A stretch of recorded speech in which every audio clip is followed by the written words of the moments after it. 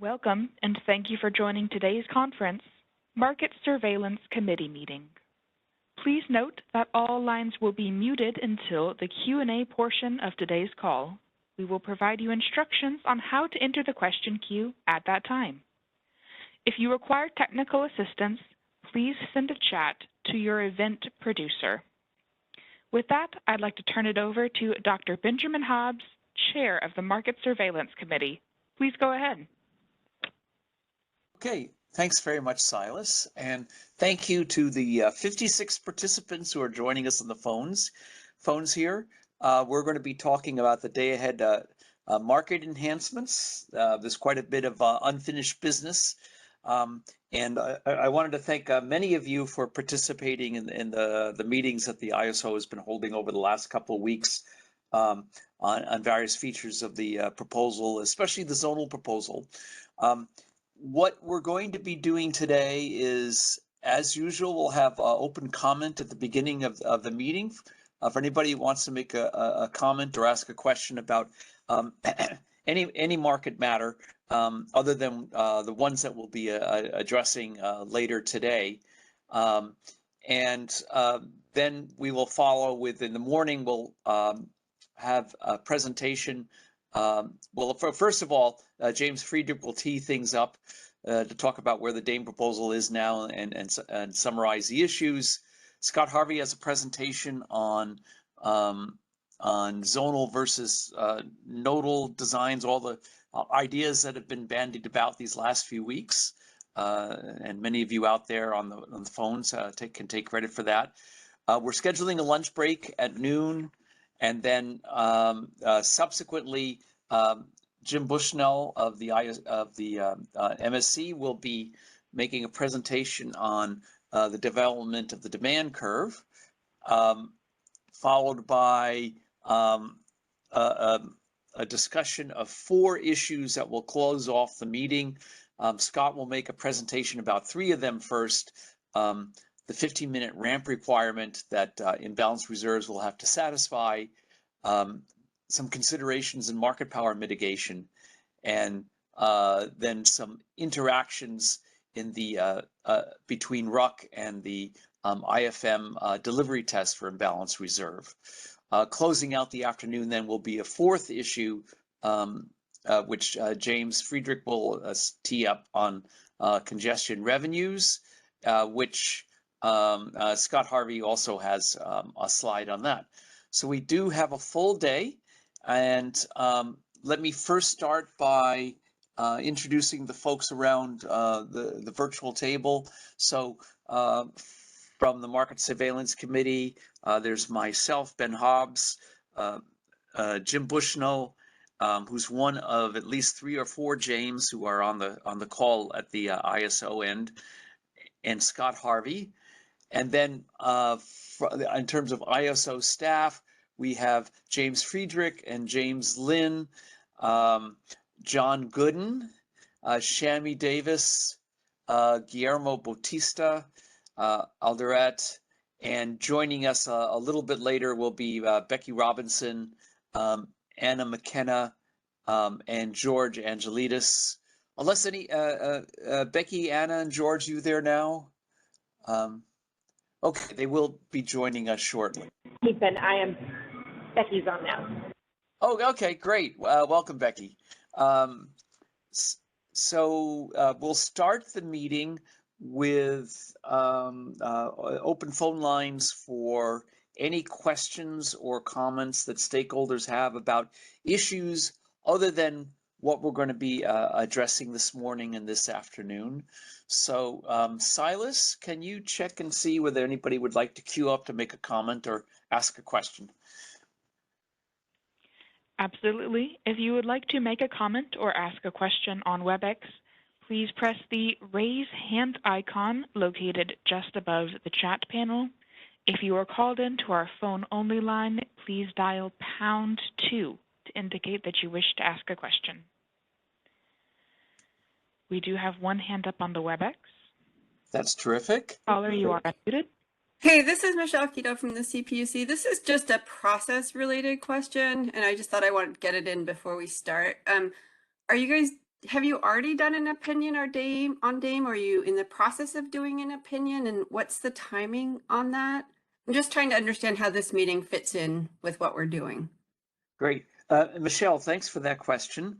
So we did draft an opinion on Dame before the Dame initiative was delayed in January.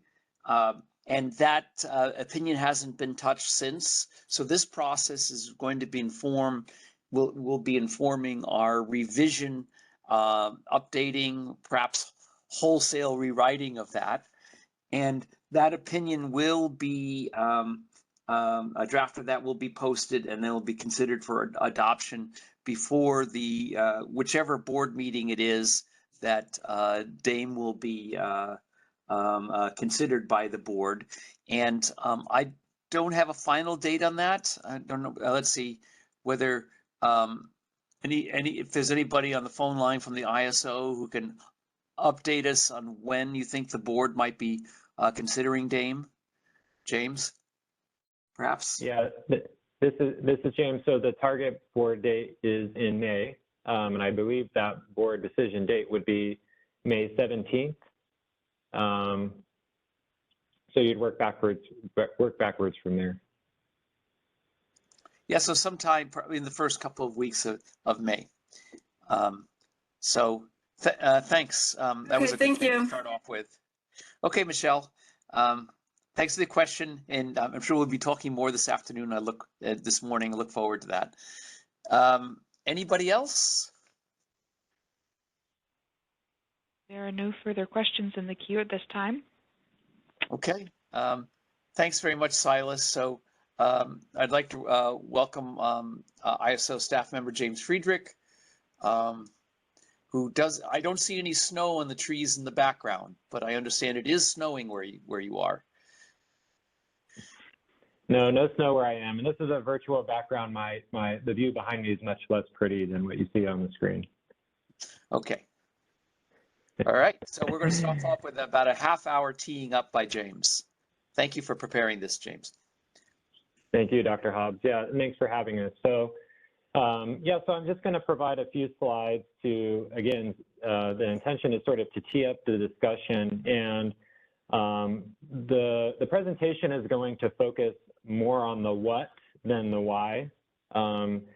So we're leaving some of the why to Scott's presentation later, and of course the ISO will be engaged in that discussion as well. But just sort of wanted to provide the MSC an opportunity to get the sense of what the different discussions had been over the last several weeks in terms of the workshops we've been holding, what the process has been like, sort of to get the gears turning. So let's move to the first slide. So the ISO has been conducting a series of workshops on the day-ahead market enhancements. We've been actively engaging with stakeholders to explore design alternatives to the final proposal that was posted in January. And as part of this process, we've been hosting a series of workshops that are aimed at exploring the trade-offs and gathering feedback on the various designs. And so we think these discussions have been quite successful in highlighting, differences between designs, both in concept, but also, the term trade-off became a buzzword of these workshops to understand that, different options have different benefits and different options have different downsides. And so I think part of the hope for today's Market Surveillance Committee workshop is to sort of have the MSC sort of weigh in on their perspective of the trade-offs as well, so we can have a complete sense as a stakeholder community of what that is. And of course, these workshop discussions, including this conversation today, will be used to inform the Dame proposal in preparation for a board and governing body decision in May. So, a little bit of timing was asked for. Like I said, I'm pretty confident the May board date is the 17th, which means that, the stakeholders should expect sort of a final proposal that would use to inform the board decision no later than mid-April. So about a month and some change away from today. But of course, we're at the end of today's meeting, we would like maybe 5 to 10 minutes to discuss from our perspective what we see as the next steps in terms of stakeholder engagement in this process after today's meeting. So next slide, please. So we are, for simplicity of this conversation and trying to outline the different perspectives out there, we are broadly dividing the ideas into 3 categories. And of course, within these categories, there are a lot of subcategories and a lot of variation is possible even within each of these categories. So please keep that in mind. These aren't 3 static approaches. These are representative of broad ideas here. But I think to make it as simple as possible, we can bucket them in 3 separate ways. First is the current DAME final proposal, which has acquired the moniker of the nodal approach. Okay, so this is the ISO's proposal as it was written in the DAME final proposal in January. And in my subsequent slides, I will provide a little bit of detail about what each of these buckets of ideas entails in terms of design. So the second bucket of design, we would earn the moniker of the zonal approach, and these represent ideas put forth by Vistra and WPTF in their generous thinking about how a zonal concept might work with DAME and might work with EDAM as well. And so again, under bucket 2, there may be a pretty broad spectrum of what a zonal approach might entail, but I'll go over in my future slides what that looks like.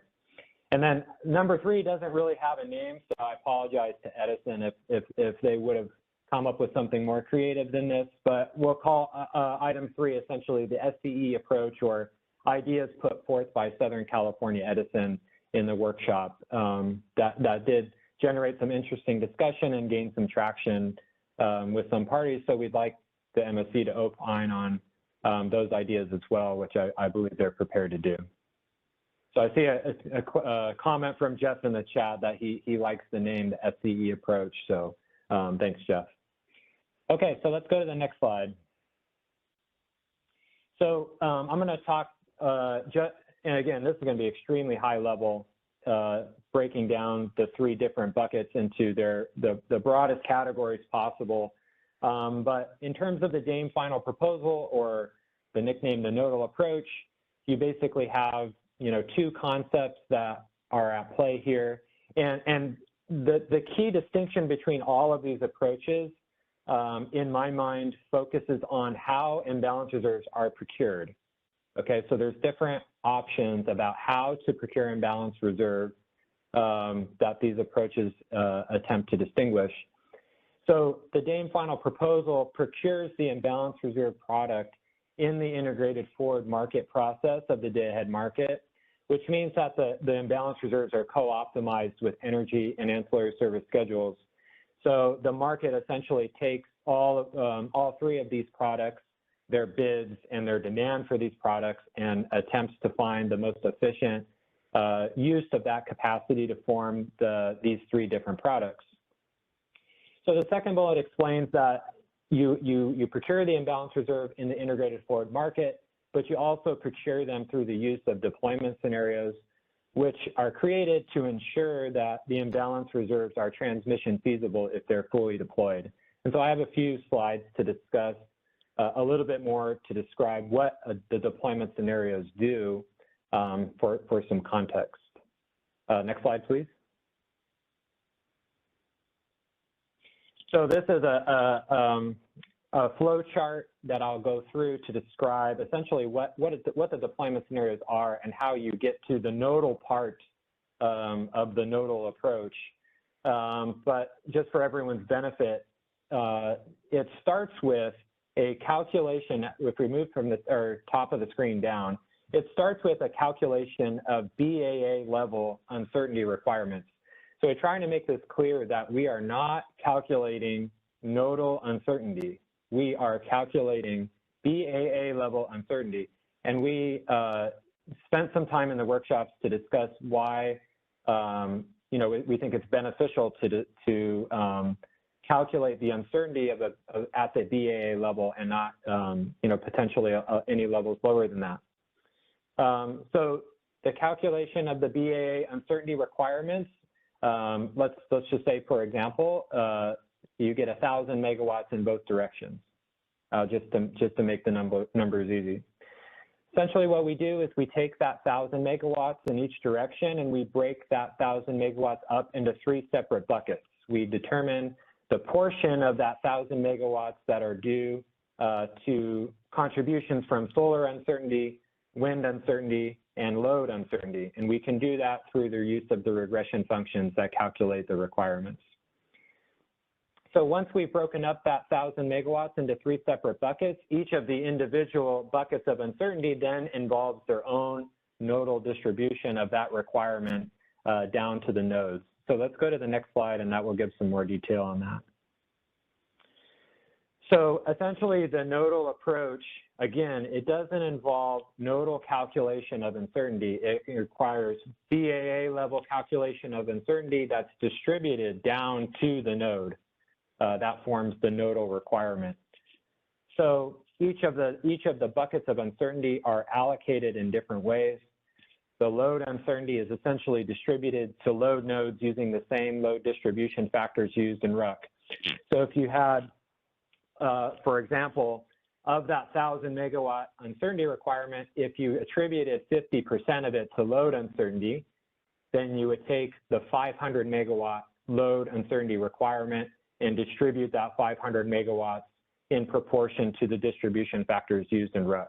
And if I can be more clear, the distribution factors used in RUC are essentially a forecast distribution factor, because RUC uses the day-ahead load forecast to calculate those distribution factors. So you would spread out that load uncertainty in proportion to the forecast of load. For wind and solar, it's very similar. They're very similar methods, so I'll sort of blend the two in. But you take the bucket of wind uncertainty and you distribute them to wind nodes in proportion to individual resource wind forecasts. So you actually do, in some sense, use individual forecasts to help you determine how the wind uncertainty is distributed. Basically, you look at each individual wind forecast, resource forecast, and find the proportion of that individual resources forecast to the overall BAA wind forecast, and say, if a certain resource has 1/100th of the overall forecast, you distribute 1/100th of the wind requirement to that node. But to be clear, it's done in proportion to the forecast. And solar is done essentially the same way, except instead of wind nodes, you're distributing them to solar nodes in proportion to the solar forecast. So in this way, you are accounting for the relative contribution of load, wind, and solar individually to the distribution of the requirements at specific locations. However, as it's been pointed out, one of the concerns is that one of the underlying assumptions about how these distributions come about is that, for example, if you're to pick on solar, for example, by distributing the solar uncertainty in proportion to the solar forecast, you are inherently assuming that 2 resources with the same forecast have the same uncertainty. And so you may have, it may be true that you have uncertainty that materializes between 2 resources at different times, or maybe in different magnitudes. But again, because we're not calculating nodal level uncertainty, we're not able to necessarily attribute down to that granularity the differences in uncertainty between individual nodes. Next slide, please. Question, yep. Yeah, I had a couple quick questions, and it looks like one just came in on the chat as well. So my questions were on the load uncertainty, and I don't know, maybe this is a tangent, but is the RUC distribution factor then different than what's used for IFM pricing and scheduling, or is it the same distribution factors basically? I may need Guillermo, or if George is online, to help me. I'm not sure whether they're different. Maybe Yeah. let's park that then. I just was curious what the difference Yeah. would be. And then on the renewables, I was just trying to think through the implications of say you have a renewable that for whatever reason under schedules into IFM, then what it looks like whatever your IFM schedule is kind of irrelevant to determining what the the requirement is at your location. Whereas it seems like if your schedule is well below your forecast, that has different implications for how much capacity you really want to procure in that place. Although it may be maybe that's handled in the reliability capacity phase, or I don't know. Anyways, what's the interaction there in your mind? Yeah, it's an interesting question. So to be clear, the imbalance requirements are determined by looking at forecast to forecast differences. So what I mean by that is you take in the sense for let's pick on solar. You take the solar resource forecast in the day-ahead time frame and compare it to the real-time solar forecast, in the 15-minute market, let's say. And as a consequence of that, you're right, the day-ahead market schedule for an individual solar resource has nothing to do with the uncertainty requirement. So let's say a 100 megawatt forecast resource is only bidding 80 megawatts into the day-ahead market. Maybe there's some level of uncertainty they themselves are protecting themselves against. Right. The uncertainty requirement is based off, how the 100 megawatt forecast compares to their real-time output, and not the 80 megawatts they schedule themselves in the day-ahead market compared to real-time. Yeah, I guess my question is why and what are the implications of that? Because it seems like in a circumstance like this, there actually is more capacity expected to be there than what IFM is kind of lining up. And to the extent we think of this is more of a RUC, I guess, kind of issue. But if we think of RUC at least as being filling the gap between what IFM provides and what the market needs, the IBR is kind of on top of that, I guess, in design. But it just seems like there's going to be more there than what IFM is acquiring. And I don't know if that means we need less of it to be acquired through these other instruments as a consequence. Yeah, so the reason it's a forecast to forecast uncertainty requirement is mostly because of the RUC process itself. So today, so I'll give you two reasons. Today, operators are able to make adjustments to the RUC forecast by looking at the difference between wind and solar schedules relative to wind and solar forecasts. And of course, if let's say the aggregate renewable forecast using wind and solar as the renewables is 10,000 megawatts, but the IFM only schedules for them for 9,000, because they're scheduling themselves in a way to protect themselves from uncertainty. The operators can make adjustments to the RUC to sort of factor in that 1,000 megawatts of missing supply into the RUC, because the expectation is that the forecasted value is what the expectation of how they're going to output in real time is going to be, not so much the scheduled quantity. So there's already the ability to, if the operators feel like they want to incorporate this scheduled versus forecast difference into the day-ahead market, they can do that in RUC.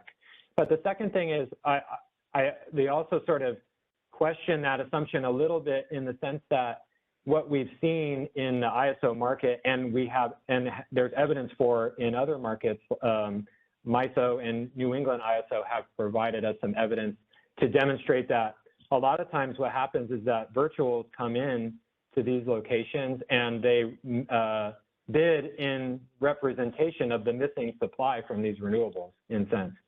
So that after you consider the virtual positions at these locations, the actual physical flow may look more like the 100 megawatts at that location if you were to consider the renewables and the virtuals at the same time. And so with that in mind, it seems like the renewable type adjustments in RUC aren't quite as necessary if you think that that pattern is occurring, because the virtuals are already sort of taking care of that part. Okay. So the bottom line, though, is kind of the way conceptually, at least this probably should work, is this under schedule would be offset by basically less additional RUC because there's a surplus part over here that would compensate for shortfalls somewhere else, but that you don't really think of it as affecting the uncertainty in a meaningful way. That's right. I have to think about that. And then, yeah, I don't know if you see the chat window, but we had a question from J.K. Wang. Yeah, I'd like to ask J.K., would you like to ask the question yourself on the phone line? If you can't, we'll repeat it. In general, to those in the audience, we miss things that are posted in the chat, so it's always safest to get on the phone lines. I can't, yeah, have JK, if she can, answer this question because it's an interesting question. We should discuss it. Yeah, I'm not sure I understand the question, so. Oh, there, okay, JK's there, and then Callie's also on queue. So, Silas, could you let JK through? And then we'll have Callie's question. Hi, can you hear me? JK, your line is unmuted. Yes, we can hear you. Hi, good morning, MSC and James. Thank you for sharing the slides. Very quick question.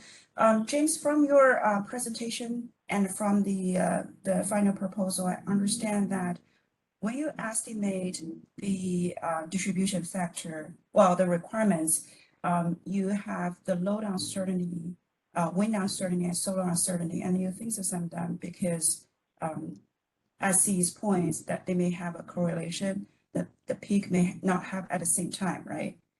But I was wondering, why do you not just use the net load data to estimate what you need directly? Is there any scientific consideration behind it? Yeah, so Guillermo will have to supplement my response if needed, but so the way that the overall BA requirement works is actually the regression model is run using these three components separately and then added together. So that's how we're able to sort of able to distinguish between each of these individual contributions to the total requirement, because we're actually calculating them separately. And then the BA requirement is just the sum of these three regression outputs. But the question, so that's mechanically how it works, but your assumption also is that, well, to the extent there's correlation between load and wind or wind and solar output, there's potentially, double counting or undercounting depending on the correlation here. And that's something Guillermo would have to answer whether the team had looked at that, but I'd imagine they did. Okay, I think I have a misunderstanding from the final proposal because you use the word synthesize. So I assume it's not just a direct sum up of all of the three components, but it seems you do. I think you interpreted my question quite right. How do you consider the correlation of the peaks? It's likely that you are going to overestimate total amount because the peaks may not happen at the same time, right? And even like for the load, how do you make sure like the way to cancel out is natural and correct?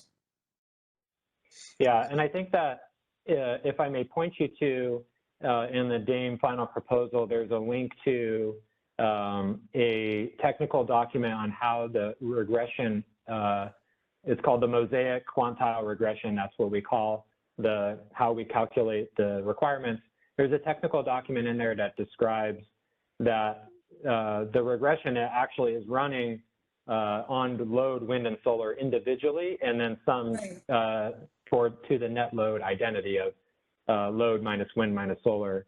And there's reasons why, statistical reasons that are too wonky for me why the regression itself doesn't include the net load identity and why you wanted to sort of regress each of the individual contributions separately and then add them up.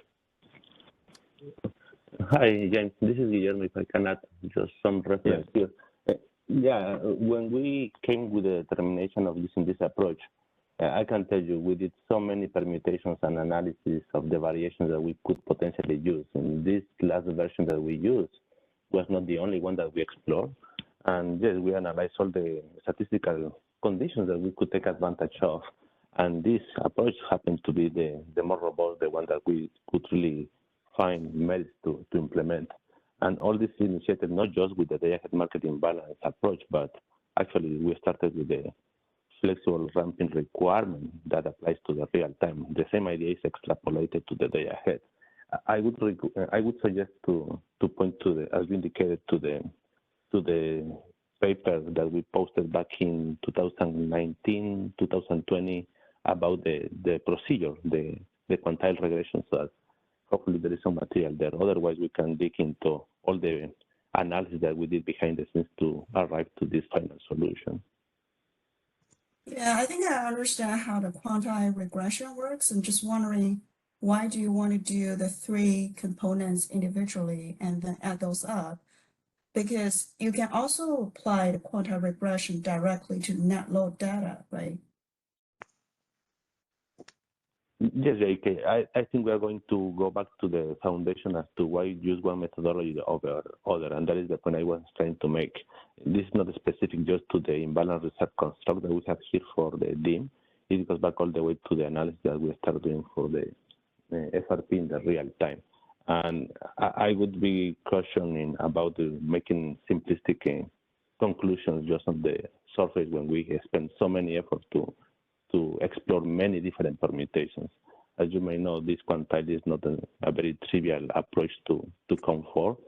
And I will try to see if we can put more history as to why we landed in this approach, because it was a lengthy process to arrive to this workable approach. Besides history, do you have a single scientific insight? I'm sorry, I'm interrupting some of the SAC talking. Go ahead, JK. Yeah, I was just wondering if there's a single scientific intuition behind it. Why they want to do this separately? It should be, straightforward. Yeah, I will defer that to find the paper, JK. I just don't recall that detail. This is a discussion we had 4 years ago.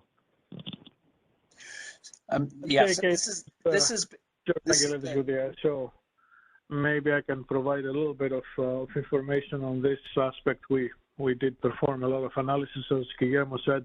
The idea of not doing it directly on the net load is that the net load puts all the 3 regressors together, all the historical data together, both all of them from load, from solar forecast error, from wind forecast error. So you see the entire picture, but then you don't see the salient features of each specific regressor. So that's why the approach that we followed really does separate regressions for the load forecast error, for the solar forecast error, for the wind forecast error, because they have different characteristics. And then the mosaic approach actually performs a synthesis of the regressed data and performs another regression on that. And we have, from the analysis that we did, we found out that this performs better than simply netting all the regressor data and having only a single dimensional regression on the net load, if that is helpful. And again, the paper has more detail. That is really helpful, George. This is really helpful because you basically explained that with the training, you need all the features, and this may relate it to the specific source you input. I think that answers my question. Thank you. Okay. Thanks for the question, JK. I'll just observe that since the analysis was done a while ago, there's more data now, and looking at the out-of-sample performance of the mosaic approach versus something else, for example, just doing just working with the net load data, would be well worthwhile, I think, to either confirm the earlier conclusion about what performs best out of sample or to update things. The basic point that you make, JK, is that if imagine that the forecast errors for wind, solar, and load were independent, then adding them together would result in too large a IBR requirement, because if they were zero correlated, there would be some canceling out. I think that's the logic behind your question. And so this is an empirical matter. I'm looking forward to looking again at the Mosaic work, and hopefully that's something that will be updated now that there's some more years of data, just to confirm that out of sample, the Mosaic approach works better than others. Now that we're now that we're considering implementation, especially in the day ahead IBR. Okay, so I believe we had Callie online. Yes, indeed we do. Silas, can you let Callie ask her question? Hi, it's Callie Wells with WPTF. Can you guys hear me okay? Yes. Great. Okay, actually wanted to go back to Jim's original question in that discussion with James, because I think it's along the lines of something we've been kind of thinking through as well.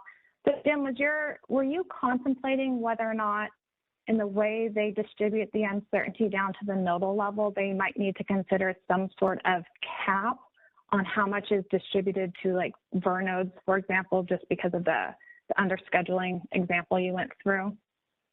I hadn't gotten as far as thinking about a proposal.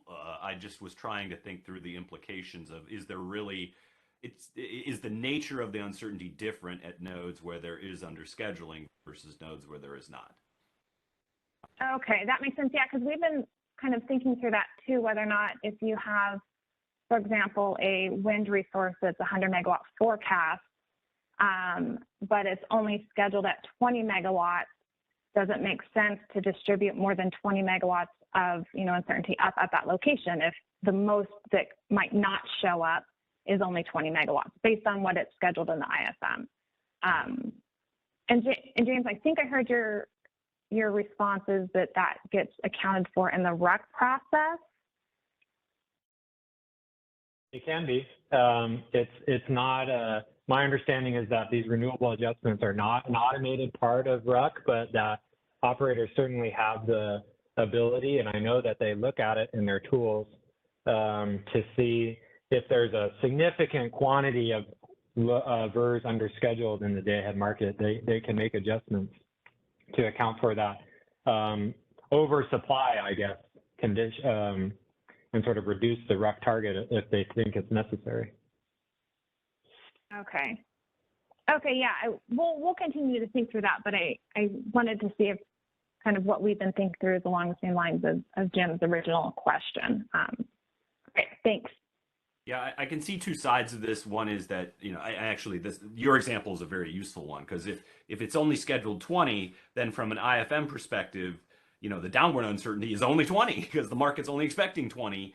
But the quote, assuming that they're going to produce as long as their forecast is realized, and they're not just going to sort of turn themselves off, then the real expected output at that place is the forecast. And so are we really thinking of this as an addendum to IFM, or to, RUC is sort of thinking more about the real rather than what the market cleared kind of supply demand balance? And that's as far as I've gotten, because the forecast is still our best measure of what we think is actually going to be there in real time. And IBR, I guess, is meant to compensate for uncertainty around what we really expect to happen in real time. So that would be the argument for using the forecast. But then the question becomes, how do other things change as a result of the market, basically acquiring more in other places because of the underscheduling? And how does that feed through to this, which I don't have a good. Yeah, and I also do wonder if there's some sort of maybe interplay there between how much of that uncertainty would be covered through the imbalance reserve product versus what might be covered through the reliability capacity up product. If you procure more in the IR, then you're going to reduce RUC. So maybe the question is, what's the appropriate balance there, procuring it through one product versus the other? I mean, it's also, I mean, the definition of uncertainty is also something inherent to this discussion because, you know, at one point, just to be clear, at one point early in the process, the ISO considered the imbalance of your product and the formation of uncertainty being from the IFM market schedules to the real-time forecast. And we eventually decided not to adopt that option for a couple of reasons we can get into, but how we're defining uncertainty as a forecast thing and not a IFM schedule to forecast thing. Yeah, I'm thinking. Yeah, I think of this. Oh, sorry. Go ahead, Jim. No, you go ahead, Kelly. Yeah, I was thinking more not in how you define uncertainty, but more of the implications and how you're distributing it to the nodes.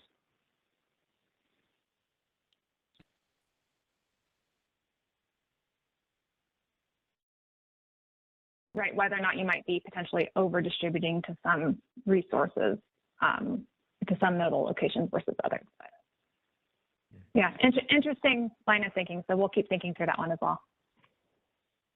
This is Scott. I mean, a lot of these, there's a lot of complexities in this. And, you know, the CAISO's model isn't just adding the uncertainty. So I think they understand that you can't add the variances, but it's a complicated process they're using, which might not be right. You know, I mean, we're going to have to figure this out as we get into it. And there's lots of issues with sample size and some of the things that ISO is doing to constrain the solution look to me like they've got, you know, estimation problems. So, and same with, you know, with the distribution, there's a lot of complexities in the forecast, because remember, this is an unconstrained forecast, but one of the things we see is not all that can be dispatched. So when you have a change in the forecast, not all that is actually lost output because some of it couldn't be dispatched. So, you know, I think there's a lot of complexities here. It's going to be hard for us to see through all of them until we implement it and begin, you know, working on improvements over time.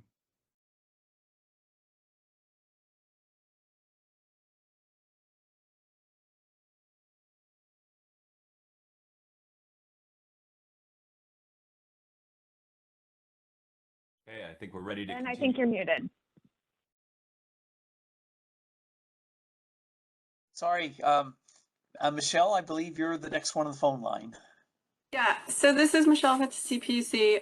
This is going to just be a little bit off tangent, but I think it's relevant, especially if you guys are going to your final opinion. So I just want to try to, bring us back to what we're doing here. And the way I'm thinking about it is, you know, they've calculated the uncertainty, the forecast uncertainty. And the forecast uncertainty, you know, it sort of maxes out at 4,000 and maybe it's 2,000 pretty much every day. It is not correlated at all with the RUC adjustment. So if you look back to Guillermo's analysis on low load days, you know, we're going to be doing IR of like, you know, up to 4,000 and the RUC adjustments are small, 1,000. And so we can have 400% coverage over the RUC. And on high load days, we're going to undercover in imbalance reserves. And I'm thinking that we have 4,000 megawatts of batteries on the system only to grow. So we have paid through capacity payments, and those capacity payments come with a must offer into the real-time market. So I'm not sure, I really don't understand why we need to do this, given that we have capacity payments for flexible resources that will be in there in the real time.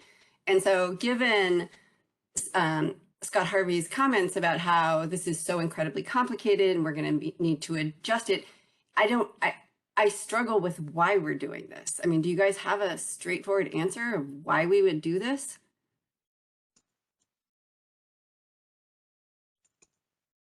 It's going to be another revenue stream to the generators, which we're going to have to fight over for capacity payments. We have all these estimation errors. It doesn't cover RUC adjustments at all, right? It's not even correlated as far as I could tell by looking at the data from February 2022. Michelle, this is Scott. I mean, I agree that we can't just declare victory and say that because our forecast is different from the load conformance adjustments that the operators are going to change their behavior. We need to understand what's going on and how they're going to change. And, you know, batteries might be a good source for flexibility, but as Ben's going to talk a little later about correlation and load forecast error, and they may not be a good way to handle load forecast error that's going to be sustained over the day. So, we need to set up, it'd be good to set up a market mechanism that takes care of that with the appropriate type of resource for the type of, whether we're balancing uncertainty within the hour, for which batteries would be great, or if we're balancing, a massive under forecast of load that's going to ride through 10 hours of the day. Right, which will unfold over a series of hours. So you would be over procuring in the early hours and under procuring in the later hours. So I just feel like this is a lot of effort to cover 2,000 megawatts of uncertainty that we've already procured for. I mean, I'm struggling with this. Like, what exactly do we want to procure here and why? That isn't covered by the flexible capacity product, which requires a real-time must-offer obligation into the real-time market. I get back to, though, you have the same flexibility and same real-time must-offer obligations right now, and operators are still biasing the ruck. There's something about the real-time must-offer obligation that doesn't get you enough.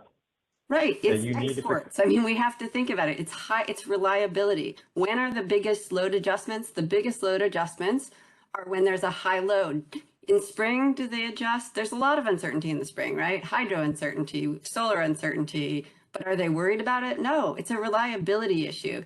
And think about it this way. Every other balancing authority sees high loads and gets conservative and says, I'm going to keep all my resources home. Our only way to keep resources home and not to have an ETAG export out is to increase the load forecast. And I just think if we ignore this, we're just ignoring the problem.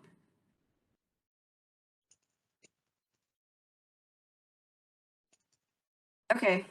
Well, yeah. I mean, we're still thinking through all this as well. I think the case here is that, load conformance is a really blunt instrument for trying to deal with issues like this, and it has all of these really unfortunate side effects that I think are much more severe in a open market, transparent market like CAISO than it would be for, say, a vertically integrated balancing authority. And so, I do think it starts with load conformance being, really an underappreciated problem that has that sort of has consequences. Right. But Jim, can I address that? I mean, load conformance in the FMM, that's because we allowed WEAM advisory transfers to support exports. So we say, take out the WEAM advisory exports and make EIM what it's supposed to be, which is an imbalanced market for the 15 minutes. But you have load conformance because there because we don't want to allow those exports in the HASP, or because we now have to cover for the WEAM advisory. Take the WEAM advisory transfers out, but people say no because that reduces the efficiency, but it would increase reliability. I mean, it's a problem of our own making. That's part of it, but there's also the load conformance in the day ahead in RUC. And that's about exports, because then you get to cut the ETAG exports and they don't get a day ahead award, right? It's hard to cut day ahead ETAGs if you don't cut them in RUC. It's about reliability. And it's because we have must offer obligations for all of our resources and we want to hold them back. Just like every other balancing authority says, I want to hold 12 or 15% into the real time because there's lots of uncertainty. A transmission line can go down, I can have a forced outage, and you're conservative because it's reliability, right? We don't want the lights to go out.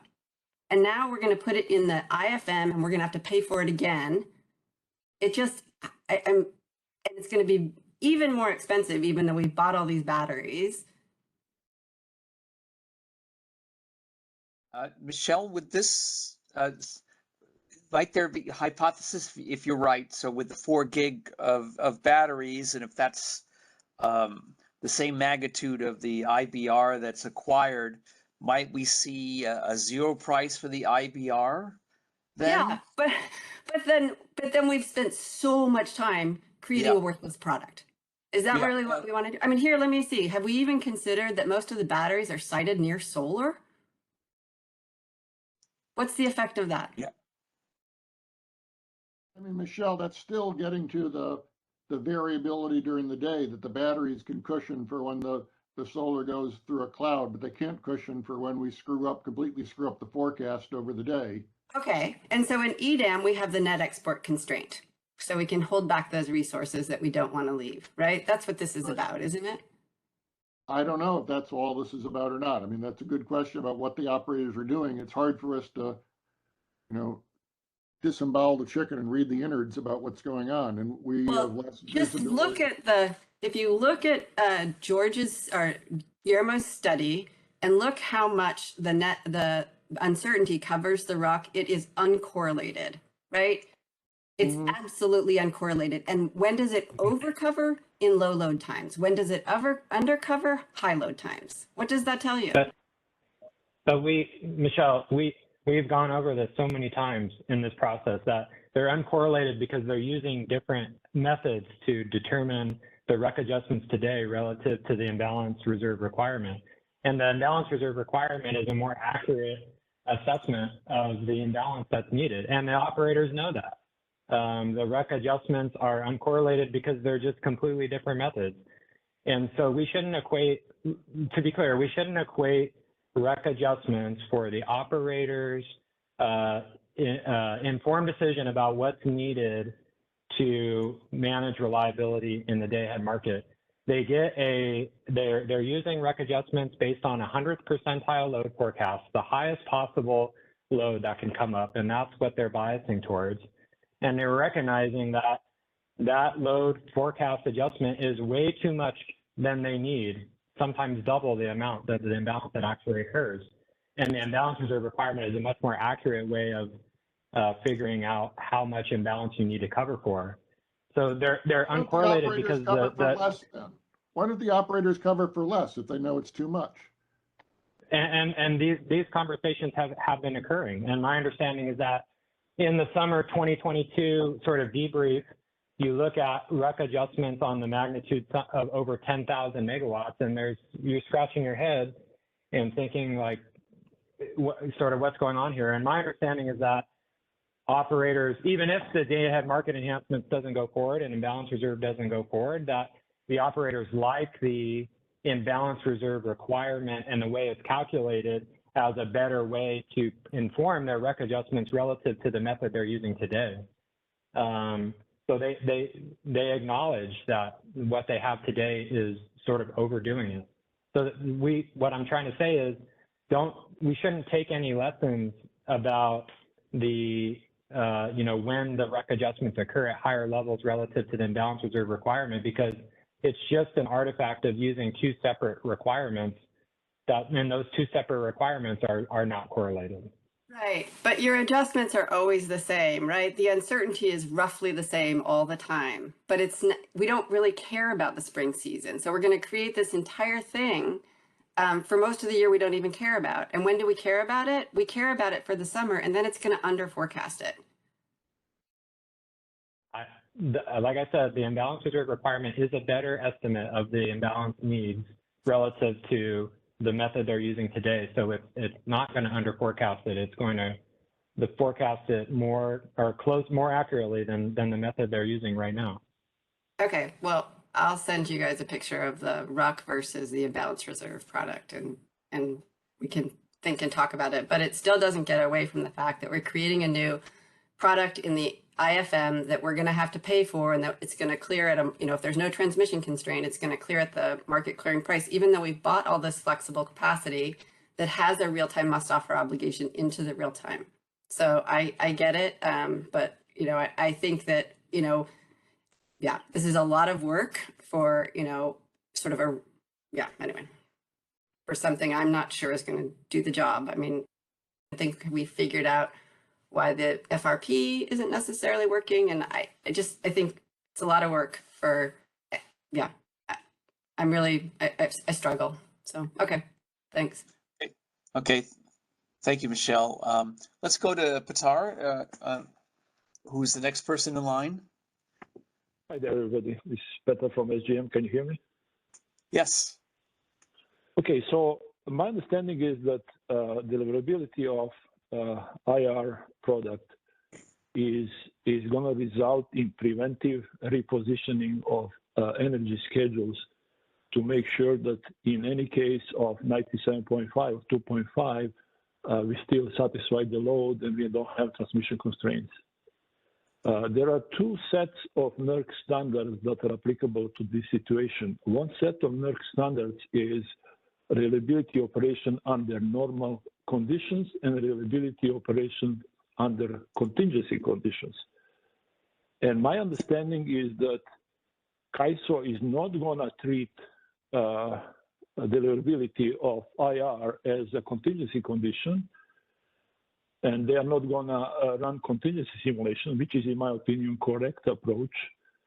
But if you are not considering this as contingency conditions, what is the reason to do preventive repositioning of the system?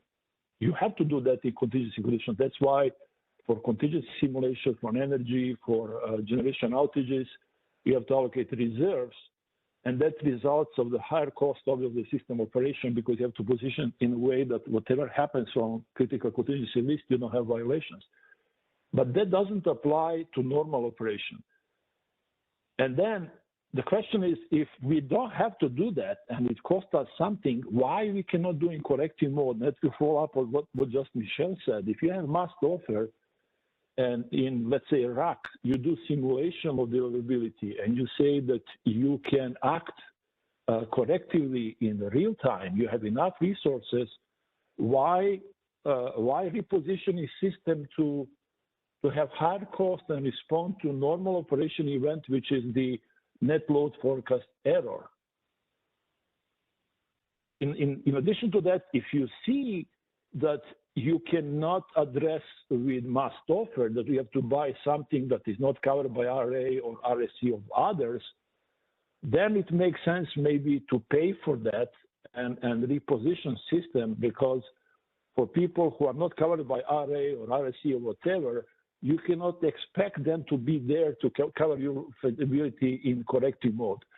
So this is a very high-level question, and it's kind of, I started thinking about that when Jeff Nelson proposed to move this whole tank in RAC.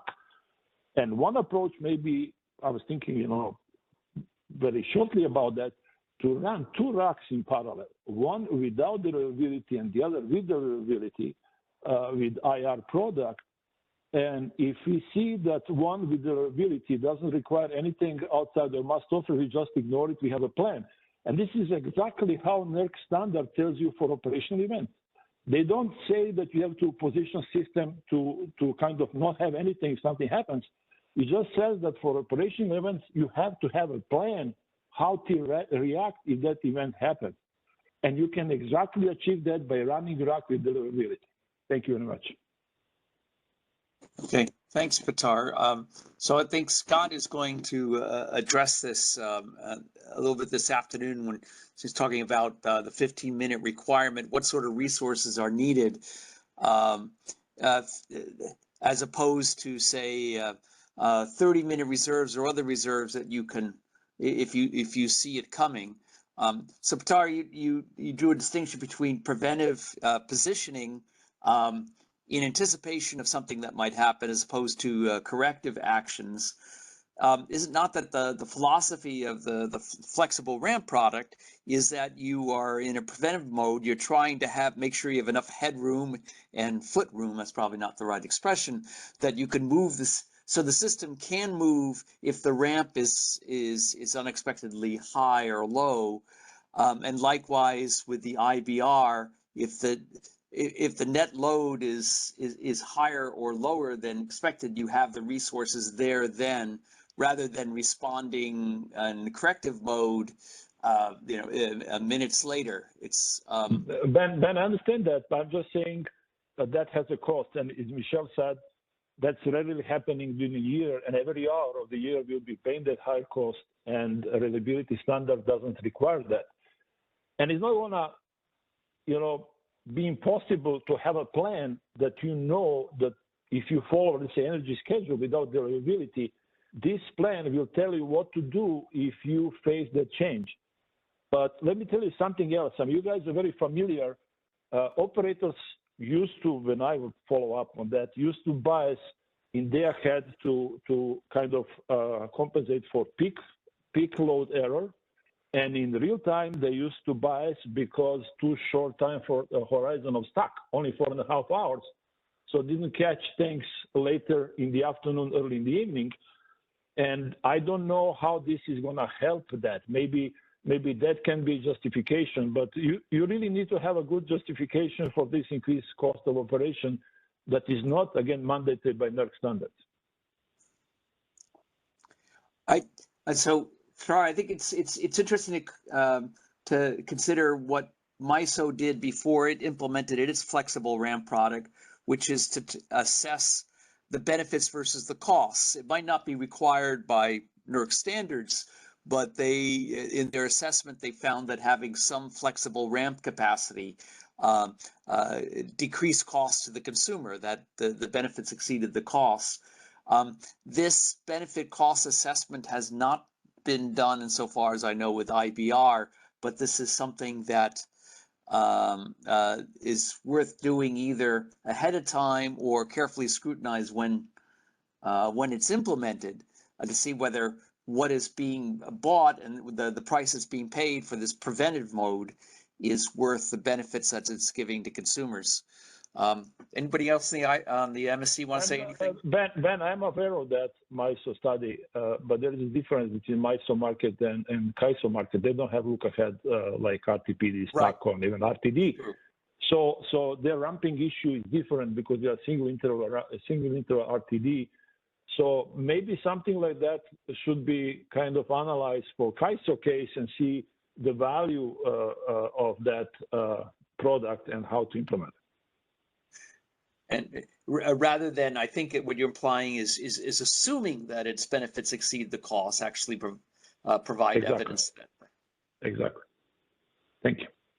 Scott? Well, I did some of the initial cost benefit for the MISO and presented it to the stakeholders, and then was part of the team that did the more sophisticated modeling. And it was very focused at, what are the cost savings? And, we did look and see that we could chop off the price spikes when we were dispatching very expensive generation by having a little bit of additional ramp available. But one of the findings of the MISO study, the one I did and the follow-ups, was that you can't use very high values or you don't get those benefits because the ramp, it isn't worth holding back $100, supply in order to save a nickel 4 hours from now. So, that's why we're using $5, $10, and $20, values in our studies, and the MISO ended up using 5. That's the problem with single interval dispatch, because you don't see ahead, and you may spend a ramp now that looks cheap, and later on, let's say down the road when you need it, it's already engaged. That problem is less of the interest for CAISO. Well, it depends on whether we're seeing it is in RTPD. It all depends on whether we're seeing the uncertainty in MIO or not. If we're not seeing it, because what we're doing is MIO is seeing the predictable variation, the forecast, but it's not, taking account of the variation, then the MIO is going to get the wrong solution. That's, when Paul Gribik and I have talked about it, that's exactly the way we think about it, that the MIO over optimizes. And I've seen this in the NISO. The NISO has MIO too. And I've looked at it and it dances on the head of the razor blade because it thinks, oh, this load forecast is exactly right. I don't have to worry about the fact I've ramped everything down to minimum load in the middle of the night. I don't have to worry about the fact I've only got 1/2 of a megawatt left inside this load pocket. And that doesn't work because the load forecast isn't 100% right. So you can think of, I think Ben said some time ago, it's like a poor man's, stochastic optimization, because we're basically making the forecast fuzzy, which is what's happening in the real world, that we don't have it exactly right. That isn't, we don't want the MIO to say, this is God's truth, this is what's going to happen, and optimize out for an hour based on that's what's going to happen, because that's not what's going to happen. Well, but this is different than 3 stochastic scenarios. Because one of those base cases is repositioned to work in other 2. So there is a coupling, that preventive movement. So it's not like 3 totally different scenarios or 1,000 operator picks one. So all of that really needs to have good explanation why this needs to be done.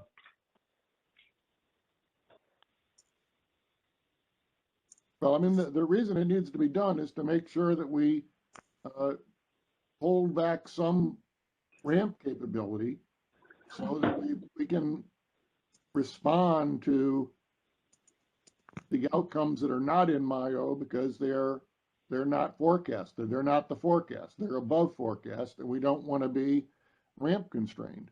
And, you know, the operators are taking care of that now. It seems pretty good with the load conformance. We don't have many price spikes in RTD because they're load conforming the blank out of RTPD.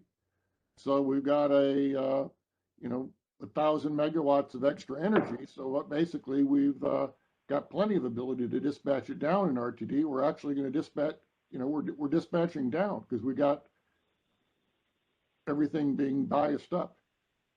Well, that makes sense. That's a good reason. But then something needs to be done because it's capacity product not to pay people again for that service if they're must offer.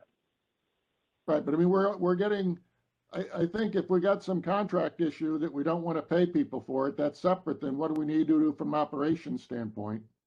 And I understand. No, it's not contract issue. It's also pricing for it, but it's a pricing. If you put this IR in the rack at zero cost, like rack capacity used to be for must offer, then it has big impact on prices because you don't pay people for something they have to offer anywhere in real time, or they're paid for already.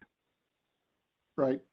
But, you know, the other side of that, which I've talked about, is what you're actually doing is shifting all these costs onto, that's true if it's costless, but if it's expensive, what you're doing is shifting the costs onto the people that procure the flexible resources and offer the LSCs to procure junk. And, you know, it's not cheap to schedule gas. We just saw that in PJM. It's not cheap to schedule gas that isn't going to be burned just so that it's there. And then if we stick those costs on a must offer on particular flexible resources, that's going to reduce the economics of flexible resources versus the stuff that's no good. And that's not where we want to be.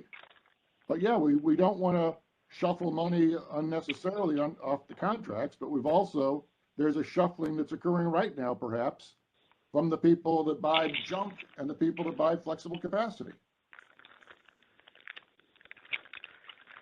The thought that we can deal with this just by, flexible capacity mandates in an RA setting. We've argued about what the definition of flexible capacity is, it feels like, for about 8 years. And there's all sorts of flavors. Some are valuable, some are not. And yeah, that's what leads to the issue Scott's describing. Okay. I think this has been a good conversation. I appreciate Pedar you pointing out that a value stream provided by flexible capacity is applicable when an ISO does not have a multi-interval optimization to MIO. But as Scott points out, even with a MIO, you're working with deterministic forecasts, so there's still some value there. I would like to go on to Aditya, who is the next person in line. We're already a little bit behind our schedule, and I want to make sure that this morning we do get to have time for an in-depth discussion of zonal versus nodal, the 57 Heinz flavors of procurement systems that have been discussed for IBR. So Aditya? Good morning, Aditya from SE. I'll keep this quick. I'd like to support JK's earlier comment and thank Ben for bringing up that the CAISO should be able to do more analysis to at least provide some comparison of its specifications. I appreciate that the CAISO compared many different specifications on the quantile regression, but earlier in one of the stakeholders' calls, I had requested the goodness of fit, and that was not provided. And at least to me, a minimum measure to be able to compare whether or not the specification is measuring the variability that it's supposed to. I would reiterate that I request the goodness of fit be provided in any analysis provided in the future. Thank you. Okay, thanks, Aditya. So besides out of sample tests, goodness of fit, and there probably other measures as well. The more the better. Okay, I think we've gotten to the end of the people queued up. So James, I think we're ready to go on to the next slide. Okay. So get your glasses on for this slide, please. But I want to just describe. Thanks, Ben. I just want to describe. Remember what we were talking about? We're talking about calculation of a BA level uncertainty requirement, separating those into 3 separate components by load, wind, and solar, and distributing those individual requirements down to the nodes in their respective buckets. So let's take that and move into the actual deployment scenarios and just give a high level about how that works. So let's isolate the upward deployment scenario first.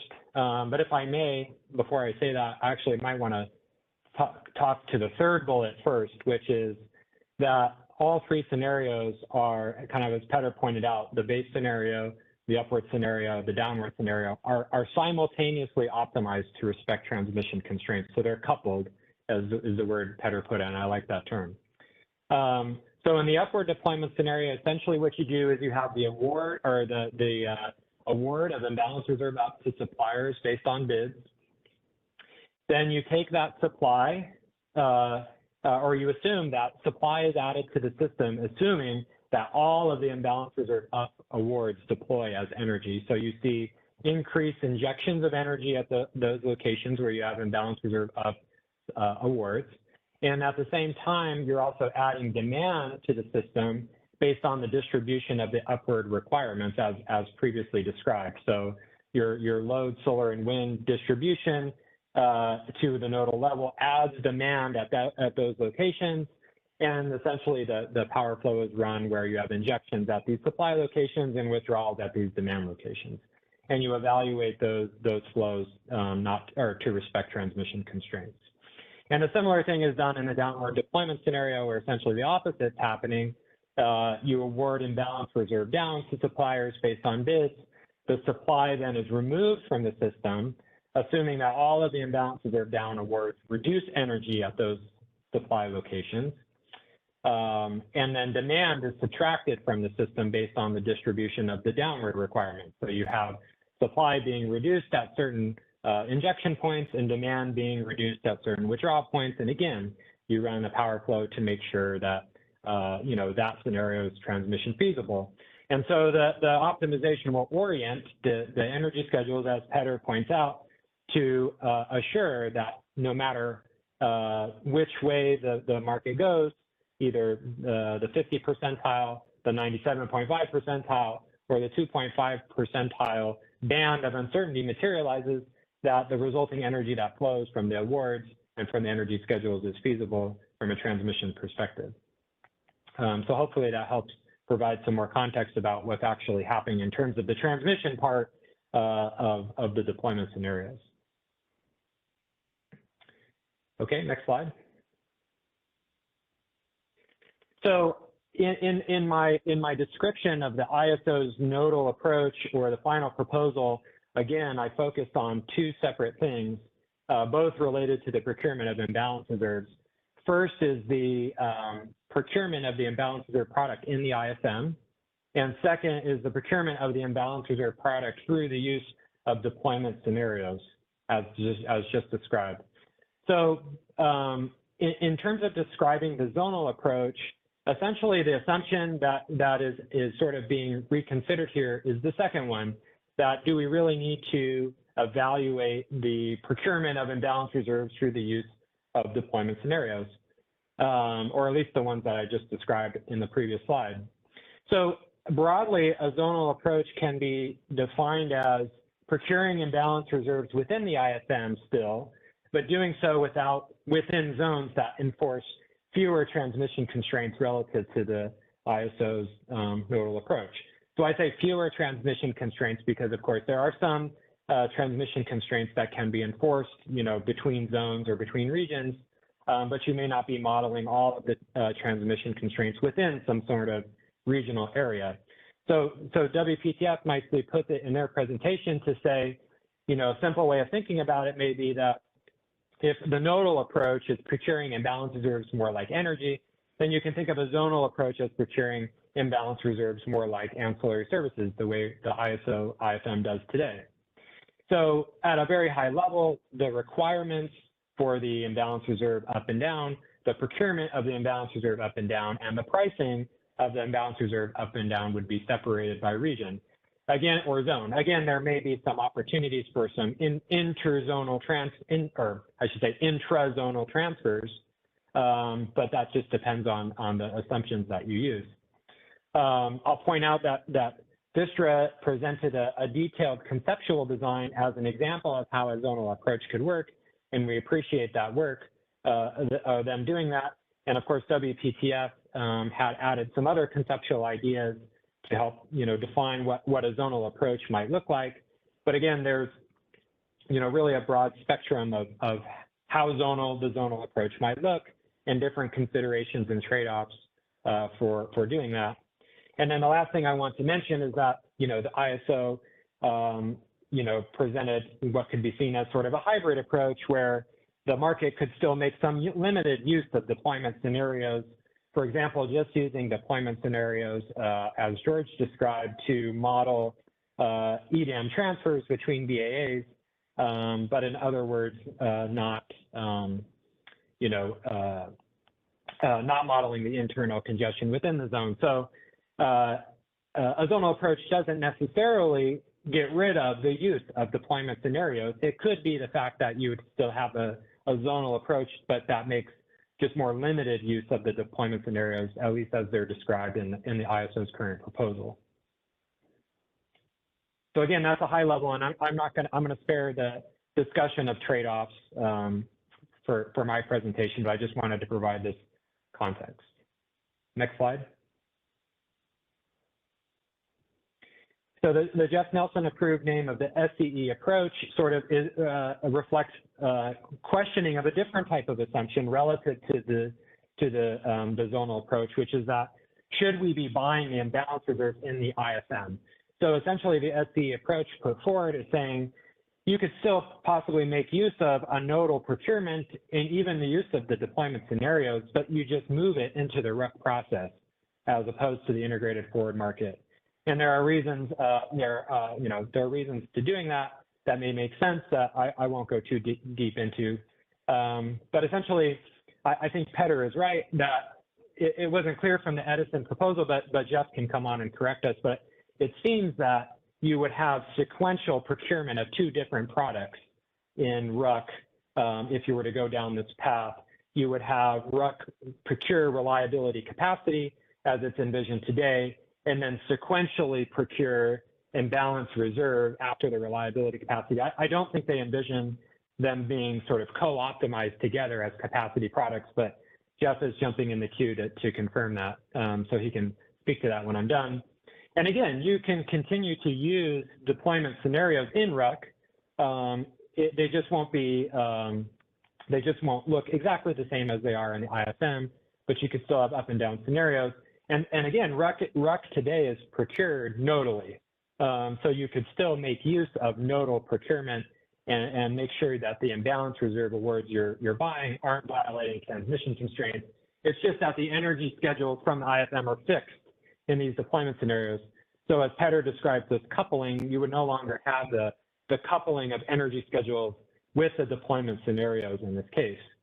And I'll just point out that a fallback option to the SCE approach could be that, well, instead of modeling the imbalance reserves in the RUC process, you could just reduce the imbalance reserve flows in the IFM deployment scenarios, whereby the ISO could potentially implement a tunable parameter, let's call it X, that ranges from 0 to 1, that creates X megawatts of flow for every 1 megawatt of imbalance reserves procured.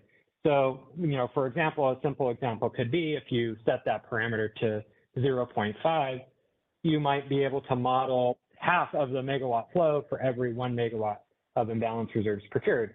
So it essentially challenges the assumption of the deployment scenarios that all of the imbalance reserve awards are converted into energy for evaluation of deliverability, where maybe you only model a portion of those imbalance reserve awards.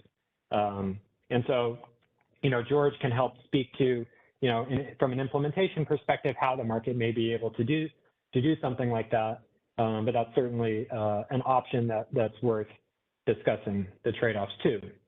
So I think I'll allow Jeff to elaborate on his suggestions because his hand has popped up in the queue. Hey, Jeff. Yes, good morning, gentlemen and ladies out there. Can you hear me okay? Okay, so to boil, I've got a little quip here, and it's like, well when is an optimization not optimal? And the answer that's relevant to this context is when you're optimizing something you don't expect to happen. And we don't expect these deployment scenarios to happen. So I'm the first one to say that co-optimizing simultaneously with absolutely everything in there that can substitute is going to be right if you're actually buying what you expect to happen, but we're not buying what we expect to happen in this design. So that's one of the motivations for separating these sort of uncertainty and these deployment scenarios out of the optimization. And I see Dr. Harvey's got a great presentation, lots of issues there. But the concern is that if I'm buying this imbalance reserve, it does bind. It does create binding congestion. That's the key. If it never binds, if it never creates a congestion scenario, then I don't think there's an issue. But when we're talking between, Michelle put 2,000 to 4,000 megawatts of capacity, when they're doing a 15-minute deployment scenario based on that ramp, you may wind up having to double or quadruple that amount of capacity to actually get the ramp that you're trying to buy. These are massive quantities. And I'm very concerned that conceptually, you're pretending capacity delivers energy. It doesn't. It delivers capacity. And once you start pretending capacity is putting out energy, you sort of interfere and undermine the whole philosophy of LMP pricing, of what congestion really means, of how CRRs fund. The design potentially creates an unfundable market that has to be solved with uplift, and it undermines how you even allocate the simultaneous feasibility of CRRs. So given that it's not something we expect, and I understand Dr. Harvey's going to talk about some of the virtual bidding implications of this. People are just going to see prices that don't make any sense, that aren't materializing, and they're going to virtual bid to take them away. And I'm concerned that the result of that is going to be the stuff you thought was feasible becomes infeasible as soon as you remove the virtual bids. So you've gone through all this exercise, cost, optimization to get feasibility that's undermined through the virtual world. And the idea is, well, how do you address all of those darn things? Well, I can't address the simultaneous co-optimization of everything. I can't. But I can address the feasibility. I can address the fact that we're not expecting this to really happen. I can address the fact that this is capacity. And I can address the fact that we can remove virtuals and deal with physical if we move this process into the RUC process. Now, the question was, would the imbalance reserve be simultaneously co-optimized with RUC, or would it be sequentially? And I always viewed it as be simultaneous. It'd be a simultaneous optimization of all your capacity products, not only within the ISO's footprint, but within all the extended day-ahead market footprint. So there's still a simultaneous co-optimization going on, but it's sort of in this physical capacity space, not in the energy congestion virtual space as is proposed. So that was a long way of answering the question so I could make all my points. Okay, be happy to be quiet or answer questions. And thanks for clarifying the second or the first bullet in the first bullet is not what you intended. So just for the audience to be clear, Jeff, yeah, and it could be discussed, but I was actually trying to preserve as much co-optimization as possible. Okay, thanks. So just, this is kind of more off the cuff. It seems like the big difference here, or the, I don't know, the downsides, as you addressed, is that we're not, we could end up with a bunch of flexible capacity coming out of IFM that would have been better sort of deployed to provide one of these reserves, but just because of the way the bids fell in IFM, they're sort of reserved for that, and we can't, we wouldn't be decking anybody from their IFM in order to provide this reserve under a sequential route. So that's the downside, but you're arguing that that's offset by these other factors that that we're that we don't know whether the optimization in the day ahead is optimal. I will say that we've made this point a few times in the meetings over there. The idea that we don't really expect this to happen is a continuum here. So 97.5%, yeah, that's a low likelihood, but this also includes relatively small and not infrequent shocks as well. And so not all of this is extremely unlikely to happen. Let's put it that way. Sorry, go ahead, Jim. The deployment scenarios that are being modeled are extremely unlikely to happen, even if it's 97.5 and it's half of that if it's an up and down. And one other just thing to note, because the imbalance reserve product doesn't consider energy, doesn't consider the price of your energy bids in the imbalance reserve. Just imagine someone's bidding $1,000 for energy, but their imbalance reserve is very cheap. You're likely to get selected for imbalance reserve, but when it comes to real time, if you're an actual deployment, it's very unlikely you'll actually deploy the stuff you bought. Yeah. So just because you bought it doesn't mean that's the stuff you're going to use. There may be thousands of less costly, viable, optimal real-time dispatch solutions relative to what you wound up buying in the IFM, and you're buying those 8760. So the real, and if they're creating congestion, you're dead weight lossing. You're basically derating the transmission system. If they're creating congestion as part of the dispatch, this virtual, it's not even virtual, it's what do you call it? It's dispatch space congestion or deployment scenario space congestion. It's not physical congestion, it's deployment scenario, second dimension congestion. But that's a dead weight loss every time that happens, in addition to all the ripple effects it has through the co-optimization. So anyways, it seems like the design has a potential to be extremely costly and not used. And anyways, that was the thinking for moving it into the capacity space. It's all physical, and now you're just buying capacity. It's there if you need it, but you're not really expecting that it's going to be the stuff you use. Yeah, and I think a lot of the same thoughts we've kind of been thinking about this in terms of penalty factor space rather than moving it to RUC, but largely with many of the same kind of motivations that, how much do you pay for capacity that, there might already be easily, less expensive substitutes in real time and so forth, that, how much are you willing to pay for that? Those things can be addressed through demand curves and penalty factors. And, as Scott will talk about, the transmission penalties on the deployment scenarios as well.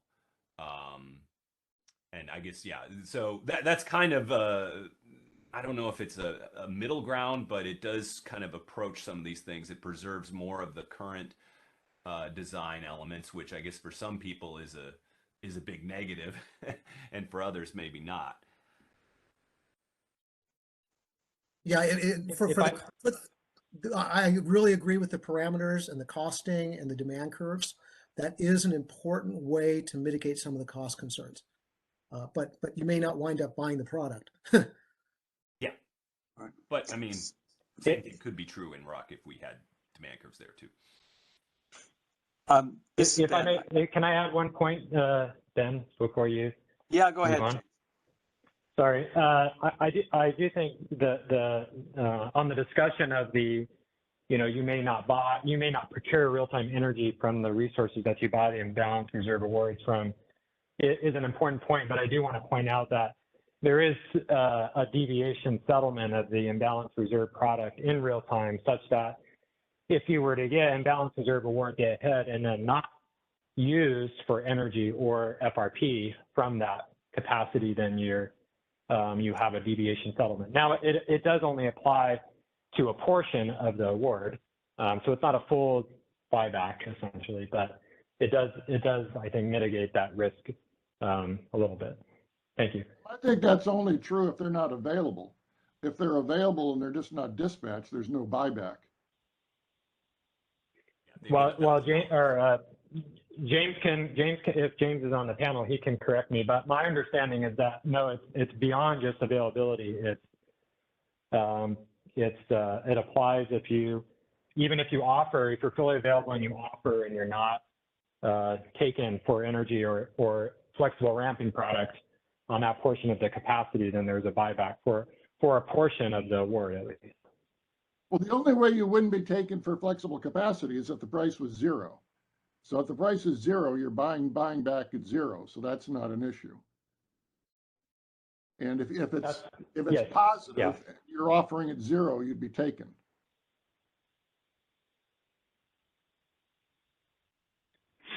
Yeah, Scott, you're correct.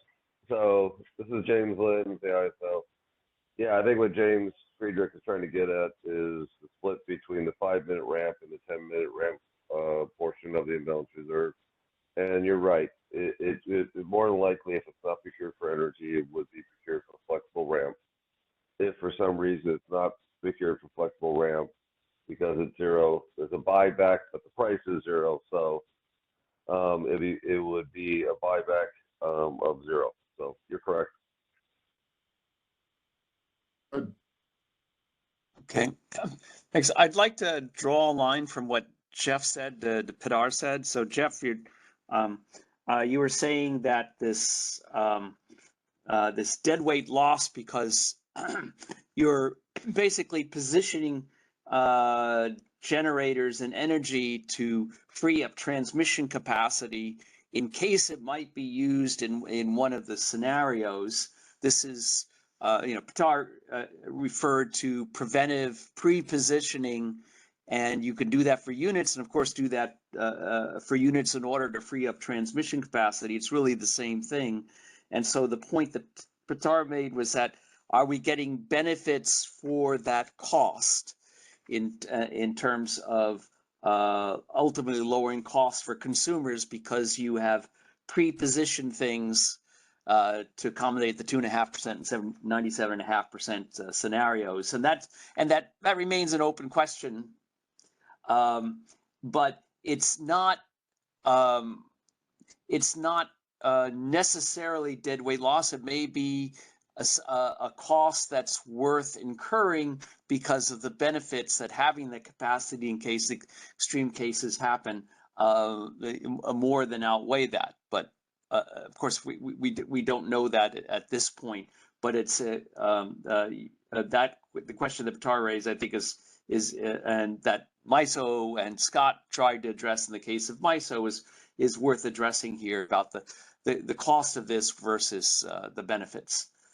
Let's parse that a little bit, because aside from the 15-minute ramp, there's no reason to back down the generation of the transmission system and ramp up generation inside, because if you've got the generation ramp up inside, you can use that to provide your imbalance reserve. So there's no reason for this to distort things and create any. Now, there is a problem potentially with this 15-minute ramp requirement, which I'm going to rant about later, because then you might have lots of capacity inside the load pocket, but it's slow ramping. So you dispatch it up in order to create space for fast ramping capacity outside the load pocket. And, that's another reason why this 15-minute ramp constraint is a problem. But aside from that scenario, I don't see, this cost inefficiency as being an issue, because if you've got capacity inside the pocket, you can use that for the imbalance reserves and keep the transmission system loaded up. So you got to ask, why is it that we need to unload the transmission system? And I think maybe everything we're talking about gets back to this 15-minute ramp requirement as opposed to a 30-minute or 60-minute requirement, in which case a lot of unloaded capacity with inside the load pocket would be just fine. Mm-hmm. So Scott, what if it turns out you're using everything within the load pocket, so there's no capacity, period, then you But would want obviously, to have then, it then it's the unloaded. demand curve, right? Because there's nothing to buy. We're not going to back it down and shed load, right? Because the demand curve for the imbalance reserves is far less than that of the power balance violation. So if we don't have any generation, we won't buy it. But it might be that the best way for the IFM to deal with that is to, let's see, if you could, if you can incur the best thing to do might be to incur the congestion cost of backing off the use of transmission and relying on IBR from outside the load pocket. That might be the cheapest way to deal with the need in the load pocket, rather than just curtailing the need through the demand curve. I mean, that's. If you're backing down the generation, if you're backing down imports and therefore can't meet load, that's got the power balance violation price for not meeting load. So you wouldn't do that. You'd only back down the flows on the transmission constraint if you had something else inside that you could dispatch up, because the power balance violation penalty price would always exceed the penalty price for imbalance reserves. Right, and whatever that is inside might be expensive, and that would be the source of the cost of the constraint that Jeff is concerned about. So yeah, that's why you don't want to have too high a price in the demand curve, more than the value of that stuff. But you wouldn't necessarily want a zero price either. It's worth something. And my only point was that it's worth something. How much we don't know. And Jeff, your statement, I think, was implying that it's a dead weight loss and it's definitely worth nothing. And I don't think that's necessarily true. We're going around a little bit on this. I see we do have a couple of people queued up. So Pitar and then JK. Let's go with Pitar.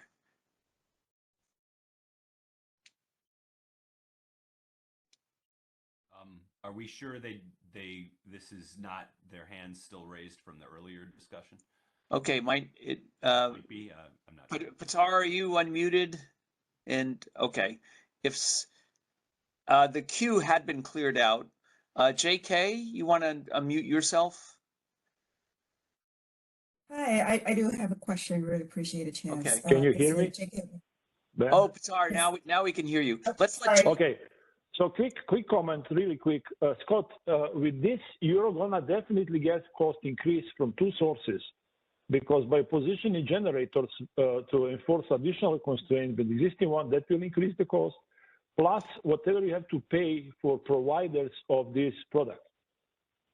So no doubt cost will increase. Thank you. Because if you have to pay for the providers, that'll the cost increase. But if you have a demand curve that says you're not going to pay more than $5, it won't increase that much. So, I mean, that's why you will get the cost increase the same way you get the contingency. Remember our discussion about CME when we try to move portion of preventive to corrective to reduce the cost? You have the same effect here. By introducing preventive controls, you're going to shift the system to higher cost, because by adding additional constraints, you're not going to reduce the cost. But you're not shifting to corrective if you don't put in a big ramp constraint, because it is corrective. You just have the capacity that you can ramp up if you need it. No, it's not. It is preventive. Look in the formulation. They are coupling IRU, IRD with energy. So whatever scenario happens, you're still feasible. In order to do that, you have to enforce together transmission constraints for energy case, for energy plus IRU, and for energy minus IRD. Those two additional set of constraints will increase cost operation, because system is non-linear, but always by adding more constraining system more, you will increase the cost. But the comparison here is to a world where there's a lot of load conformance. So I think your statement, if I distill it down to, if we add more constraints to the optimization, we're going to really raise the costs of everything that happens within the optimization. But That's, I think the whole spirit here is that there are things happening outside of the optimization and the formal dispatch that, hopefully this would reduce the costs of that substantially. And then the real relevant question is, yes, we're getting higher costs within the optimization, but how does that compare to all the stuff that's happening out of market? Or the cost of load shedding. If we don't commit the capacity inside the load pocket because we say, that load forecast is perfect certainty, and we don't have anything on inside, then I guess we have to shed load. So you just got to decide if you're going to attach a cost to that.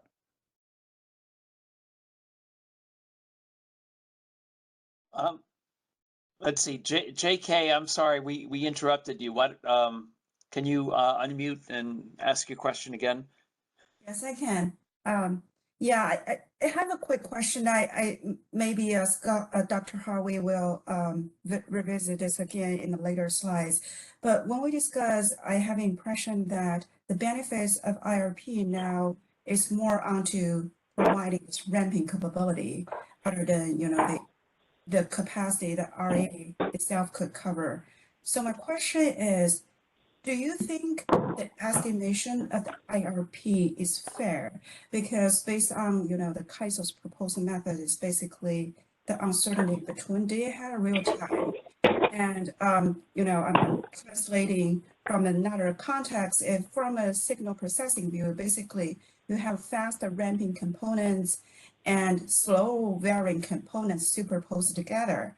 And that composed your estimated uncertainty between day ahead and real time. But if that's what you really need is the faster ramping components, you don't have to procure all with this 15-minute ramping capability. That will significantly raise your cost and may create a artificial scarcity, which is unnecessary. Scott, you're muted. Scott?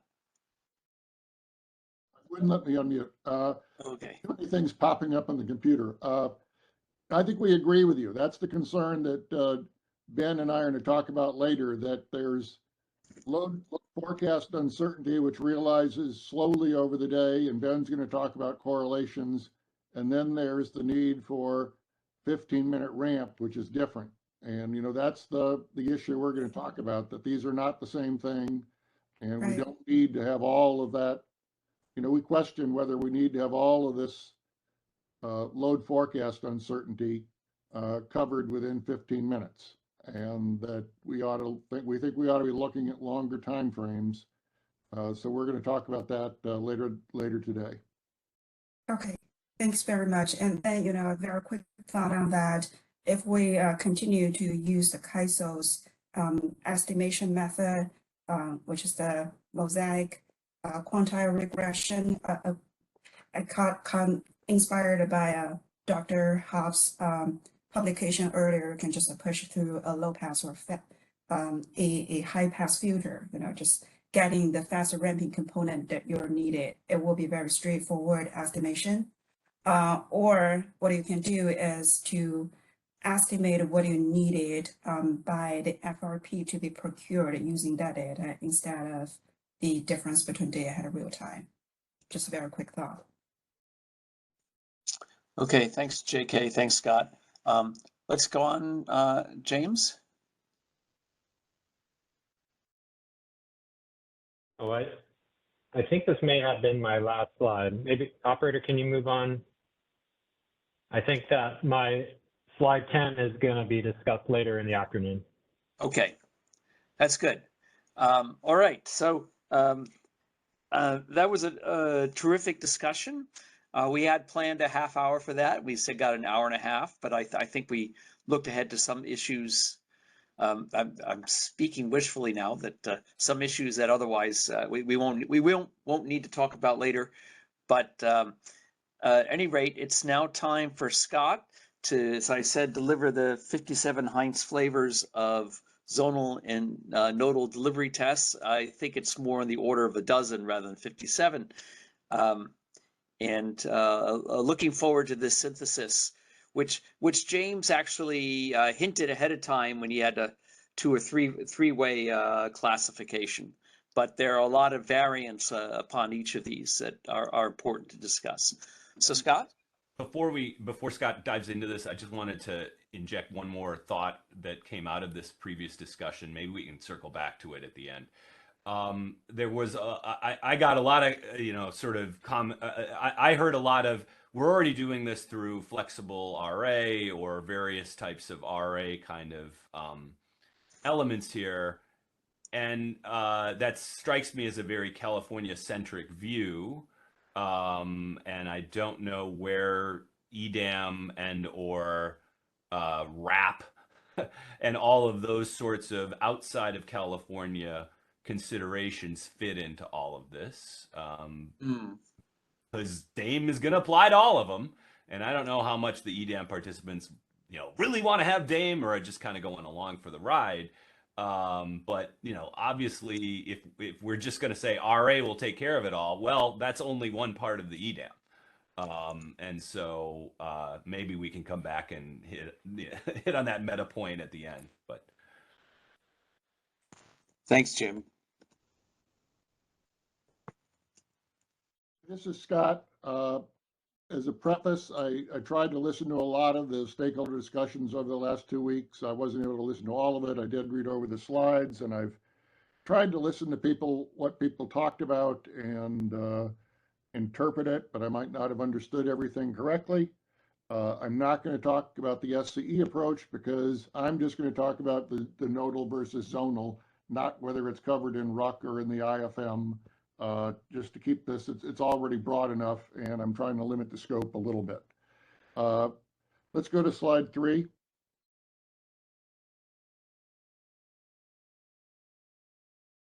Just to note that, the CAISO's organized an extensive discussion over the past couple of weeks and talked about advantages and disadvantages.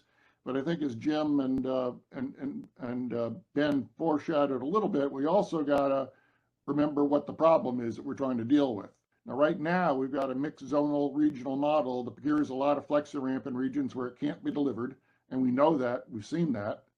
It also undermines price formation and price signals by setting a zero price of FlexiRamp in regions that are actually very short because they're completely tapped out of supply. We've seen that in data Guillermo has presented over the years in tight supply situations.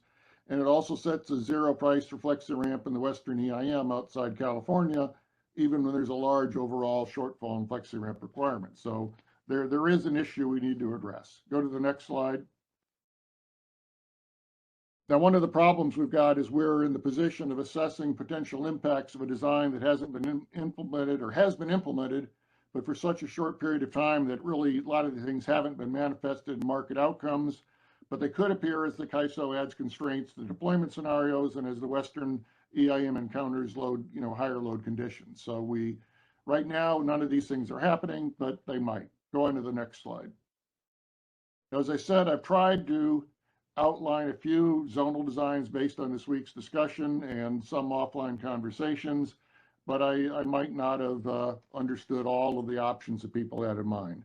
I'm going to outline the big picture issues with the zonal designs I discuss here, but I'll discuss them in the context of the individual designs, so I'm not going to go through them here. This is just so you sort of see where I'm going. A key point is, it seems to me, as I listen to the discussion and also listen to the CAISO talk about the capabilities of the engine, there are a lot of options that are actually within the capabilities of what the NISO's built in terms of the nodal dispatch engine. Gives us a lot of range for different models that we can implement within that design and make adjustments based on operating experience.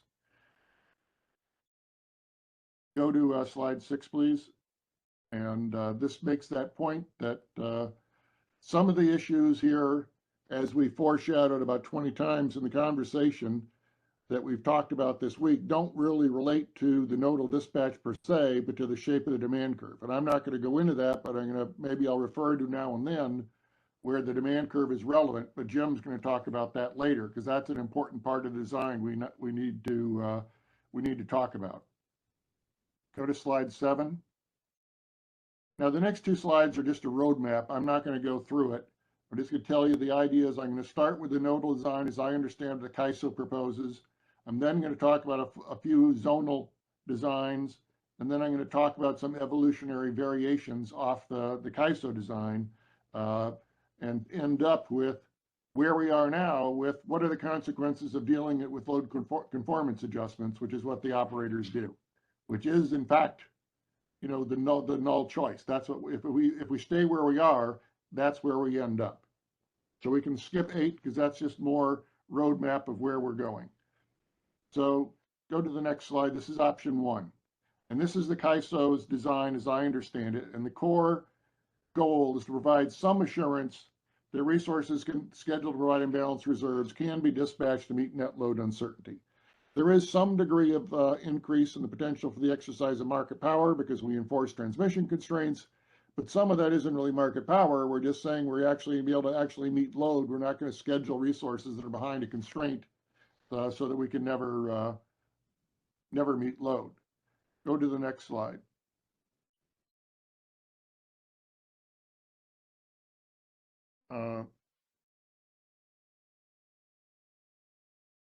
The important element that I think we haven't focused on enough in the discussions is we aren't really securing to being able to meet that 2.5% probability outcome. The test we're doing, the CAISO's made a number of compromises, and they're reasonable compromises given the solution problems. But remember, what we're doing is we're taking the 97.5% outcome for each balancing area and then subtracting the diversity benefit. And then when we run the deployment scenarios, we're not testing if the diversity benefit is deliverable. We're just assuming the diversity benefit, and then we're testing whether the resources can be used to meet the truncated 2.5% probability. So it's not really a 2.5% probability we're testing to. I don't know what it is. It might be a 10%, it might be a 7%, it might be a 15%. And that's, you know, and it also doesn't test to all possible distributions of uncertainty within a zone. It tests to a deterministic distribution. And these are necessary compromises. This would just be beyond imagining complicated to solve if we didn't make those kind of compromises in the solution. But we need to have in mind that we do have those compromises, that we aren't really solving to the 2.5% probability outcomes. Let me stop here. I'm going to go on and talk about a couple other points related to the nodal dispatch, but let me stop here and see if I've got some initial comments on what I've said so far. Okay, I don't see anybody with their hand up, so I'll keep an eye on that, but I'll keep going then. Go to the next slide. Now, this is talking about one of the scenarios that we've talked about during the week, about what happens when we do that load deployment scenario and put some of the load inside the load pocket for where there's solar located. And you see the top is just the energy dispatch. We've got 750 megawatts of solar, 250 megawatts of load in the Bakersfield area, 500 flowing out. We got 250 of generation outside that area. We got a 750 transmission constraint into the Bay Area, and we use it up. So we've got 250 generation inside the Bay Area meeting the load. Now in the deployment scenario, what we do is we put part of that uncertainty at the location of the solar and part of it inside the Bay Area. Now what that means is we don't actually have to schedule 100 megawatts of extra generation inside the Bay Area. We only have to schedule 50. And when the solar goes down, that's fine. Or the load increases. Here it's modeled as a net load increase. But we can meet it with generation outside that area because and this is PG&E's original idea, that when we have that reduction in the VER output, it actually when it's no longer meeting the load in the Bay Area, it's freeing up that capacity. So we don't actually have to procure all our imbalanced reserves within the constrained area. So this is, a respect in which the nodal dispatch and the way we spread out the net load uncertainty actually reduces the cost of procuring the imbalance reserves. And we should contrast this to what happens today with load conformance, because the load conformance assumes it's all modeled at the location of the load. So we're actually going to tend to schedule more capacity and actually buy the energy inside the constrained area to meet the goosed up load forecast and then sell it back in RTD at a lower price. So in this respect, this aspect of the CAISO design isn't making things tighter. It's actually, as PG&E observed, that this was, in the beginning back, 6 months or a year ago when they pointed this out, this reflects the actual distribution of uncertainty that we don't have to necessarily solve for all being inside the constrained areas, and that we save some money in terms of where we procure the capacity relative to putting it all in the constrained area and relative to modeling it all in load forecast increase by the operators. I don't see any questions up, so I'm going to keep going. Go on to the next slide. Now, SCE and others have had some concerns about the virtual supply bids, and I think we do need to think about virtual supply bids in this design. We also have to think about virtual demand bids and other designs that maybe shift the procurement into RUC. That, either way, if we push things too far and the prices are not right, there's going to be a market response. But again, this is where the level of imbalance reserves that imbalance penalties that Jim's going to talk about is important. If we don't set those penalties at astronomical levels, we're not going to buy imbalance reserves if they're really expensive. So we're not going to create really large impacts on prices. But if a virtual trader decides to offer supply inside the constrained area, they're taking on the risk that there is going to be congestion, and they're going to have to buy that position. And go on to the next slide. And that risk is pretty significant. And going back to what I talked about a couple of minutes ago, remember the deployment scenario doesn't really secure the delivering to the 2.5 percentile within that constrained area. We've truncated the outcomes by assuming that the diversity benefit is deliverable, which we have to do, otherwise this is just a completely unmanageable problem. But it means there's more risk than you might think for the virtual trader that goes in and submits virtual supply bids inside that constrained area.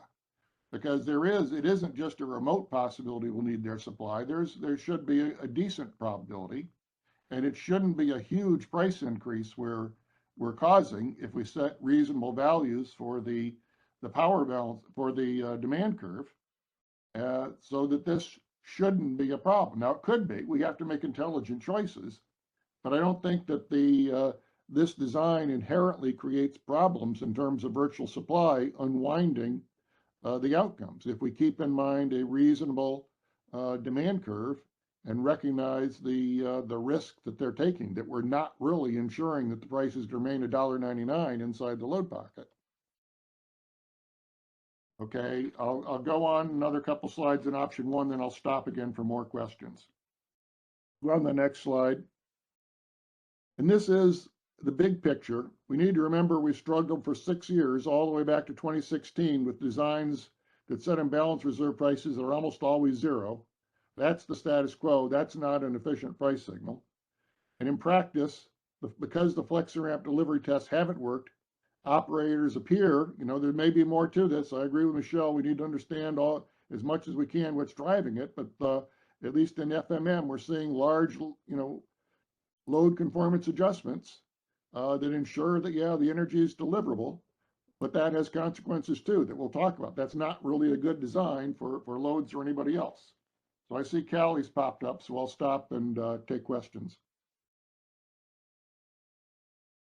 Oh, I didn't mean to stop you in the middle of the slide if you wanted to finish out your thought.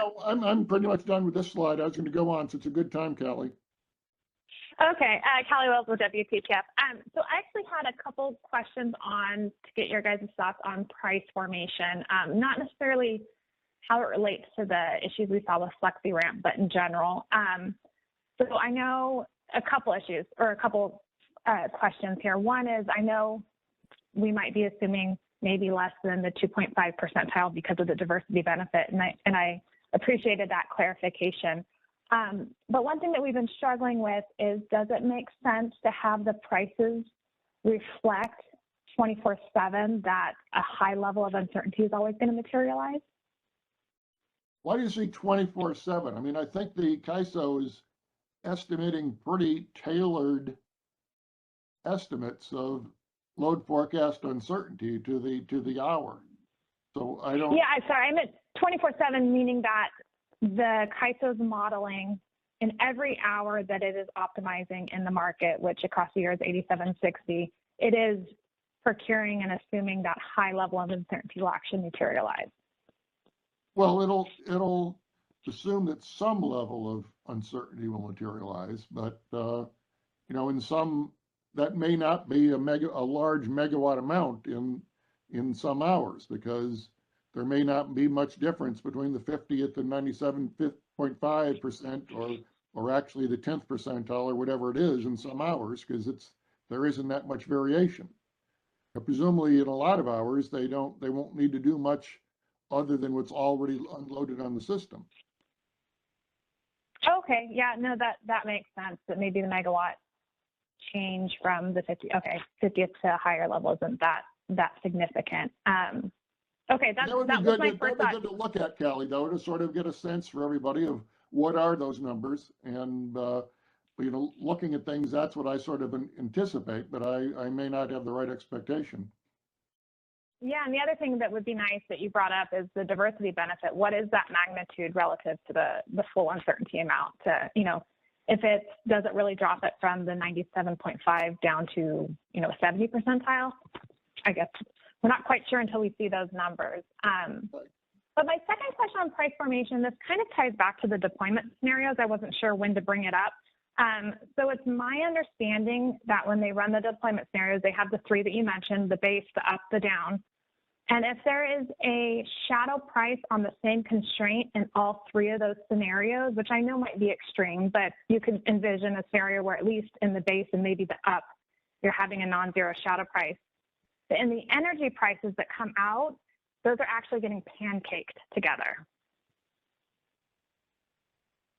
So I was curious what your guys' thoughts on whether or not that's an appropriate price formation, rather than doing either taking a max or something of the three shadow prices potentially.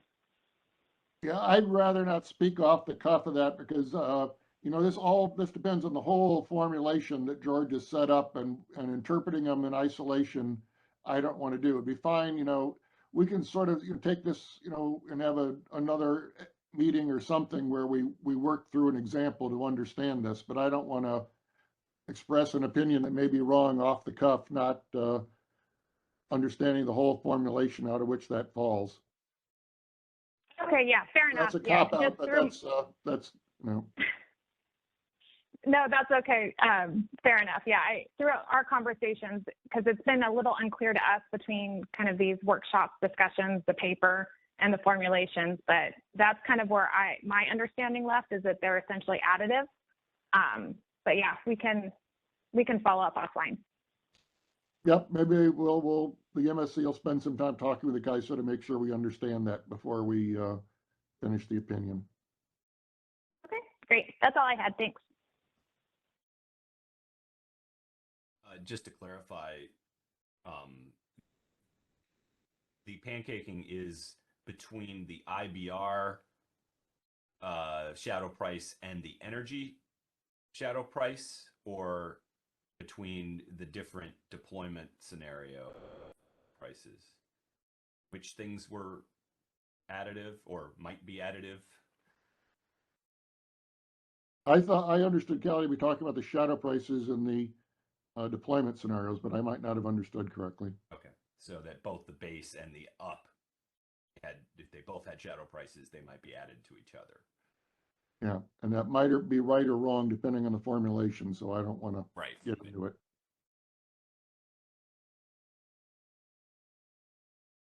Yeah, so okay. I waited till Kelly got shoved out to ask that question, but sorry, I was muted there for a moment. Okay. Yeah, it's the shadow prices that come out of the three deployment scenarios are all additive in the energy LMP.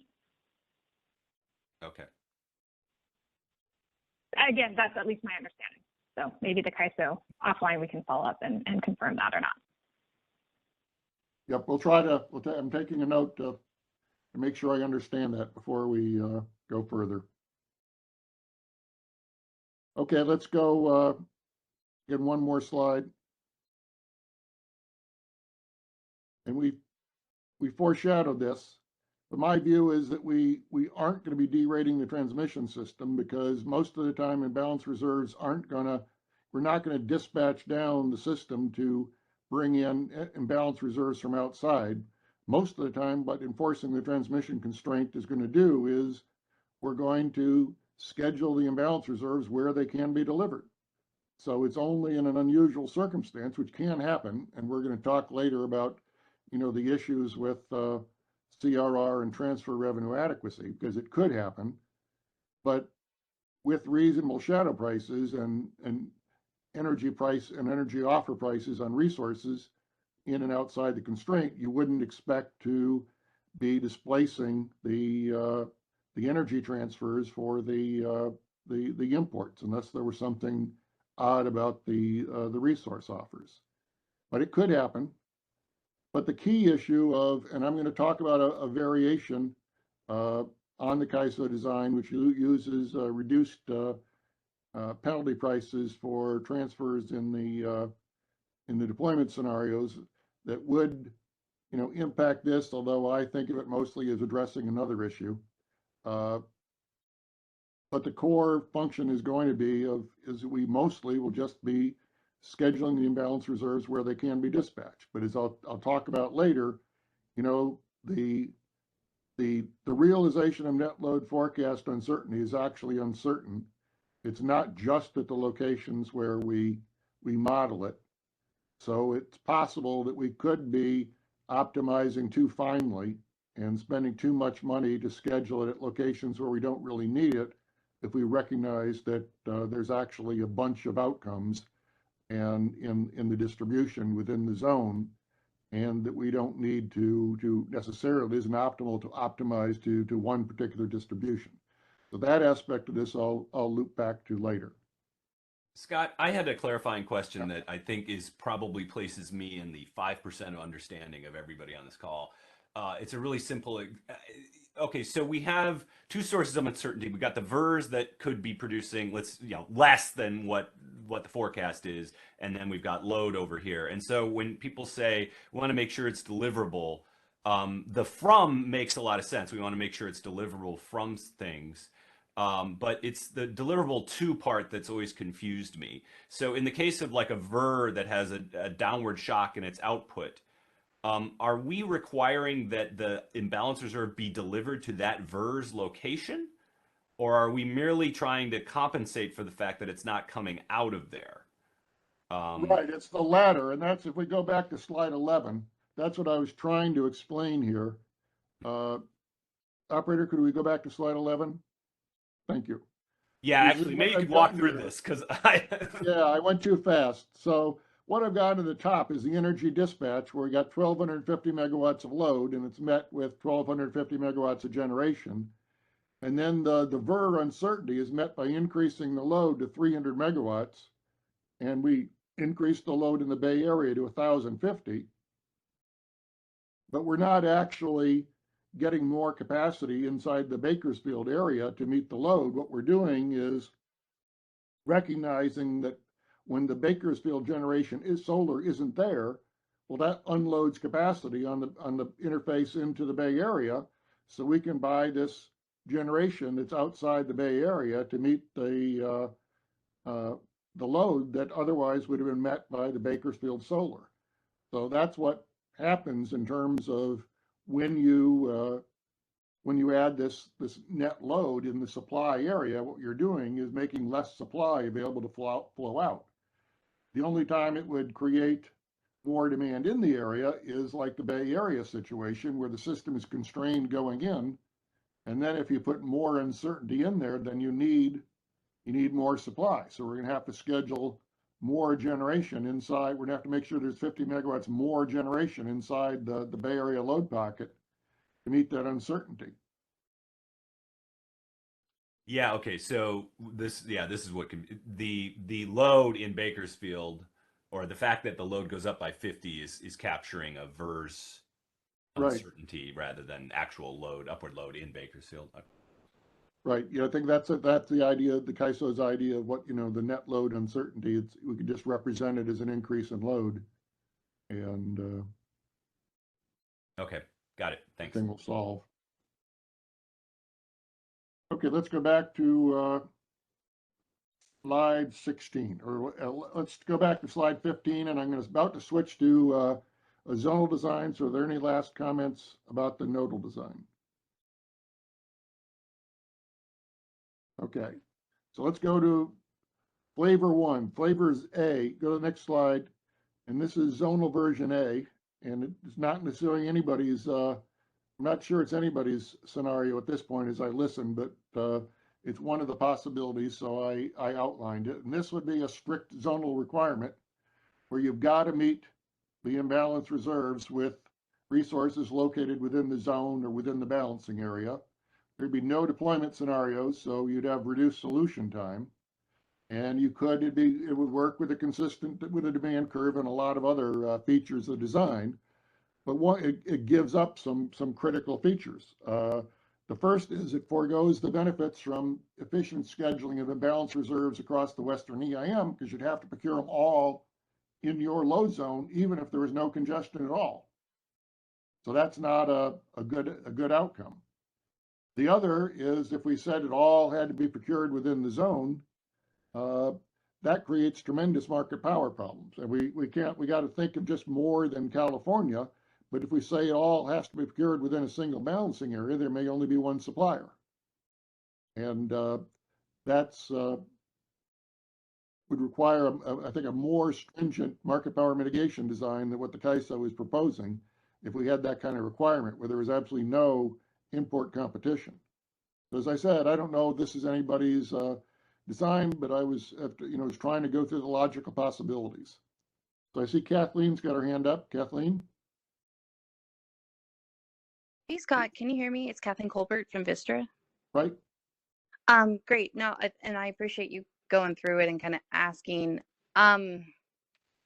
So I think it's somewhere in between. So Vistra's proposal is largely what you're going through with the right now. So I'd say zonal version A with a really nuanced exception.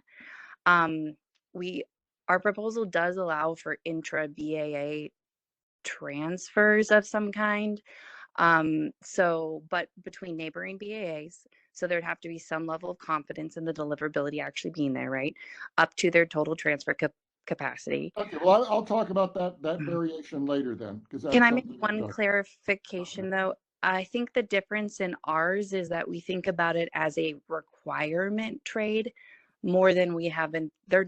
So it doesn't enforce the deployment scenario. It thinks about it more like swapping of requirements that can be supported by the transmissions. It's just that I think it's closer to this version A than what you're going to go through. I just wanted to clarify. Well, but if we don't have a deployment scenario, we don't know if it's deliverable. If we just say, oh, we'll assume it, that's what we got now. That's the status quo where we got supply that's bottled in the Pacific Northwest. The price of FlexiRamp is 0 and it's not deliverable, and the price is actually not 0. So that's.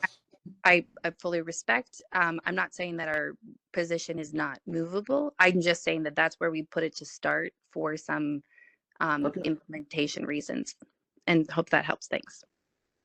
Great. I saw Michelle flash up briefly, but she's taking her hand up. There, she's back. Go ahead, Michelle. Sorry, I've also been thinking about the fact that, the CAISO has all these local zones, right? So we have to have a certain number of resources in the local areas. And, we always have them online to deal with transmission constraints, and those resources are near load. So have you guys thought about the interaction with that? We already have resources that we keep online, right, for transmission constraints. Yeah, well, that should, located near load. We're not going to plan on double contingency. So presumably if we've got, I don't know, maybe the CAISO is, but presumably those would be able to provide the imbalance reserves. And if they meet it, then there's nothing else we need. Okay. Just, another way in which I feel like we're trying to market a solution that we already mandate. So, okay, I'll think a little bit about it more. Thanks. But I mean, we know the operators are putting in RUC load forecast adjustments of thousands of megawatts, so it can't be that they think it's all there.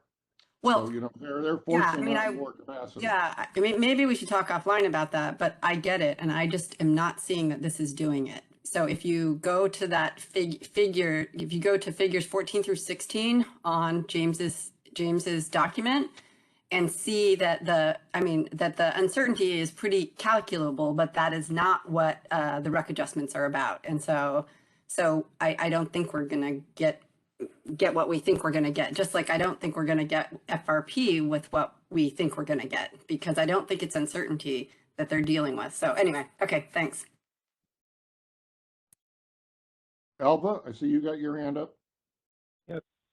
Hello, Scott. I wanted to see whether this is an appropriate point to ask about one thing that had been raised. I understood it to have been raised by WPTF earlier in the week, and it's sort of been comparing just this bare bones zonal approach, which is essentially treating imbalance reserves as ancillary services are treated within the model. That's at least how I'm understanding it. And I thought one point that they made, which I thought did have some weight, and I'm basically a supporter of the nodal model, but the issue of pricing, if the congestion component on a nodal service results in the price of the imbalance reserves being higher than ancillary services, that seems in itself a bad outcome of introducing the nodal model for imbalance reserves until it's present for all services. I'm just curious what you thought about that, the salience of that objection. It's pretty weighty in my mind, but I don't know whether it is in yours. Well, I understand WPTF's discussion of the ancillary service deliverability and listen to the CAISO's discussion. I'd rather not get into that since they've already talked about it. But I mean, in terms of the pricing, I think the price. If we want the prices to be consistent, we need to have them both in the IFM. If we have them both in the IFM, then there'll be a trade-off between whether resources are scheduled for ancillary services or for imbalance reserves. So the prices should be consistent. But if we separate them and put them in RUC, then they won't be consistent. Well, I think even within IFM, there's an issue of congestion not being, the congestion component will not be captured for zonally procured services. So you can have essentially an adder on the price of imbalance reserves at particular locations because of which could lead to the price being higher for the imbalance reserves than it would be for spin in particular. Wouldn't that shift the location of what's bought for spin more than sort of crowd out spin altogether? Well, I'm not even thinking about crowding out. I'm just thinking about if the resulting prices had that characteristic, that would be a bad outcome over time. You know, you'd essentially be saying indicating that flexible imbalance reserves are more valuable than spin. Well, that goes back to where you set the demand curve top to. I mean, you know, under the proposal, it's $1,000, and so at the top, yeah. So it could definitely happen, but you know, you get back to sort of the complications of scheduling run, pricing run as well. So I think with the scheduling run penalties, you'd still prioritize the formal ancillary services or traditional ancillary services. By prioritization, I think his point is different, Alva. Alva's point is that you might prefer to schedule the imbalance reserves at some locations where we need them to be dispatchable, whereas we wouldn't schedule AS there because it doesn't have to be. Now, that might be a bad outcome, Alva, but it could be the right outcome. It depends upon where the location of the largest contingency is, because it may be that the largest contingency is outside the load pocket, and the load net load forecast uncertainty we're dealing with is inside the load pocket. So it seems to me that the price of spin could be lower, but you think the two approaches could be. I mean, it seemed to me that that was an argument to say that if you're gonna have nodal procurement of imbalance reserves, you should have nodal procurement of ancillary services. If you're going to have zonal procurement of ancillary services, you should have zonal procurement of imbalance reserves. And it sounds to me like you've got some good arguments against that. I was just curious to hear your opinions, and thank you. Yeah. I don't know. Would you characterize what your position as a good argument against that, or sort of more that it's not as bad as sort of some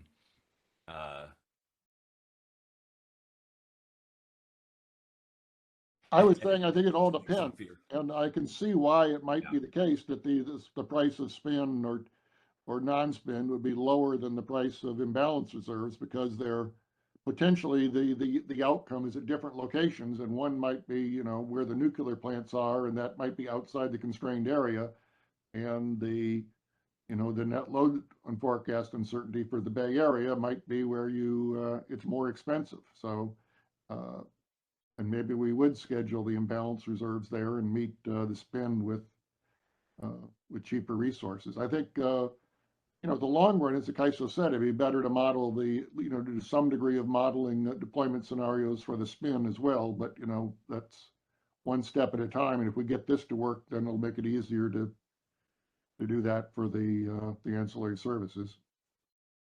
Thank you, Scott. Okay, so this was just one,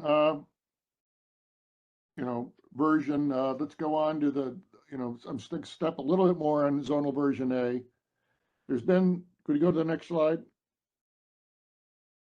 So there's been some suggestion and maybe allowing offer prices for reserves will obviate the deliverability problems. And I agree with George's comments and James that, as they pointed out in prior meetings, I just don't see any relationship between the offer prices and solving the problem of non-deliverable reserves. If everybody submitted a $5 offer price for all their reserves, we'd still get the same outcome as we had today. The only way it would solve it is if for some reason resources in the constrained down regions had higher offer prices than those in the constrained up regions.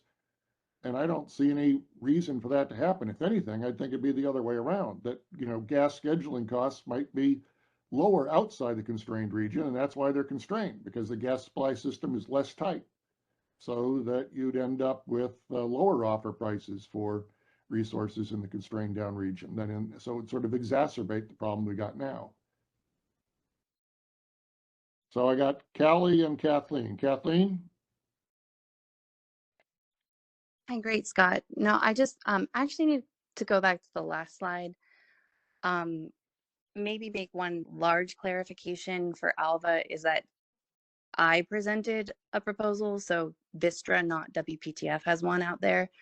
And I need to make 3 clarifications on what Alva you understood from that discussion. That's really important because the discussion that you just had kind of was based off of a misunderstanding. And so if I can make those clarifications, I think that I'd like to hear your thoughts based on the proposal rather than kind of, assumed assumptions.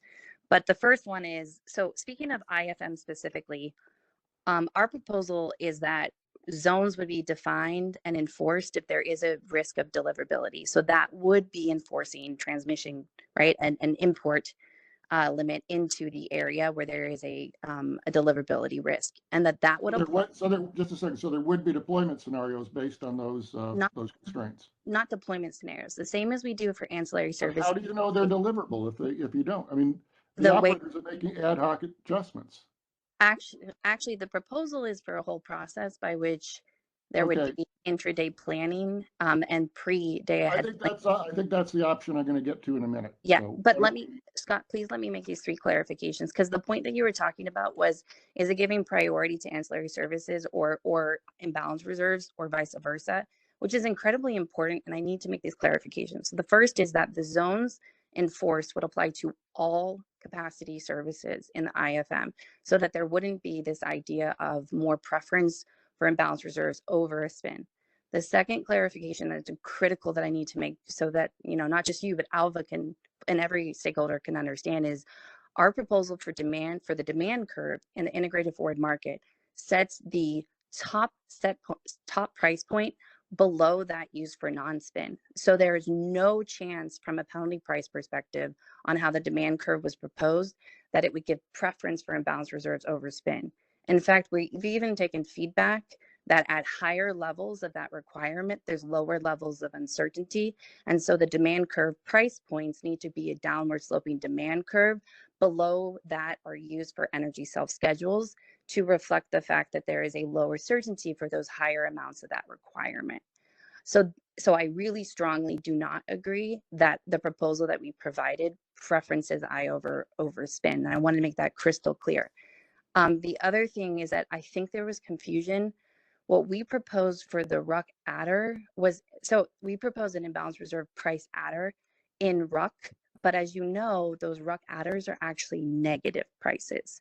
So just like energy offers have an adder, quote unquote, applied to them, it's really a negative 250 to move it below that $0 price floor that's used in RUC. We proposed that IR would be treated the same, have maybe a specific IR reducing adder applied to them so that they also, imbalanced reserves out of IFM, are in the supply stack in RUC below zero so that they are appropriately accounted for as already being reserved and procured by IFM. That is completely different than how the ancillary services are treated in RUC. They are protected in the upper economic limit at a much higher priority. And so I just also want to be crystal clear that our proposal very much so does not preference imbalanced reserves over spin. And I was hearing your discussion and hearing the misunderstanding, and these are very critical policy points, so I wanted to make them clear.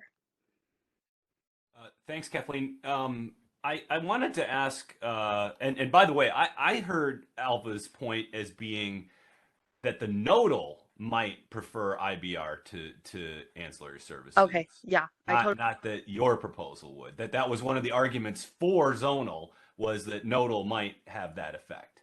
No. Maybe I misheard what Alva was saying, but that's what I heard him say. When you were speaking before, and Scott threw out sort of the FRP horror story example of bottled up in the Northwest, it did make me want to ask sort of what the minimum number of zones you have in mind would be. And if I heard you right, it sounds like it would be the current AS zones that are in place. Is that correct? Or like we would never have multiple, could we have multiple balancing areas in the EDAM footprint, for example, combined into one zone? Or what would be kind of footprints do you have in mind here? Yeah, no, that's super fair. And thanks for asking. So we propose the same thing. The starting point is the CAISO of BAA requirements. I think that's also important because it kind of aligns with what we do today for FRP. We still have BAA requirements that we enforce. So the minimum level is at a BAA level. But to your point about that separation regionally, we're proposing that the diversity benefit be aligned with regions. So areas that are frequently separated, like you just mentioned, we are proposing not to use a system diversity benefit to reduce the BAA requirement, but instead to tune that BAA requirements diversity credit that's included to that region. So the Northwest would be its own region. And so the BAAs would be pulled from a diversity benefit perspective, but would have their own individual BAA requirements. Now within each BAA, that's the minimum. The max would be whatever they define. So if so let's say an EDAM BAA says I have 3 zones that I think that there are cut planes that need to be monitored in IFM to set us up appropriately and most efficiently for FRP to operationalize locationally. Those 3 zones would be their upper bound for their BAA. But each BAA needs to be able to define what those cut planes are based on their planning on a, like, let's say seasonal basis, and then decide the same as going into day ahead if they want to enforce all the zones, if they want to enforce some zones, and that can be a static decision. But we have AS zones, let's say it's 5. Another BAA, a new BAA might say it's 3. That's the max end. Okay, thanks. Kelly, you still have a question? Yeah, it was actually more of a comment than a question. So on that last point, Scott, when you were talking about the deliverability and how high prices don't necessarily address that issue, there was a conversation, a really good conversation earlier this week during one of the workshops on that, and I'm probably not going to do it any justice, but I'll give it a shot. So the idea there is that because it's not necessarily anything that happens within the market, but it's more has to deal with how VERS are contracted and how they get paid through their contracts. That there's an incentive there that they have minimum amounts of what they can be or what needs to be scheduled for energy. And because of that, they might offer in higher IR prices. And since those tend to be the ones that are behind constraints, there might be that contract provision that might have them submitting higher prices so that they're less likely to be awarded and then have a deliverability issue. But again, I probably didn't do that conversation justice. It was a really good conversation that I think took place on Wednesday. And at the end of it, I thought everyone was on the same, or not on the same page, but had a better understanding of that interaction and why we might see higher prices. I heard that, but I don't agree with it all. First, I don't think the problem is non-deliverable VERS in the Pacific Northwest. I think it's hydro in the Pacific Northwest that isn't deliverable because of transmission constraints. Secondly, I think we've got an overarching issue with VERS that we don't want to be scheduling as imbalance reserves the difference between the forecast and what they clear in the market, because they may not be clearing the market because they think it's uncertain. So, I don't, so yeah, I don't think we want to be scheduling VERS as imbalance reserves, but I don't think that's the core problem we're addressing. Now, if somebody comes back and shows that the deliverability problem is associated with VERS, that's fine. That would change my opinion, but that isn't what I believe to be the case. Yeah, no, that makes sense. And I think that was the idea, and hopefully maybe the CAISO can provide some data soon on what, if it was primarily VERS. I think that was an outstanding question, is what resources through the FRP experience were primarily being awarded capacity that was behind constraints, whether it was VERS or not, would be useful to know. I agree. So, yeah. Okay, yeah, I just wanted to add that because I thought it was a really good conversation earlier this week. So.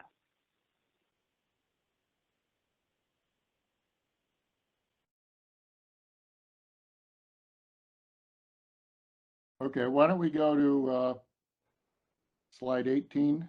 This is again talking about this case and just illustrating the problem we talked about, that if we don't enforce we got the same example I used before, but in the example before where we enforced the transmission constraints in the dispatch, we scheduled 300 megawatts of capacity inside the Bay Area, but if we don't enforce that constraint, we're potentially going to schedule all the imbalance reserves outside the Bay Area, and then we're not going to be able to meet load. So that's the problem of just assuming that effectively all the net load uncertainty is outside the load pockets, so we don't need to model them, is that we end up with resources that are not deliverable. Now I'm going to go on to slide 2B, which to slide 19, which is, I think, I thought listening to things would be the WTPF proposal, but now the way Kathleen describes it, it sounds like it's the Vistra proposal, but whatever. This, I thought, was that we'd adjust the zonal requirement hour by hour on an ad hoc basis based on the expectations of whether zone or balancing area would be congested by in a market solution, and whether they'd be able to import additional imbalance reserves. I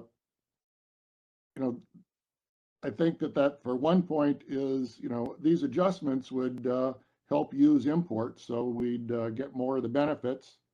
But asking the balancing area operator to do this on an ad hoc basis, hour to hour, seems incredibly burdensome to me, and not the direction that balancing areas want to go when having to do this. And if we don't have a deployment scenario or some other mechanism for the procurement, if one zone doesn't procure the imbalance reserves because they reduce it, where does it get procured? I mean, do we still have, I guess we could still have a overall Western EIM, but then it doesn't necessarily get procured in a part of the Western EIM where it could be delivered. So Nevada sets a requirement for, oh yes, I can import this much, but that's what we have, it's like, but then of course, the rest is coming from the Pacific Northwest, but it's modeled, just like we have with the CAISO and its minimum requirement today. So just having an adjustment in the minimum requirement only works if in fact there's no congestion across the Western EIM, and just having a global procurement works. Otherwise, you're going to end up with, again, assuming that everything that you don't procure locally is going to be deliverable, but it's all in the Pacific Northwest and it's not deliverable. So I see that this is a problematic approach, that just looking at what we've had happen over the past few years isn't going to get us where we want to be. Let's go on to, Kathleen, I see you're back. Yeah, no, this is Kathleen Goldberg from Vista. Just a quick clarification on something that I think we teased out on Tuesday. I think I'm not aware of the WPTF proposal. I'm aware of WPTF basically bringing up that a general framework and comparison of nodal to zonal should be addressed. So if I'm overstating that, I'm happy for Callie to clarify. But assuming this is trying to capture the Vistra proposal, it's not on an hour-by-hour basis. The process we propose would be that you would establish predefined zones. Those predefined zones could be intra-BAA and based on planning studies, like operation engineering planning studies, reviewed on a seasonal basis. That obviously isn't going to work, Kathleen. I mean, let's look. If you set it on a long-term basis, it isn't going to reflect local conditions. Agreed. So if I can, what's going on in that hour? So, okay, so I'm just explaining the process. I have a whole slide on it. It goes from a long-term process down to a day-ahead process. So let's go to the next step. You define the predefined zones. Let's say that for California BAA, that's 5. Those are the AS zones, but they're updated with recent data. That's 5 zones. I assume most know, but if not, the day-ahead market includes multiple people who run the day-ahead market. And there is input provided by basically 3 different departments as the day-ahead market is run. One of those inputs is what constraints are enforced in the day-ahead market. And this is not out-of-market action. This is a decision made in how to set up the constraints that are done in a given day-ahead market run. And at that point in time, the group could decide whether or not, and this is what they do, right, for the zones. They decide if a zone is needed to be enforced. So it is actually a 10 a.m. everyday decision point, not a forward decision point. And that would be based on the results for the D+2. Let's just be super technical if we want to go to it. We run a D+2 run. We see the results. That's a huge part of the planning process to see what's needed for the day ahead run. And so on the day ahead, that group has analyzed results from the D+2, and they then look at what needs to be enforced. And so it is definitely informed by recent information. And I'll just close with Scott. I hear you raising a deliverability concern, but we have actually not seen any data raising that there are those concerns to necessitate the level of complexity that you're identified. And if you have access to that data or the CAISO has provided it to you informally, I think a huge benefit of your position on the MSC and all of yours is to try to help bring that to light for stakeholders, because it is really difficult for me, my team, to buy into the level of kind of urgency that you're putting behind this deliverability and saying it won't work when we understand that there is not a deliverability concern in a more granular level than the ones that I'm talking about. And that becomes even more stark outside of CAISO. My understanding is outside of CAISO, zones are more than sufficient. And so we really need to stop talking about theories and need to see data. And I assume you have that data and the CAISO has provided it to you. So I'm taking your feedback with a lot of gravity. If you can help bring that data to light, that would be a huge service.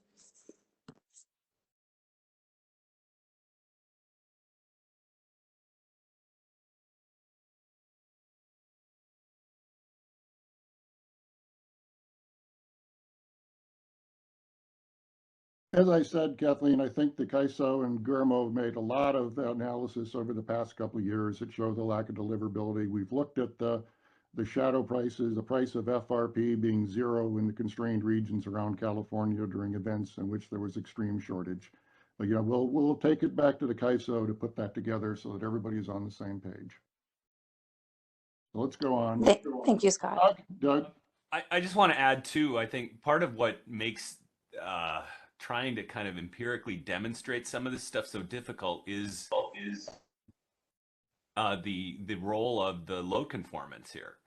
That, and to the extent operators are intervening out of market to achieve certain ends that the market isn't achieving, then I think the data on that is, I'm not even sure what it looks like.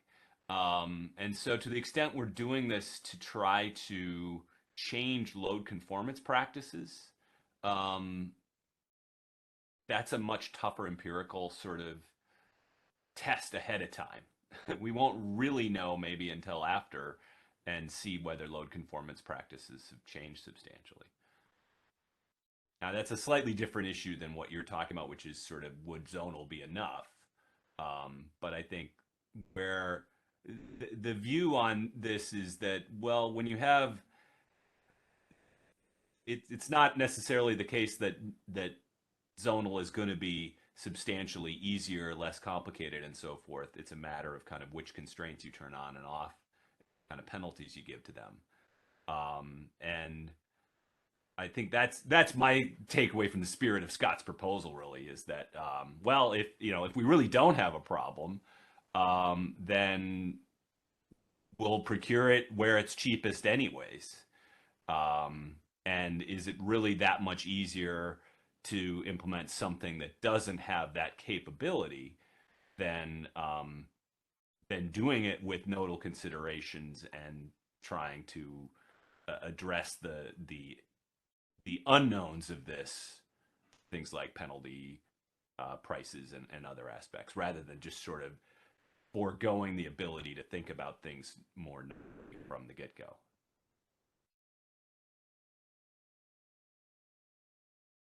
Doug, I think you've been waiting.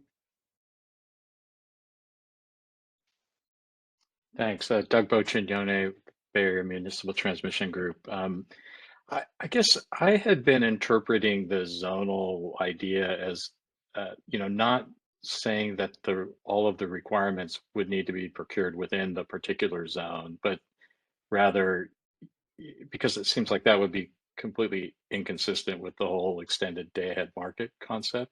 And instead that you would, within a zone, you would ignore the constraints within that zone, but not between that zone and any other zone. So you'd be aggregating the requirements, assuming that everything within that zone is deliverable within the zone, but then enforce the constraints between the zones. And I think some of your options sort of explore that concept, but right. I just can't imagine that it would make any kind of sense to do one where we wouldn't take into consideration the ability to transfer between zones. And I think, as Dr. Bushnell was saying, I mean, it's really the trade-offs between, is there enough benefit from trying to aggregate up and simplify to, or there's some other ways where the nodal design could be implemented. And then I think the other thing that I don't think too much has been discussed, but I think you touch on a later slide is, could we ignore the downward direction uncertainty? Is that, are there benefits from ignoring that? It seems like those were the two things that people were wanting to explore. Can we aggregate up in setting the requirements and assuming deliverability within the zone, and would there be benefits from only procuring in the upward direction? Yeah, and I'm going to talk about those in various points. And I think one of these options is to basically use the zonal design of the CAISO to basically enforce only selected constraints, which could be the transfer. That's kind of what George was suggesting the other day, but I'm going to talk about it more explicitly. But thanks, Doug. I think I agree with a lot of that. Let's go on to slide 20. And this is another version, and maybe not is anybody's version, but just in talking and listening, this would be a contract path delivery test in which you basically schedule, not using deployment scenarios, but basically using the contract path delivery test. This is what the CAISO tried to use prior to the expansion of the Western EIM. And I think the problem was that this worked when it was Pacific Corp and the CAISO. But then as the Western EIM expanded and there are lots of paths, it wasn't just Pacific Corp to CAISO, but there was all sorts of loops and multiple paths around. I think George gave a presentation and discussion, and maybe Guillermo too, some years ago about how, between 2014 and 2016, this approach just became unworkable. So, if we go back to this kind of approach, we're basically starting a research project to go back and figure out how to do what we gave up on, 8 years ago. So that seems to me to have a lot of implementation risk and complexity. And so we need to have a real strong reason for why we want to do it. And I think also, the potential for the energy deployments being done on a deployment basis and the contract path for the reserves would create a lot of, create additional unexpected outcomes. So I think this is a lower value than some of the other options. Now let's go to, I think this is what Doug was talking about, and this is go to slide 21. And this is kind of what George was talking about. And I think, but it's what I also came up and listening to people, and we'd still have a deployment scenarios. We'd have an up and a down. So we get all the benefits of competition and benefits from scheduling reserves. And but what we do is only enforce some transmission constraints. So if we only enforce some transmission constraints, there'd be less potential for the exercise of market power. But we still would have some potential for scheduling reserves where they couldn't be dispatched. Go to the next slide. And, we might have, one advantage is that the reserve scheduling will be less sensitive to the assumed distribution of net load uncertainty within the zone because we'd only be enforcing some constraints. Otherwise it'd be pretty much similar to the other outcomes. Go on to the next slide, 23. The thing that struck me is listening to the CAISO on Wednesday, this appears to be what the CAISO is actually doing.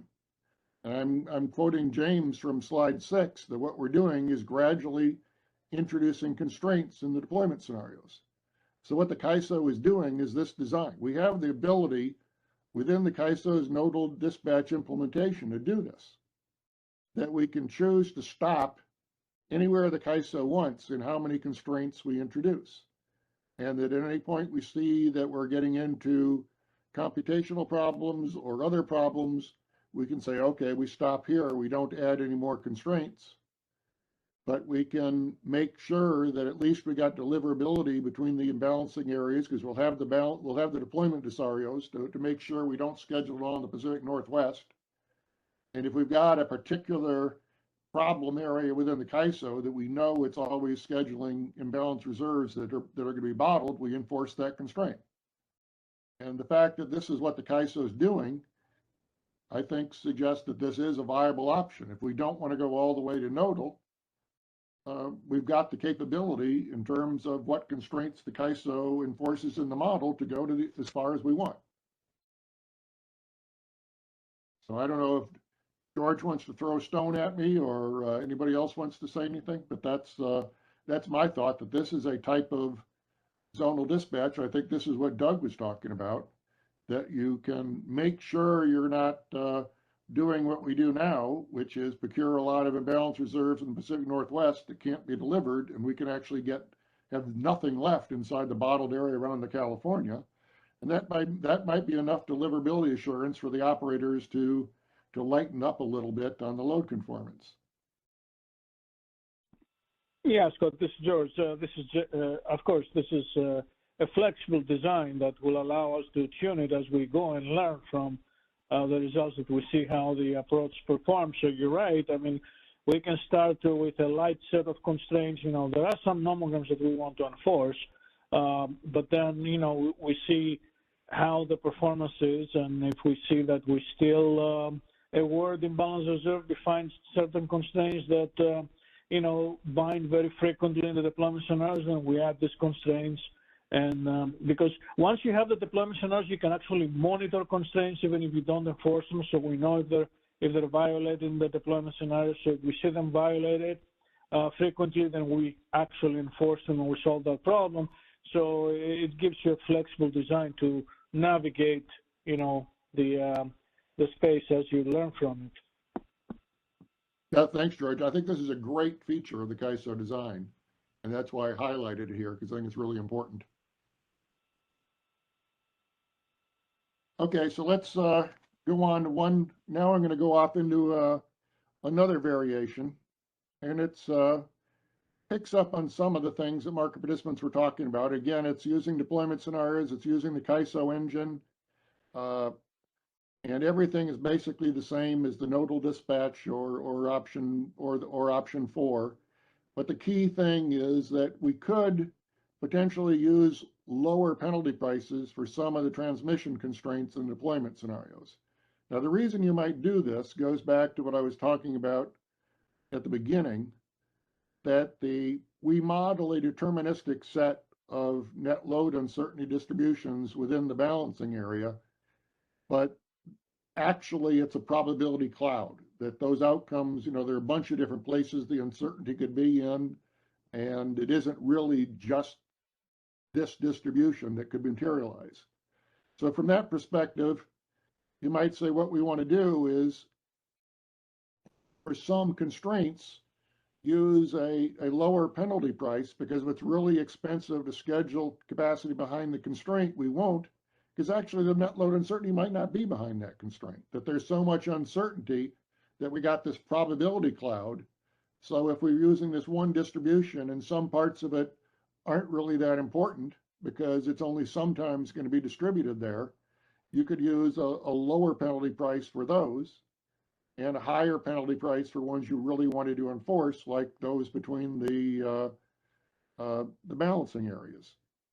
And this would introduce a little bit of flexibility into the way the optimization solved and not be so single-mindedly focused on scheduling imbalance reserves at particular locations based on this single optimization. And you know, this can cut two ways. If you have very high penalty prices, then that deterministic solution can make you schedule imbalance reserves in occasion where it's really expensive and not that valuable. And so having this option is, instead of scheduling them there, you'd schedule them outside the constrained area because they'd still have a lot of value. And then we don't need to pay $50 for, if we can get it for $5 somewhere else, because it's really a cloud of outcomes. And as long as it basically helps in a lot of those outcomes, maybe it's good. And the other issue is that suppose we have a really low penalty price for demand for the reserves. And anytime we put some of it in one of those constrained areas, we won't schedule it. And with the constraint, the slack variables, that'll cascade all the way up to the Western EIM. So because we can't schedule at that node, we don't schedule it anywhere. Whereas if we had lower penalty prices of the transmission constraints, if we can't schedule at that node, we'd schedule it outside that area. And we basically overload the transmission constraint to that node. And then, but we'd still schedule it somewhere in that region if that was cost effective. So this is just me thinking, and I haven't talked, is listening to the discussion and so forth and what might be a good idea. But it's a variation off the CAISO design. It would require a little more because it would require implementing different penalty prices for different constraints, but it's something that we potentially could do down the road if we began to see that this deterministic solution was leading to anomalous outcomes. So we don't necessarily have to drop back completely to a zonal solution if we see that the deterministic option outcomes are a little, are not leading to a real optimal solution, we can do something like this to stay within the nodal design, but get what actually might be a more optimal solution. Jim or Ben, did you have any thoughts about this before we open it up? Nothing to add now.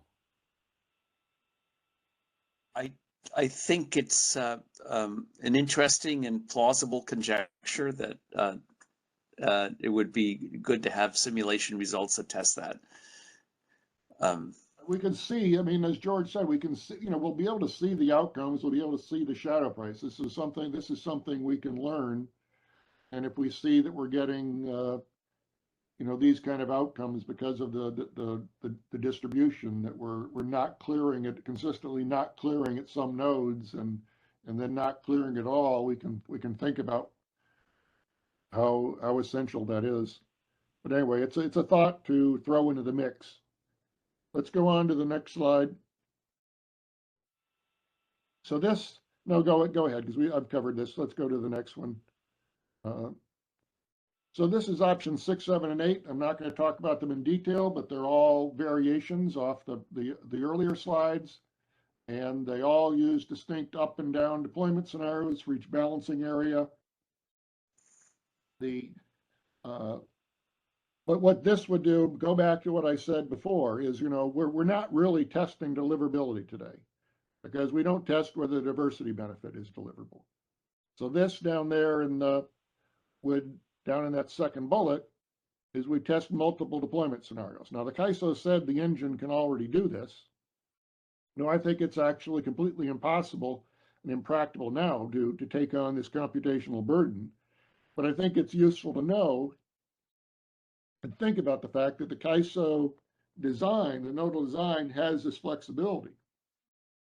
If we decided we needed to model some of this, we could add additional deployment scenarios. And we could add additional deployment scenarios, maybe for groups of balancing areas or something. But so, you know, this is just another thing to throw into the mix of additional options that are within the framework of the CAISO, you know, software engine that they built. And we aren't going to use it now, but it's something that is a capability that we could evolve to if it became necessary. Kathleen, I see you have a question. Yeah, Scott, thanks. It's Kathleen Colbert from Vistra. So this is a challenge that, you know, we kind of struggle with from a computation perspective, but thinking about it, like what's a good day one start to try to address the issues of the system-wide deliverability as vis-a-vis the diversity benefit. So I'm curious what you think about the approach that we put on the table, which is to calculate diversity benefit on a regional basis. And I showed a chart for this on Tuesday with the 4 different frequently separating bubbles within EIM, kind of using that as the starting place. But it was basically Pac Northwest, right, CAISO, Desert Southwest, and the mountains areas. So it's saying instead of doing a system uncertainty requirement and then getting a ratio of that, you do a regional diversity or regional uncertainty requirement, and that's the denominator. And the idea was that that ensures the diversity benefit is more deliverable because you're doing it on a regional basis. And I understand it may not be as precise, but I was wondering if you could just opine on if you think it has incremental value. Well, I think that's something the CAISO could do. I mean, there's no reason, you know, there's a separate, the nodal zonal designs are separate from how we calculate the diversity benefit and how we parse it out. So, I mean, I think another evolutionary path is to say, you know, for some of these constrained regions, we're only going to allocate them some of the diversity benefit because we know it's not going to be deliverable. So, I mean, that's an evolutionary path the CAISO could take. It's not part of it necessarily requires a change to the nodal dispatch. It's just how we allocate the diversity benefit and say that within the constrained region of around the CAISO in Nevada, maybe we don't allocate the full diversity benefit. We cap it. And that in the Pacific Northwest, where they've not only got their diversity, but they can since they're exporting, if it's the time of year where they're exporting, they've got the full diversity benefit because they can suck everything they want out of the rest of the region just by reducing exports. So, I think that's a reasonable idea. And I think that that's one of the things, I think there's a lot of room for thinking about how the CAISO estimates net load forecast uncertainty, how it allocates it to the zone, how it allocates the diversity benefits to the various areas that we can work on over time. I'm not convinced that the CAISO's got it completely right for all time and that we're not going to need to, even before we implement it, that testing isn't going to show that there may be better ways to do some of this. So I agree with that concept. That's super helpful, Scott, because what gave us some pause and concern was that the imbalance, this proposal did not include a minimum requirement for any area, but we do have that in the real time to protect against some of these concerns. And so that's kind of how we landed on maybe the regional approach kind of gets us close somewhere where the minimum takes us. But I take your point really well. If they don't go down that path, I think we're going to need them to likely consider that minimum requirement in day ahead as well. So thank you for your thoughts. Okay, let's go ahead quickly to the next slide. I think we're getting to the end. It isn't going to take as long because I've grouped it. And this is just noting that another design feature of the current CAISO design is that when we relax the slack variable in any zone or balancing area, that slack variable accumulates into the CAISO, into the Western EIM, so we don't procure it anywhere else. And I think, we got to think about this and how it's going to work out when there's a shortage in a particular area, that then when we don't procure it anywhere else, that's going to have ripple effects. We don't really procure as much of the diversity benefit as we plan on. And when we start having a demand curve and don't procure it in a particularly if we don't procure it in a particular location within the CAISO, then we don't procure it at all, that may not lead to a good outcome. So this again is another variation in which maybe we don't accumulate all those slack variables, so that if we don't procure it within one region, we procure it somewhere else or whatever. And I haven't sketched this out. We don't know this is going to be a problem. It is laying it out as another option that's implementable within the CAISO design if we run into these kind of issues, that we start seeing shortages and maybe impacts of the demand curve, that we're not procuring capacity, and then that ripples all the way through the Western EIM, and we don't procure the target anywhere. So I'm going to keep going because there are no questions about this, and this is pretty much. So let's go on to slide 29. And this is, I wanted to end here with the options because this is what we're doing. And it does, schedule imbalance reserves across the Western EIM where it's more or less efficient, but it does it based on energy prices, not on energy imbalance offers. It does allow competition from external reserves because all the capacity in the Western EIM can compete. There's no minimums that it has to be procured in one balancing area, and it does enforce deliverability. It's not it enforces all the transmission constraints, so it doesn't end up with any of this bottled. And we don't have any potential for exercise of market power in based on offer prices because we apply the energy price mitigation. So that part of it is good. Now let's go to the next slide. But when we think about it, the key things are, I think, we got no demand curve. Jim's going to talk about concerns about what the CAISO's got as a demand curve, but this one has no demand curve. We treat it as a power balance violation, so we're going to pay $1,000 to schedule that extra energy that's in the load conformance. So that can lead to anomalies. Another thing is that they can only schedule either do load conformance up or load conformance down. And as Doug highlighted earlier, that may not be an issue if we don't really care about scheduling load conformance down. The other thing right now is that all of that load conformance is scheduled within the CAISO because they just bounced the CAISO load conformance adjustment. So all of it's scheduled there. This could be changed. We could have the ICE operators schedule it around, make load conformance adjustments around the EIM to spread it around. But that's getting even more ad hoc. That seems like a huge step backward if we try to go there. But otherwise, we're scheduling it all inside the CAISO. And right now, because we're scheduling it all inside the CAISO, it means that CAISO ratepayers are bearing all the costs. Because what we do is we buy it for the CAISO in FMM, and then we sell it back at a lower price in RTD. So there's a significant cost there, and it all goes to the CAISO ratepayers. So there are variations on this, but the idea is, I mean, that's where we are. That's what they're doing in the FMM. I don't think it's a particularly good design that we want to extend to EDAM. And we don't want to, and I think it's a good idea to end it in FMM if we can get another design to work. Let's go on. I'm going to just wrap it up pretty quickly here. Obviously, go to the next slide, please. A key element of the discussion with everybody is how well is the design working? And the fact is, because the CAISO is actually implementing it gradually, we don't really see. Right now, I've looked at the data and talked with some other people who have looked at the data, and it's hardly ever binding. So right now, we're in the world of it isn't really ensuring that it's not really providing any more FlexiRamp, because it's hardly ever got a positive price. So we got to ratchet it down some more before it does any good, because it's not actually scheduling any. But this is good to make sure that everything is working.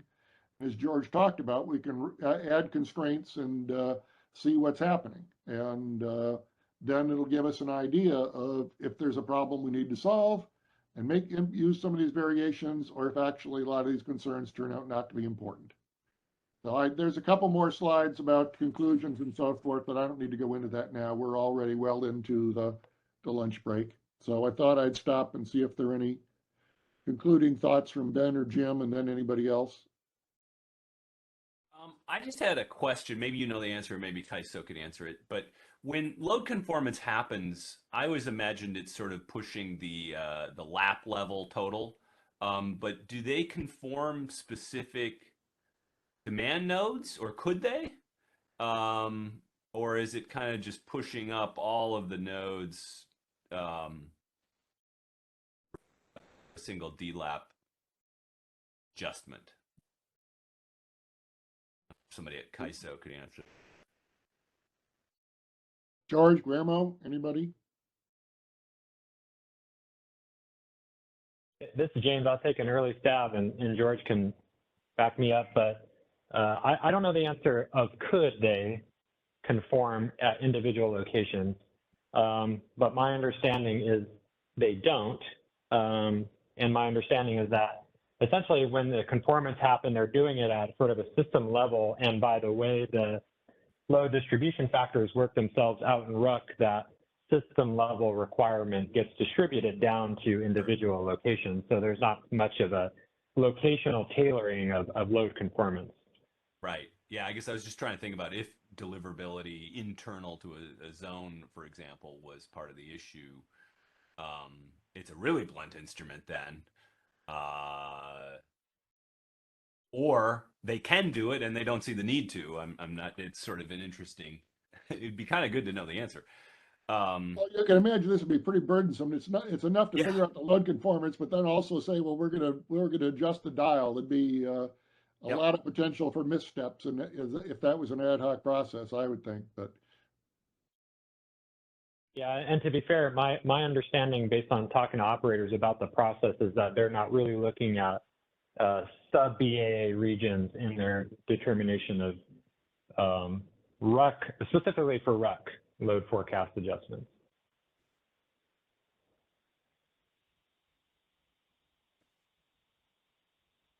Michelle, do you want to jump in? Hey, this is Michelle from the CPUC. So I just want to make a note on timing. So I know that we're implementing FRP, but it's not binding, but the results will be coming out this summer, right? When it gets more binding. However, we're going to the board in May, so we aren't having that information impact what we're doing. And then the design is set. I know you say that we can redo it, but if you don't put that flexibility in, we have to go through an entirely new stakeholder process. So I just don't understand. I mean, you keep talking about the flexibility, but I've never seen that be able to work really quickly. So I guess it depends on whether the CAISO has the tariff authority to do it, because George said they have the flexibility. They're doing it. They're putting constraints in gradually. So we know they've got, that ability to do it flexibly. So the question is, do they have, what kind of authority do we give them in the proposal to use discretion in what constraints they model? Okay, and then I just wanted to address Jim Bushnell's point from earlier, like we're implementing this across the EDAM footprint, and I totally get that. But unlike other BAAs don't have to bid all their resources into the EDAM. They just have to cover their load and their IR requirement, right? And so isn't some portion of this trying to have a market mechanism so that we don't oversell our resources, right? Right. That's why, isn't that the interface with the EDAM? We need this so all of our IR doesn't get bought up and we can't keep it home, like all the RA resources we procured. And so I just want to address that we're differently situated, right?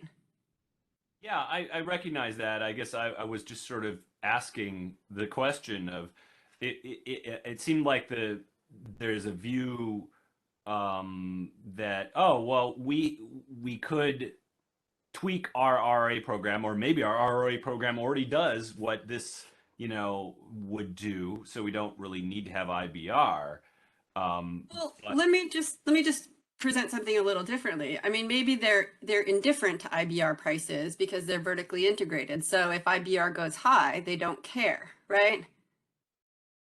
Whereas we're not vertically integrated. So if IBR goes high, we do care. And then we do care about the contracting aspect, right? Okay, yeah, I'm just curious. I'm just saying we'll just rely on RA is not a solution for other EDAM members, and I don't know whether they care or not. Okay. I think some do, but it has been so tightly wound up in the EDAM, yes or no kind of question that I guess I don't know if I have a good read on whether the other outside CAISO entities really view this as sort of a really important tool they want to have, or if it's just something that they view as the cost of doing business in EDAM. Yeah, I mean, they might not, because if IR prices go high, their load gets paid the IR prices if they're vertically integrated and have all the resources. That's just my point. So they just might be differently situated than California Load, who might have a different concern about clearing a market, a capacity market, at the highest clearing price when they've already contracted for the RA. So I just think that you have to keep in mind the different structures of entities entering into this. Thanks.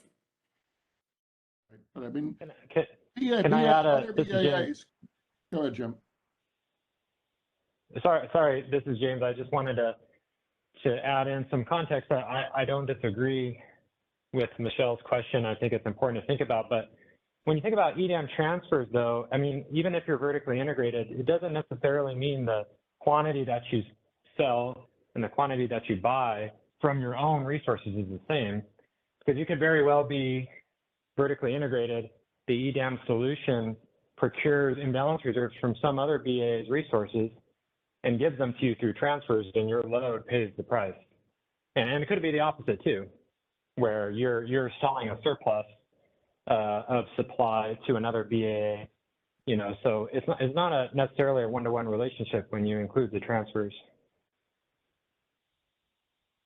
Yeah, I think that's what I was going to say. Other BAs could be net buyers or net sellers, and if they're net buyers, the price matters, but it probably means because they don't have it of their own, or they'd rather use their low-cost resources and buy the imbalance reserves from others, because it's still, everybody has a different resource mix. I know in MISO, when they coordinated their ancillary service market, a number of utilities spoke at a conference talking about how much money they were saving because they had different resource mixes. And it was really great to be able to buy ancillary services from somebody else when it was very expensive to get them off their resources. Yeah, and I get that, except we've already paid for all of these resources. So we're bidding all of ours in and they could potentially get taken. So I get it. But yeah, anyway, I think I've made my point. Thanks. Kathleen? Great, thank you. This is Kathleen Colbert from Vistra. I just have 2 points. My first one is on the discussion you just had. And so when I was speaking on Tuesday, I was really trying to drive home that there is a big missing conversation that has occurred in this process. And I don't think we should, I think that's got to be the next step, is to have a meeting where we invite the EIM entities, prospective EDAM entities, to spend time really teasing out and having these discussions, because it's really critical that we're using the same assumption sets across like all the stakeholders, right, as we think about this. I agreed with parts of what Michelle said. I agreed with parts of what James said. And I especially like want to lean in on James's example of the transfers. Really ties into what, you know, I was trying to flag on Tuesday of, but then you also have RAP.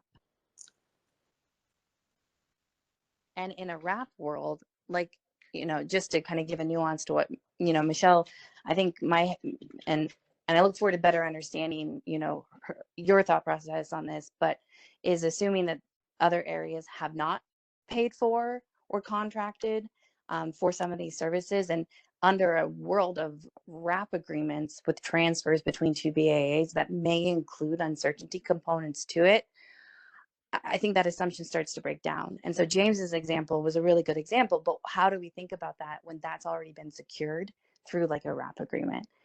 And in addition to RAP, we've also got just other, you know, external to California entities procure long-term contracts. And so that is another example that's kind of like what, you know, the California RA equivalent, but we need to have that space as a group to have that meeting. And I've asked for that on Tuesday, and I just want to re-ask for the CAISO not to delay scheduling that meeting for us to have these really specific EDAM discussions. Because the other like really specific EDAM discussion that we flagged kind of has more to do with your slide here. It's one thing to say that the CAISO itself for its BAA will have the flexibility to add additional constraints, because the CAISO BAA has that flexibility today, right? The operations team identifies all the potential constraints in a forward study, and then going into closer to day ahead, they enforce those constraints. It's the same process concept that we had in our minds for the zones. But when you pivot and look outside to the EIM and potential EDAM, it's their BAA that makes that decision. So the CAISO will not have the flexibility to be adding constraints for an EDAM BAA because they just don't have that authority under a voluntary market. And we need to have space to talk through with the EDAM prospective BAAs. What is the level of granularity that you plan to manage your system inside an EDAM? Is it going to look like what we have in EIM, where you only enforce a couple constraints, or a handful, or 10, 20, like what's it look like? And if the plan is to really focus on enforcing EDAM BAAs that are outside of CAISO, more like zones, I think that informs our cost benefit.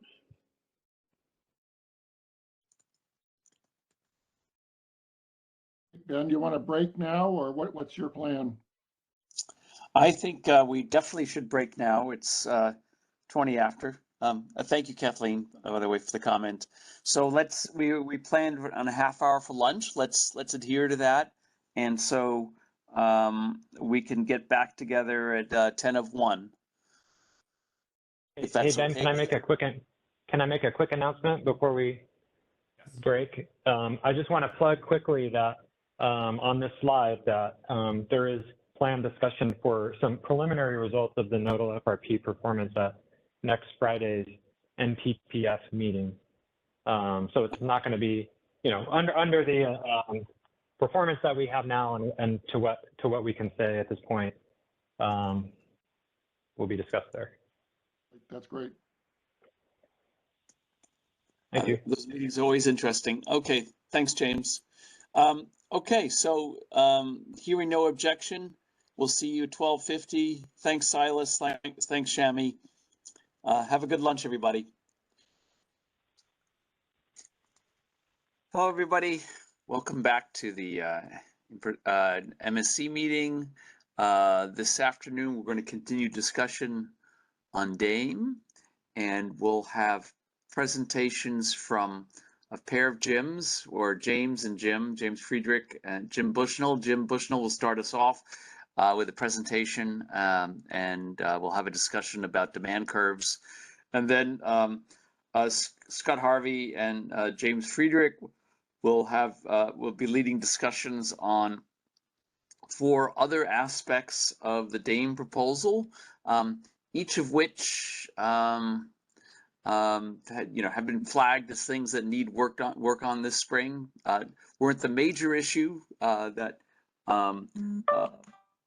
resulted in a delay in consideration of the DAME proposal by the board, but are still very important issues. So Jim, it's all yours.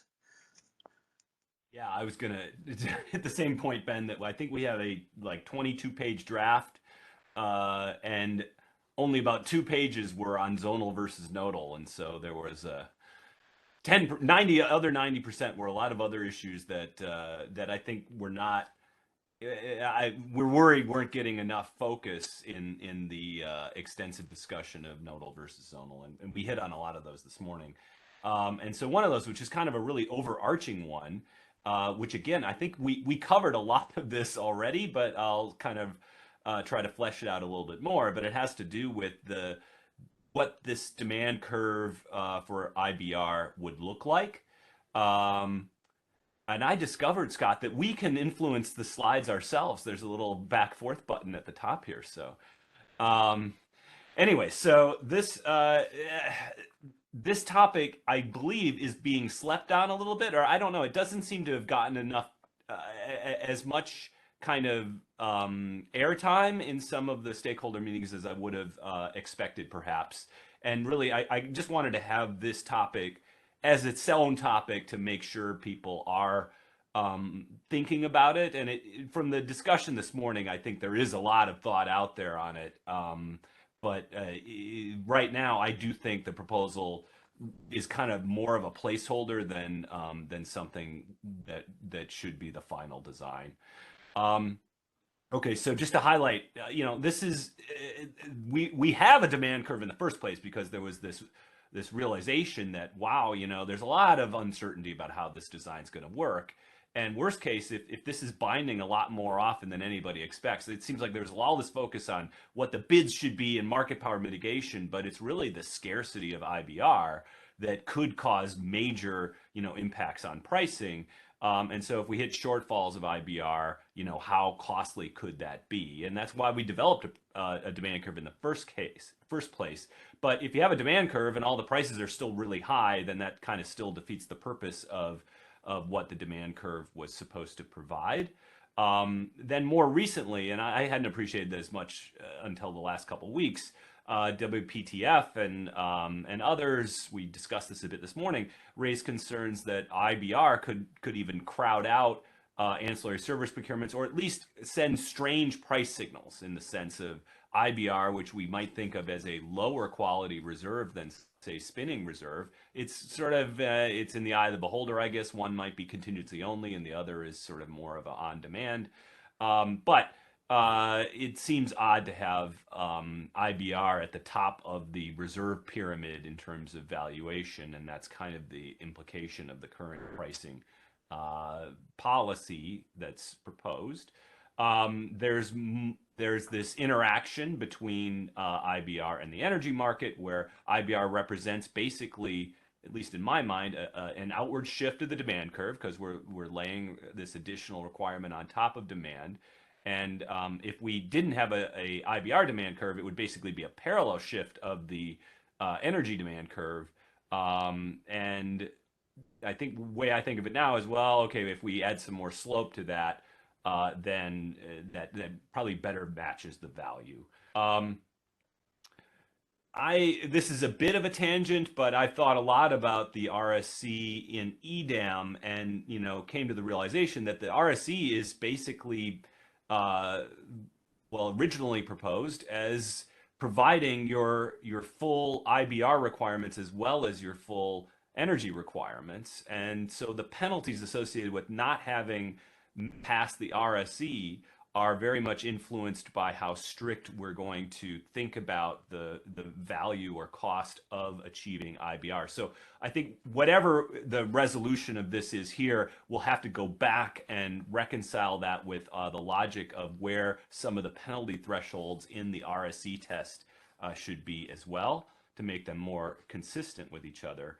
And then I just think there's this natural kind of when implementing a market design with a lot of things that we're not quite sure how it's going to work, it just seems to make a lot of intuitive sense to try to limit how bad the worst case could get. This kind of thought is influenced by my work on cap and trade, where I think a lot of market designs in cap and trade have been papered over by the fact that we've had cost containment measures in the cap and trade programs, at least some of them. And that kind of logic, I think, could apply here. And so we could think about a maybe initial conservative trajectory there of penalty prices that would be gradually relaxed as we learn more or become more confident in the behavior of this product. Okay, so that's to motivate you. I think when you try to, and I've tried this, to think through what is the economic logic behind any demand curve you could come up with, and we'll start with the CAISO proposal. And I could think of basically two paradigms for a logic here. The first is a reliability influenced ones, where you want to think about what is the increased likelihood of having scarcity in real time as a consequence of relaxing an IBR purchase. So we have a goal of having a certain amount of IBR, let's say it's 97.5 outlier realization of net load. And if we bought only, instead of buying the full 97.5, we bought only 95, what are the consequences in terms of reduced liability or increased probability of scarcity in real time, where I'm thinking the cost of scarcity in real time, to be consistent with our pricing parameters, would be $1,000. Obviously, I think that's probably a low number for true scarcity where we're shedding load. But that is kind of what our market design is implying. I don't necessarily think that's the best number for that, but that is what the market is implying. And so you could think of the CAISO's proposal, which I confess I don't fully understand the details of it, but it's based upon the flexi ramp demand curve. The maximum would reach $1,000. And then there would be relaxation based upon, I believe the phrasing was the increase in probability of shortage of buying less, or the decrease in probability of shortage if you bought more, that sort of thing. But the implications, at least of some of the early stuff I saw, was that that they were implying that if you didn't buy the full requirement. So let's say you bought only 95% instead of 97.5%. And the net load realization was in fact 97%. So net load did go beyond what we procured IBR for. The pricing schedule of the demand curve is implicitly assuming that that is 100% sure to produce a scarcity in real time then. Or in other words, that costs us $1,000 if that net load draw is higher than the IBR we procured against. And I think that is overstated for a few reasons. So first of all, a shortfall of IBR is not the same thing as a real-time shortfall of energy, obviously. And I'm going to get to that in the next slide.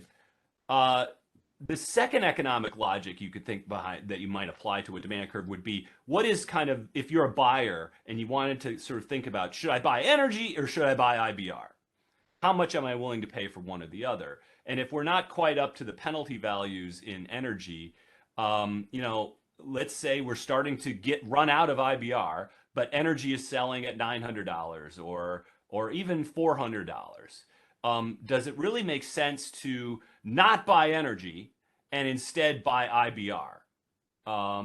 or is energy just a better product than IBR? I think there's a lot of dimensions in which it is. And so if you want to sort of think of it as the arbitrage from the buyer perspective, where does that trade-off fall in? And here's where it gets complicated, because IBR is just a capacity product, and they do get paid for the energy in real time as well.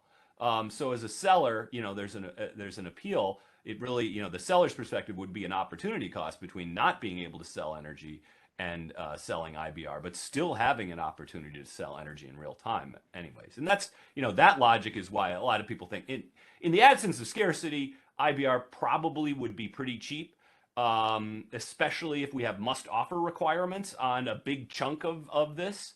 So it really is a question of what's it gonna look like when we hit scarcity, and we're really not sure how much scarcity there might be because of all these uncertainties about the design. Okay, so let me talk through the IBR shortfall reliability, or I call it scarcity, because the way I think about it is what will happen is we'll trigger scarcity conditions in the real-time market. That doesn't necessarily mean we're shedding load, obviously, because all sorts of other steps happen too. So does an IBR shortfall, if we procure less than what the net load realized draw ends up being, necessarily mean that for sure we're going to have real-time scarcity? Well, all that means is that we didn't require enough committed capacity day ahead to stand by, absolutely just in case we have that high net load draw. But that's different than saying there might still be capacity out there that for whatever reason, didn't sell an IBR, but they discovered some more headroom day ahead or whatever. Because we don't buy IBR today, and there's plenty of energy available on the real-time market under a lot of circumstances.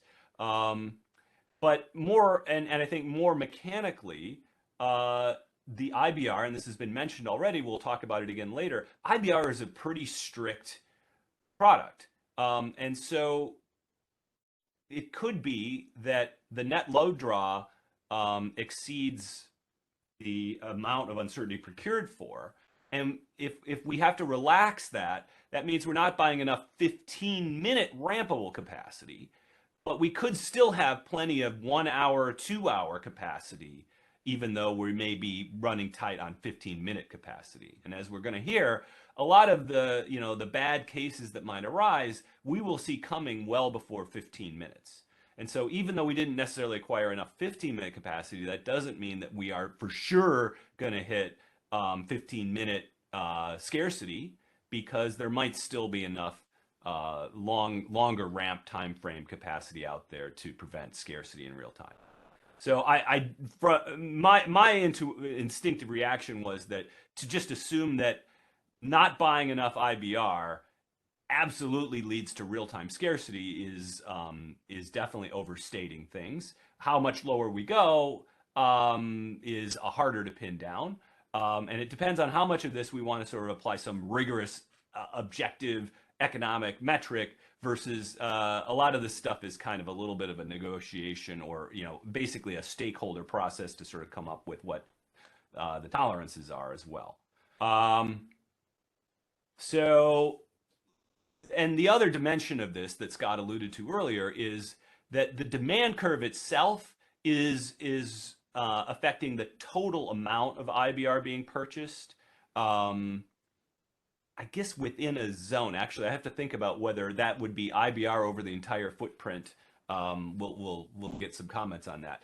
But it's certainly, if we hit that IBR maximum price, what it's going to do is in the nodes or areas where the price of IBR starts to exceed the demand curve and we start buying less of it, then in those areas we will buy less IBR.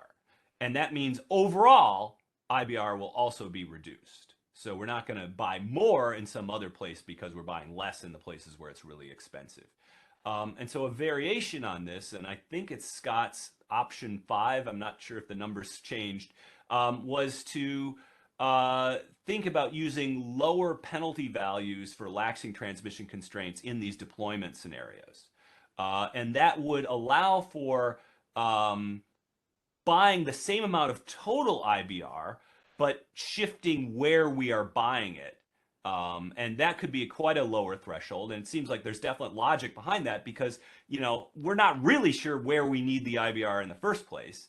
And so to have this kind of all or nothing that, oh, it's too expensive there, so we don't want it, but also say, oh, it's quite cheap over here. And so, but we don't want it there either because, you know, we absolutely have to have it in this expensive node. That's kind of an extreme perspective to take too, given the level of uncertainty around where we really need. And so I think an element of the discussion about what the procurement curve should look like should definitely have some thought about the degree to which we're willing to substitute IBR in one location for another. And I think those parameters, you know, whether there's an ability to do this in a, you know, just as we talked this morning about flexibly adding or not adding constraints to the deployment scenarios, whether there's a way to have different relaxation parameters on some of those as well. Maybe big inter BA would have a higher threshold than certainly some of the interzonal constraints, for example. Okay, and so in summary here, I think interpreting the cost of a shortfall of IBR as basically, oh no, if we didn't get enough, we're absolutely going to have scarcity is overstating the value of IBR and risks us paying too much for it. And yet, as of now, by having that top point of the demand curve up at $1,000, that is what we're doing. I guess I didn't explicitly address the AS issue. My understanding is with the AS, because of the ordering of the penalties in the scheduling run, AS will still have a higher priority than IBR, because IBR, the demand curve proposal, is to have the same penalty values in both the scheduling run and the pricing run. So they would actually buy spin before they would buy IBR if they could only buy one or the other. But the price of IBR would be much higher than the price of spin. So there's this weird different ordering in terms of what's the more valuable ancillary service in terms of the scheduling run penalty values and the pricing run penalty values, which I don't know if that creates some, I don't know, it's odd. It sort of sends a weird signal. And so it's another question is whether we should ever have IBR's price rise above that of the other ancillary services. I think there are empirical studies that could help this. You know, I've been trying to think about, well, are there ways to sort of tease out if the probability of a large net load shock, something exceeding the available rampable capacity procured day ahead, if it's not 100% that big demand shock will cause scarcity, is there a way to test what that percent really would be? And maybe it's looking at the 15 amount rampable capacity coming out of today's IFM plus RUC process. Maybe a way to sort of see, okay, well, how many days did we have a net load shock that exceeded the sort of analogous amount that we're procuring through our process today, and what were the reliability outcomes during those periods when that net load shock was bigger than the amount of 15-minute ramp capacity procured. And I'm not sure how, it's still a bit of apples to oranges in the sense that today's available capacity is influenced heavily by the load conformance decisions. But I guess if we already bake in the load conformance, we could still say, like, look, conditioned on the amount of rampable capacity we got out of IFM and RUC, where RUC was, you know, influenced by the load conformance, we have a certain amount of rampable capacity there. How many days did we actually have a net load realization bigger than that? If we can somehow translate a megawatt quantity from past data to an equivalent net load percentage, uncertainty percentage, then maybe there is a way to test this. And maybe it's half the time when the net load shock is bigger than our available capacity, we had some, you know, $1,000 prices in real time, or maybe it's much higher than that. I'm not sure, but it'd kind of be nice to know. And, you know, I do think there's definitely some logic for starting with a lower pricing scheme, at least as a transitory measure, because of all of the uncertainty surrounding this. I realize that's sort of a difficult thing because you have to then discuss under what conditions you start raising those penalty prices and so forth. I just wanted to add, there's one other element here that I didn't have on the slides, which was the settlements implications as well. Right now, if you are basically the FRP is kind of the replacement for IBR that doesn't perform. And if we start to have, there's questions about just how those two things reconcile with each other and incentives if we start really changing the demand curve to say something dramatically lower than what the FRP then actually, yeah, then underperformance would be even worse, I guess. So these are just considerations that that we'd have to kind of that often get overlooked, but there has to be this consistency between its implications for both energy pricing and for the non-performance settlements. All right, so I just wanted to kind of tee this up. Don't have numbers for you right now. I just wanted to make sure that this is on people's radar screen, because I think it really does influence how worried or how at least neutral we are about some other aspects of this design. So I'll turn it over to the others to add their thoughts and then have a discussion. So a quick question, the exact level of the parameters used in a demand curve, just like the FlexiRamp product, that would be something, maybe general principles are stated in the tariff, but it would be in the business manual, the precise values, so they could be readily changed and adapted. I think that was this is the a plan. question for staff. Yeah, I think that was the plan. That's correct, Ben. Okay, thank you for confirming. And James, what would be the, or do you know what the, if $1,000 is kind of that would be the highest value. So basically dropping down almost nothing that you're buying would cost $1,000. But what would be the lowest tier then, where you start relaxing off of 97 to say 95%? Or that's the part I didn't have a good feel for. Is it? Yeah, it's hard to say exactly. We probably can get some clues based off the FRP demand curve tiers and prices are publicly available on Oasis. They're posted by hour, my understanding. So we could probably use that as some sort of highlight of what that might be. But I'm just not sure without looking at it first.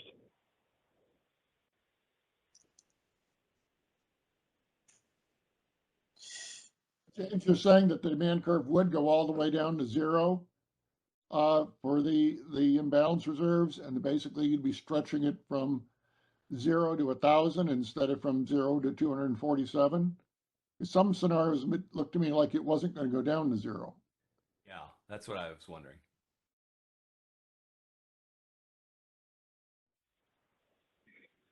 Yeah, so and I'll ask George to help weigh in here, but my understanding is that essentially the calculation is looking at the expected probability of not being able to meet, that level of load times the power balance constraint penalty price. And so you would have at lower values, the first tier might be set to something like, $10, $25, something around there.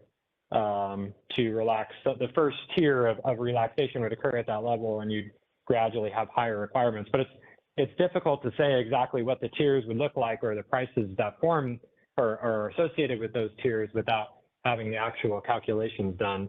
And to be frank, how the prices and tiers are set is the result of complicated calculations that I won't pretend to be able to share how they work without studying it some more. I guess I was worried that, if you follow this belief that anytime net load rises above the percentile acquired for an IBR, that leads to scarcity, then that means if the first couple megawatts you buy which goes from the median, you know, the expected to say the 51st percent. So we have a little bit of a positive shock. That if we don't buy that positive shock, it's going to cost us, there's a 50-50 chance that there's a draw above the median. And so if we didn't buy any IBR, that's 50% times scarcity value. And that starts us at $500. And so that's, if that was the logic, you know, I think $500 at the floor is concerning as well. It'd be more sensible than 1,000. I don't understand how we get 1,000 if that's the model we're using. And the CAISO has some slides out that shows it goes up to 1,000. So I'm just, is there an evolution? Is there another design that a model that you have in mind? It's not what was in the last proposal?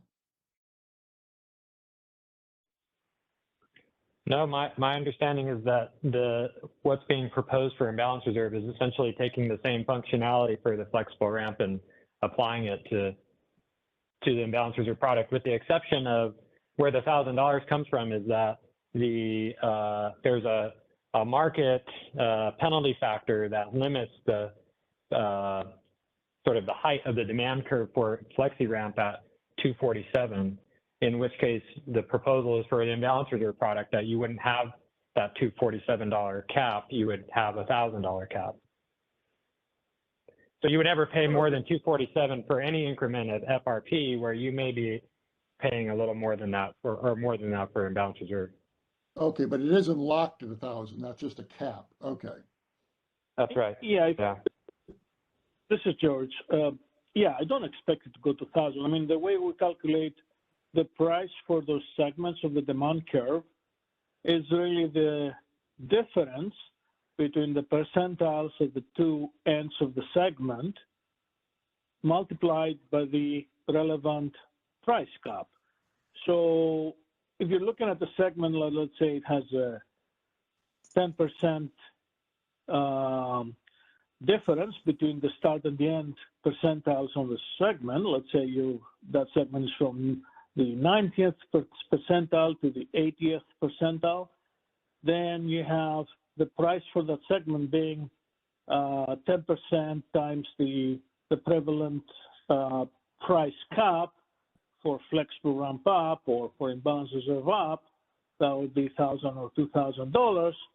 So you're looking at the $100 segment, right? So, and the way we build this curve, moving from outside in, that is from higher percentile, we're starting from the 97.5, moving all the way in, we add more, we get the segments to have higher differences in the percentile so that we have higher costs as we're going in to result with the monotonically decreasing demand curve, right? So I can provide some more details if there is an interest to delve more into this. But at the very end, you have the segments being defined by the quantiles in megawatt for uncertainty, and the segment price is the difference between the percentiles of those quantiles multiplied by the price cap.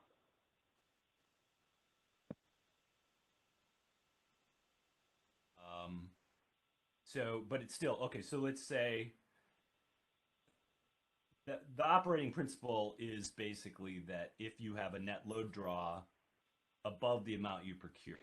So let's say you procured to the 89th percentile, but not the 90th because of prices of getting that last 10%. Then what, when you say you want to think about? Yeah, the logic is the following. You basically say, for this segment, let's talk about the same example that I was telling before. That segment is from the 90th percentile to the 80th percentile. So you say basically the percentile is the cumulative probability of the uncertainty materializing up to that percentile. So the difference between 80th and 90th says this is your probability of of the uncertainty materializing between the 80th and 90th percentile. And if you don't procure imbalance reserve to cover that amount of uncertainty, then you're looking at a potential probabilistic cost of 10% times your, let's say, $1,000 price cap, right? That's $100. And then on the other segment going further in, you want to have a higher price so that you have a monotonically decreasing demand curve. So you go, let's say, from the 80th percentile to something less than the 70th, right? So let's say the 60th, right? So you get 20%. Times the 1,000, that will give you a $200 segment. It's further in, so it costs higher to forego the procurement of the imbalance reserve to cover the percentiles from 60th to 80th. So that's a general principle, right? Yeah, and so when you get to, let's just say, the first megawatt of IBR, or the first percentile you're acquiring, then it seems like that would be a 50-50 chance that net load's going to be above that. And so right, now we split the ceiling curve between, yeah, we actually separate the curve between positive and negative uncertainty so that we have two different demand curves. So yeah, we actually have a process for locating what I call the percentile at the zero quantile. The zero quantile splits the uncertainty to positive and negative, right? So you do a search to find what's the percentile for that zero quantile, and then you bridge the difference between that percentile, I call it P0, all the way to P97.5.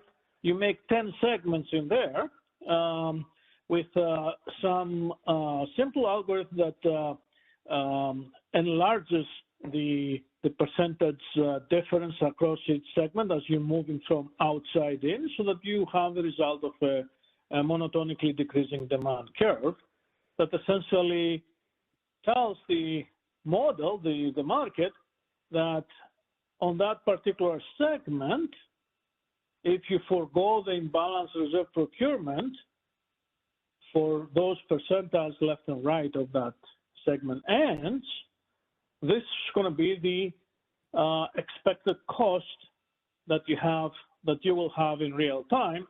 In essence, the demand curve is really an avoidance cost for imbalance reserve, for relaxing the imbalance reserve requirement. But you see my point that if we didn't buy, that's assuming that whenever the net load shock is bigger than the amount of IBR procured, that we're definitely going to hit $1,000 in real time. Yes, but it has a probability of that happening depending on where the demand curve. I understand that, but I'm also saying that if we didn't buy enough, quote unquote, IBR, it's far from obvious to me that that would result in $1,000 price in real time. But also, it seems like by this logic that the highest price should be $500. That, you know, let's say we bought no IBR, then that should be, then 50% of the time we already bought too much because we'll have a net load shock below that, and that the other 50% of the time we would have net load shock above, and therefore the probability of not having enough IBR would be 50% if we bought none. Can I comment on the 50%, George? Yeah. Go ahead. I may be mixing my ups and downs in those percentages. Is that? Yeah, and I think this got brought up at the last MSC meeting. Ben brought up a similar question, but you have to remember that the way the imbalance reserve requirement is formed is taking, you take the series, you have an hourly forecast, and then you compare that hourly forecast to the series of 4 15-minute forecasts within the same hourly interval the next day. And the imbalance reserve up requirement is formed based on data where you take the largest positive residual of the 4 and include that in the data set. And the downward requirement, you take the lowest or the smallest residual from that comparison and put it in the downward data set. So it's not really a 50-50 chance because you're taking the largest value, the largest deviation within that hour and applying it to the requirement, if that makes sense. Well, it all depends on what the forecast is. If the forecast is the highest value over that hour, then, you know, it should be 50-50. But if the forecast you're using is the median over the hour, then yeah, comparing the highest to the median would be, you know, would result in a higher percentage. Yeah, now if it were the case, yeah, go ahead. Yeah, it's not a single point that or regarding like the 50 percentile or whatever. You're going continuously. Okay, let me start by saying that. Let's say you come up with a continuous function that tells you for every percentile that you're not procuring below the 97.5 percentile, which is the target, you have a probabilistic cost because you assume that in real time the entire 97.5 percentile may materialize, and therefore you have $1,000 cost for the penalty if that happens and you're missing a percentile. Then going lower, you know, from that percentile sort to 2 percentile sort, you have another cost, and of course, the more you forgo, the higher that probabilistic cost goes. So you cover the entire range of possibilities, and of course we only have 10 segments, so we have to we can't have a continuous function, so we have some mechanisms to approximate with the 10 segment function, but we're covering the entire range, right? We're not targeting a 50 percentile, or you're covering the entire range from what you call the half even point to the 97.5 percentile. We have 10 segments in there that gives you a price if you relax the requirement to that segment. George, is this like, I mean, I'm trying to understand, because the normal way these ORDC demand curves are calculated is you're looking at what's the probability of an outcome that's larger than the amount of reserves you've got. So that, yes. Okay, and that's why some of this discussion about the change is confusing, because it's, but maybe just the way you think about it. But I think it's what's the probability of a realization of uncertainty that's greater than the amount of imbalance reserves you've got. And Jim's point is if we've got 0 imbalance reserves and we're choosing the highest, if our day of load forecast we're using is the highest value in the hour and we're comparing it to the highest FRU interval in the hour, I mean, maybe that's about 50%. It shouldn't be 70% unless there's something odd about the way we're doing our day ahead forecast. And that would say there's a, if we got 0 reserves, there's a 50% probability of the error being causing a shortfall. Now, so that's for 1 point. So that's 1 point on the demand curve. So then that's the end. That's just the end. That's the top point we're saying. And then as you go down, it gets lower because the more imbalance reserves you have, the lower the probability of exceeding the uncertainty exceeding your imbalance reserves. Right. Okay.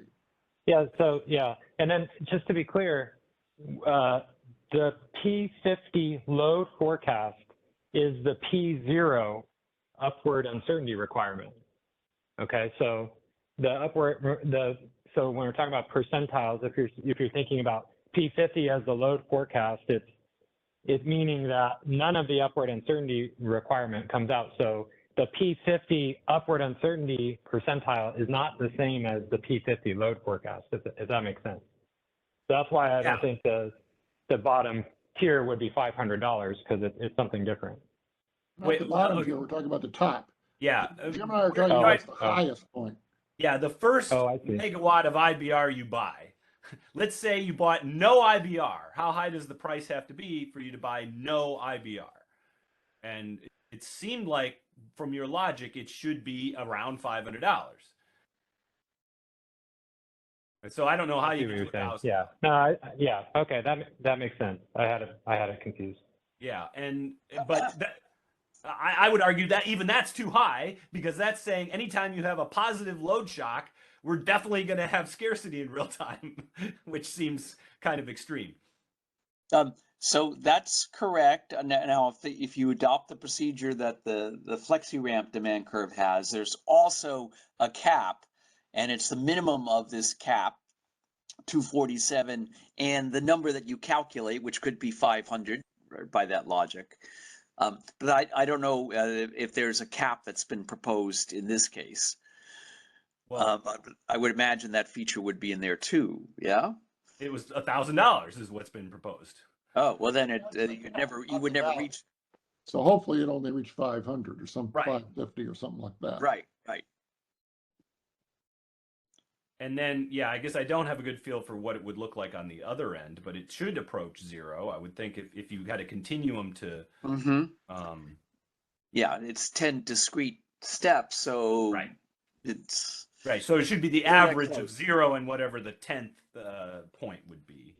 But again, Yeah. if they're thinking of the 10th point as, yeah, and this is where these numbers are getting, whatever, the odds of having a net load shock above that P 97.5.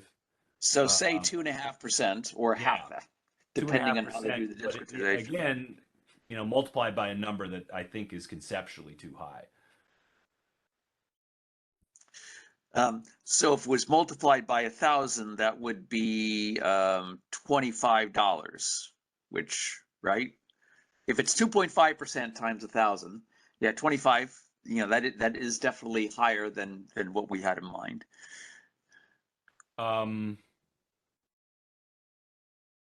Yeah, so it's helpful to have try to flesh this out, and honestly, I don't know how we got this far without having a pretty clear example of how this is supposed to work. But that would be useful. Well, I think there's been a lot of changes in this element, and that's the thing.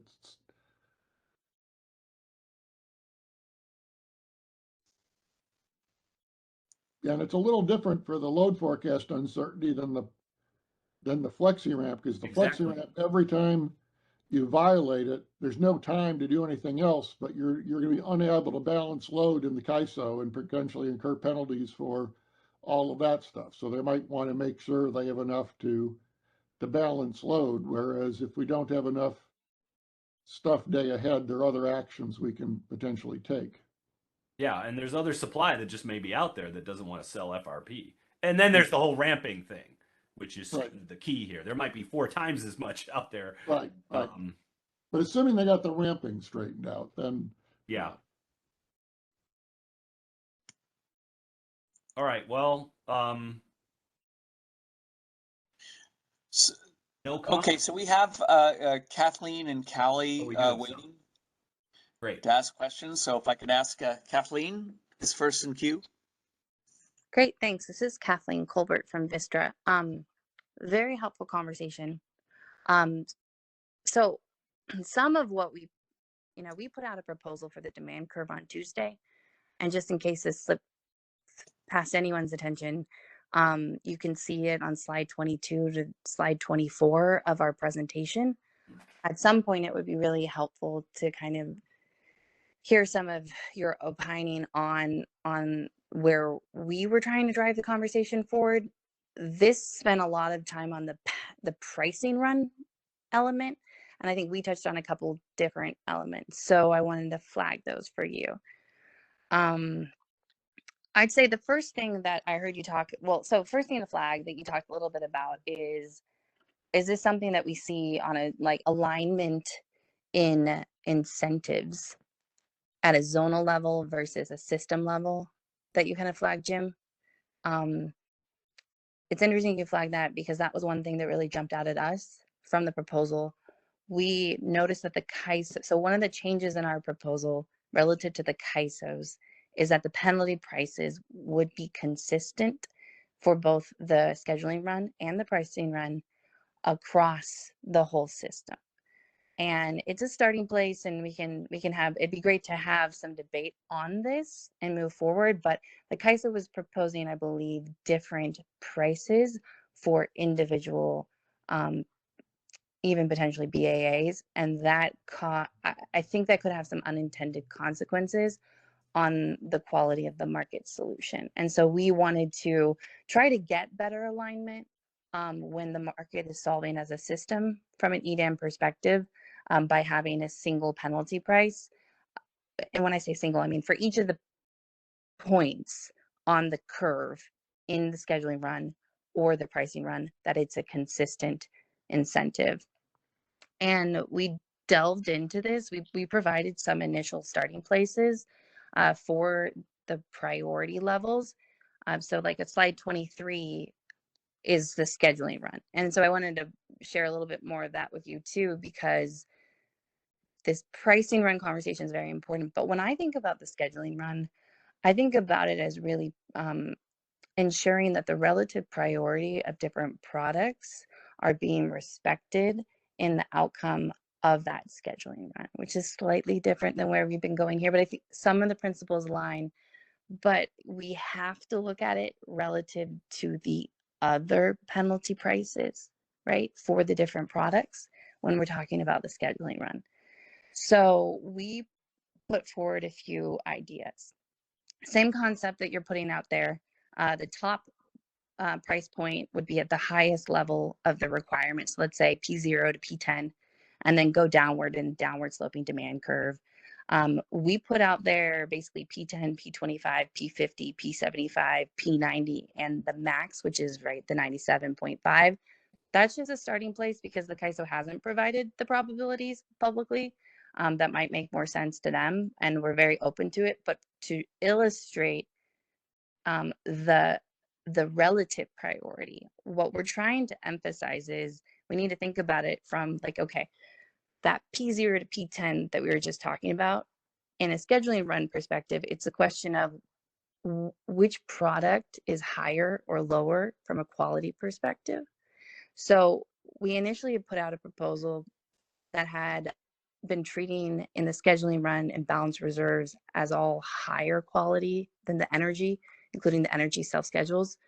We've revised that proposal based on stakeholder feedback between the presentation we gave on the 27th of February to the detailed design provided this earlier this week, to have a portion of the uncertainty requirement in the scheduling run be above those energy self-schedules, but really only this P0 to P10. Same kind of concept of what's the highest level of certainty that you might have that uncertainty will materialize. And it's got to be that top part. And so we would have that sit above $1,800 per megawatt hour so that it is a portion of the uncertainty that we are most certain will occur is protected above energy self-schedules, but not a lot, just a very strict amount.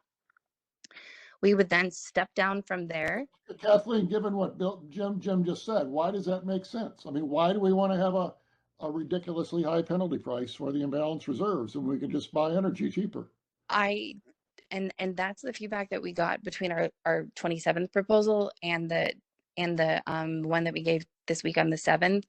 The reason that we propose to keep a little protected is because the CAISO seems so passionate about needing to protect some portion. And so we were trying to, understand where they're coming from and saying that an operator really wants to be conservative. But Scott, a lot of what we put forward was a compromise. And I want to acknowledge that we put forward this proposal because we are driving towards a May deadline and a lot of compromises need to be made. I'm not going to fall on my sword for that one. Like I said, we've already revised it in 1 week based on feedback.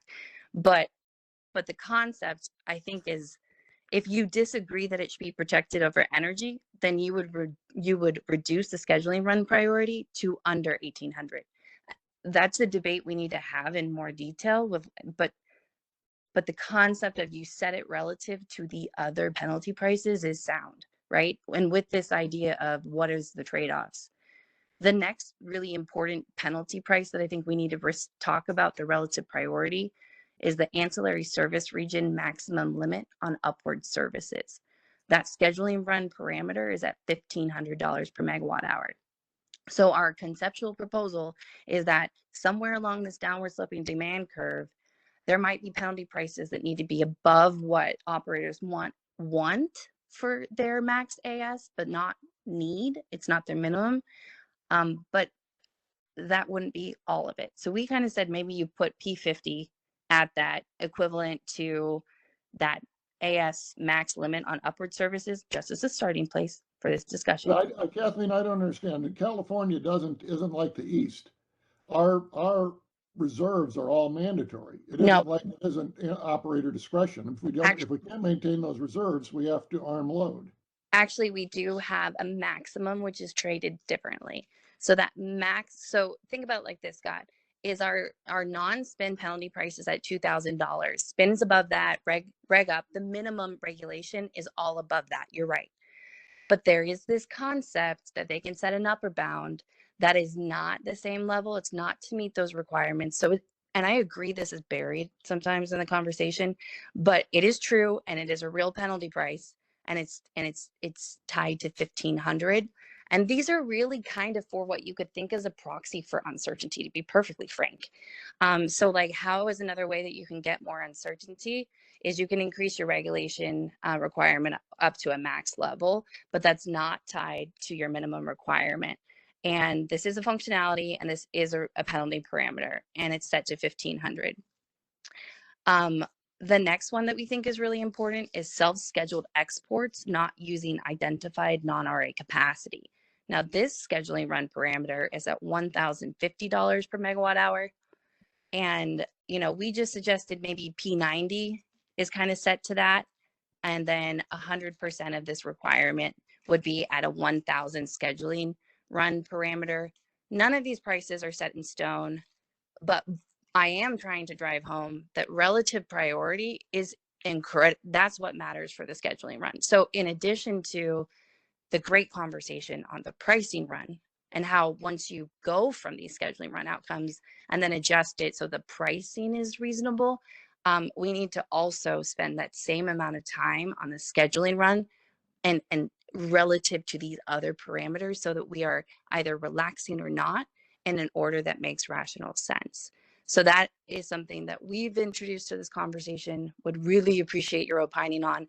Defer, please don't take it as like this was a starting place because it wasn't being discussed. And we wanted to put it out there because we agreed with where Jim started his presentation. This did not get enough detail, and this is really important. Yeah, so I don't, well, first of all, I don't think IBR should ever have a higher scheduling priority than energy, any portion of it. And it looks like what you've proposed here has kind of some overlap. There are overlapping regions for portions of IBR and all of these other services. I don't know whether that's problematic operationally or not. Or you just sort of relax them side by side. But I always thought the AS requirements are special because they're contingency, because I had thought they were requirements. I don't know how much the CAISO buys more than buys up to some higher level. I think of this as being basically higher requirements, but lower value product than almost all the ASs. And therefore should have a lower scheduling run parameter and should also have a lower scheduling run. We agree, and that's why our first proposal started it at between 1,800 to 2,000 on the lowest quality AS. We also have shifted a lot in the last week and a half based on feedback from the outside, and frankly, your feedback right now. I just made a huge note, and it puts even more weight behind the other stakeholders' feedback that we received. So we did receive pretty resounding feedback when we. Our initial proposal was that above energy self-schedules, but below all AS requirements. And we got the same feedback that this just isn't the right way to run the system because the uncertainty requirements have a high probability of never materializing, where the energy requirements are a higher level need for the IFM market to solve towards. And with your feedback now, Jim, I think we'll take this back and we will flip our our proposal and kind of see if we readjust it to respect the principles that you've laid out here today. Yeah, and I guess the other point I was trying to make is that I think we should never be paying $1,000 for IBR. Because if we can buy energy, it's worth more. And even if energy is not available, we might or might not need it in real. And so I just think that following the logic we were talking about, it seems like $500. There's a logic there, but even I worry about even that. For the reasons I've gone over, but I just don't see a case for $1,000, given that we're already buying energy, with assuming reliability capacity is doing what it's supposed to, we're already buying towards our expected needs, and this is all just covering positive load shocks. Yeah, if I can add one more thing. So the scheduling run to me is probably the most important. I totally respect this pricing run, but it's really important because it gets at what we're actually scheduling into our market. And with, we do, as it transitions to the pricing run, there is a downward limiter and there's I believe the upward limiter has been implemented or will be implemented soon. So there is a band around how much those schedules can change. And so fully respect what you're saying. Do want to note that those limiters have a huge impact. And so when we think about where the pricing run penalty parameters are at, I think of that as really less of changing the outcome of the IFN solution, more about ensuring that the pricing associated with it is reasonable and sending the right signals. And like I said, just so you know, our proposal for the penalty for the pricing run, which starts at 1,000, was tied to believing that was an unmovable mountain for the CAISO, because that's really where they started. But trying to make sure that it would slope towards closer to zero. See, okay, I'm reminded we're running this topic. I just wanted to highlight Callie had a question she posted on the chat that's a really good question, and it basically is about how the demand curve would interact with deployment scenarios. So if we did end up acquiring less than the maximum amount in because we hit the demand curve, how does that flow? Does CAISO have an idea how that would then flow through to the deployment scenarios? Is it some kind of just Jim, I think that's how it would happen, is in the deployment scenarios that, we wouldn't be able to schedule it without, because of transmission constraints. So it'd be so expensive. Because if we didn't have the transmission, of course, we could schedule it all in the Pacific Northwest for nothing. So it's the deployment scenarios that are going to drive the price up. They're going to trigger and so I think the answer then is that, right, it's not sequential where we first lower the total amount and then start lowering the distribution of it. We're actually trumping off different locations and working up from there. Right. This is James from CAISO. May I add a few comments before we close this discussion? Yep. I want to be clear for a couple things on that. The scheduling and pricing run values of the demand curve are the same in the proposal. So you see the same values. I'd also note there was a concern about different demand curves for different entities, which today in EIM, each EIM area has a different FRP demand curve for different hours. And so, I can't necessarily speak. I don't know necessarily the reasons for that, but I'm just saying that, we would, if you're going to look for consistency, you would also expect that within the EDAM, you would have different demand curve calculations by BA, similar to you already have in the EIM. Right, but Jim, that's a different issue than having a different prices. This would be, they'd all have the same price at the bottom and top of their demand curve, but they'd have their own megawatt amounts of it would be different because they'd have different amounts of net load uncertainty. So they'd all have the same demand curve in the sense of the top and bottom, but the quantity amount would be different because they've all got different distributions. That's right. Yep. Yeah.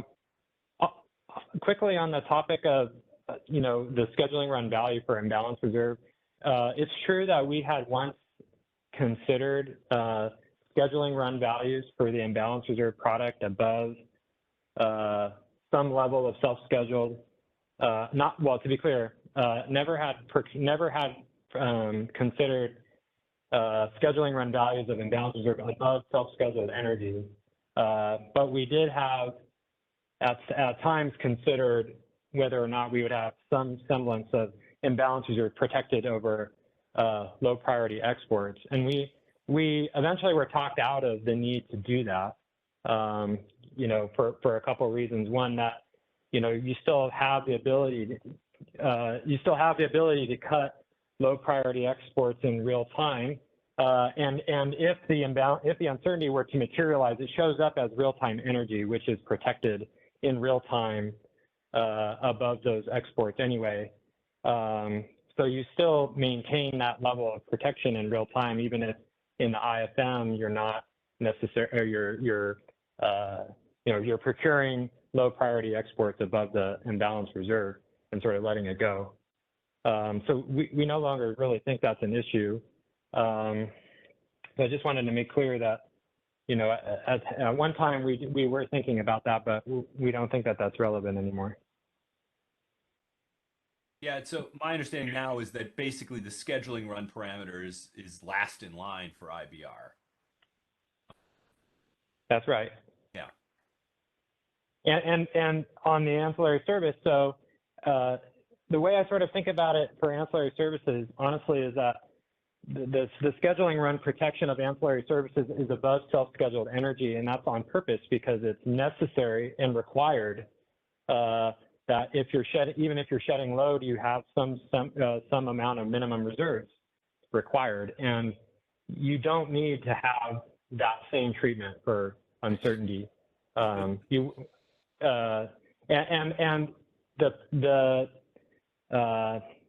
penalty run the pricing run values for the ancillary services, they're in the range of 250, 249, 248. And so that looks a little funny relative to saying, oh, we want to have $1,000 price curve for imbalance reserves. But the way I think of it, the pricing run values for AS, at least in the IFM, are relevant almost. Because the only way that you hit those pricing run values is if you shed all of your load, you're procuring exactly zero energy. And then that's the only way that you're actually going to dip below those minimum requirements of the AS. So that there's an inconsistency with the AS prices in the pricing run, the AS penalty values in the pricing run, to me is sort of irrelevant for that reason.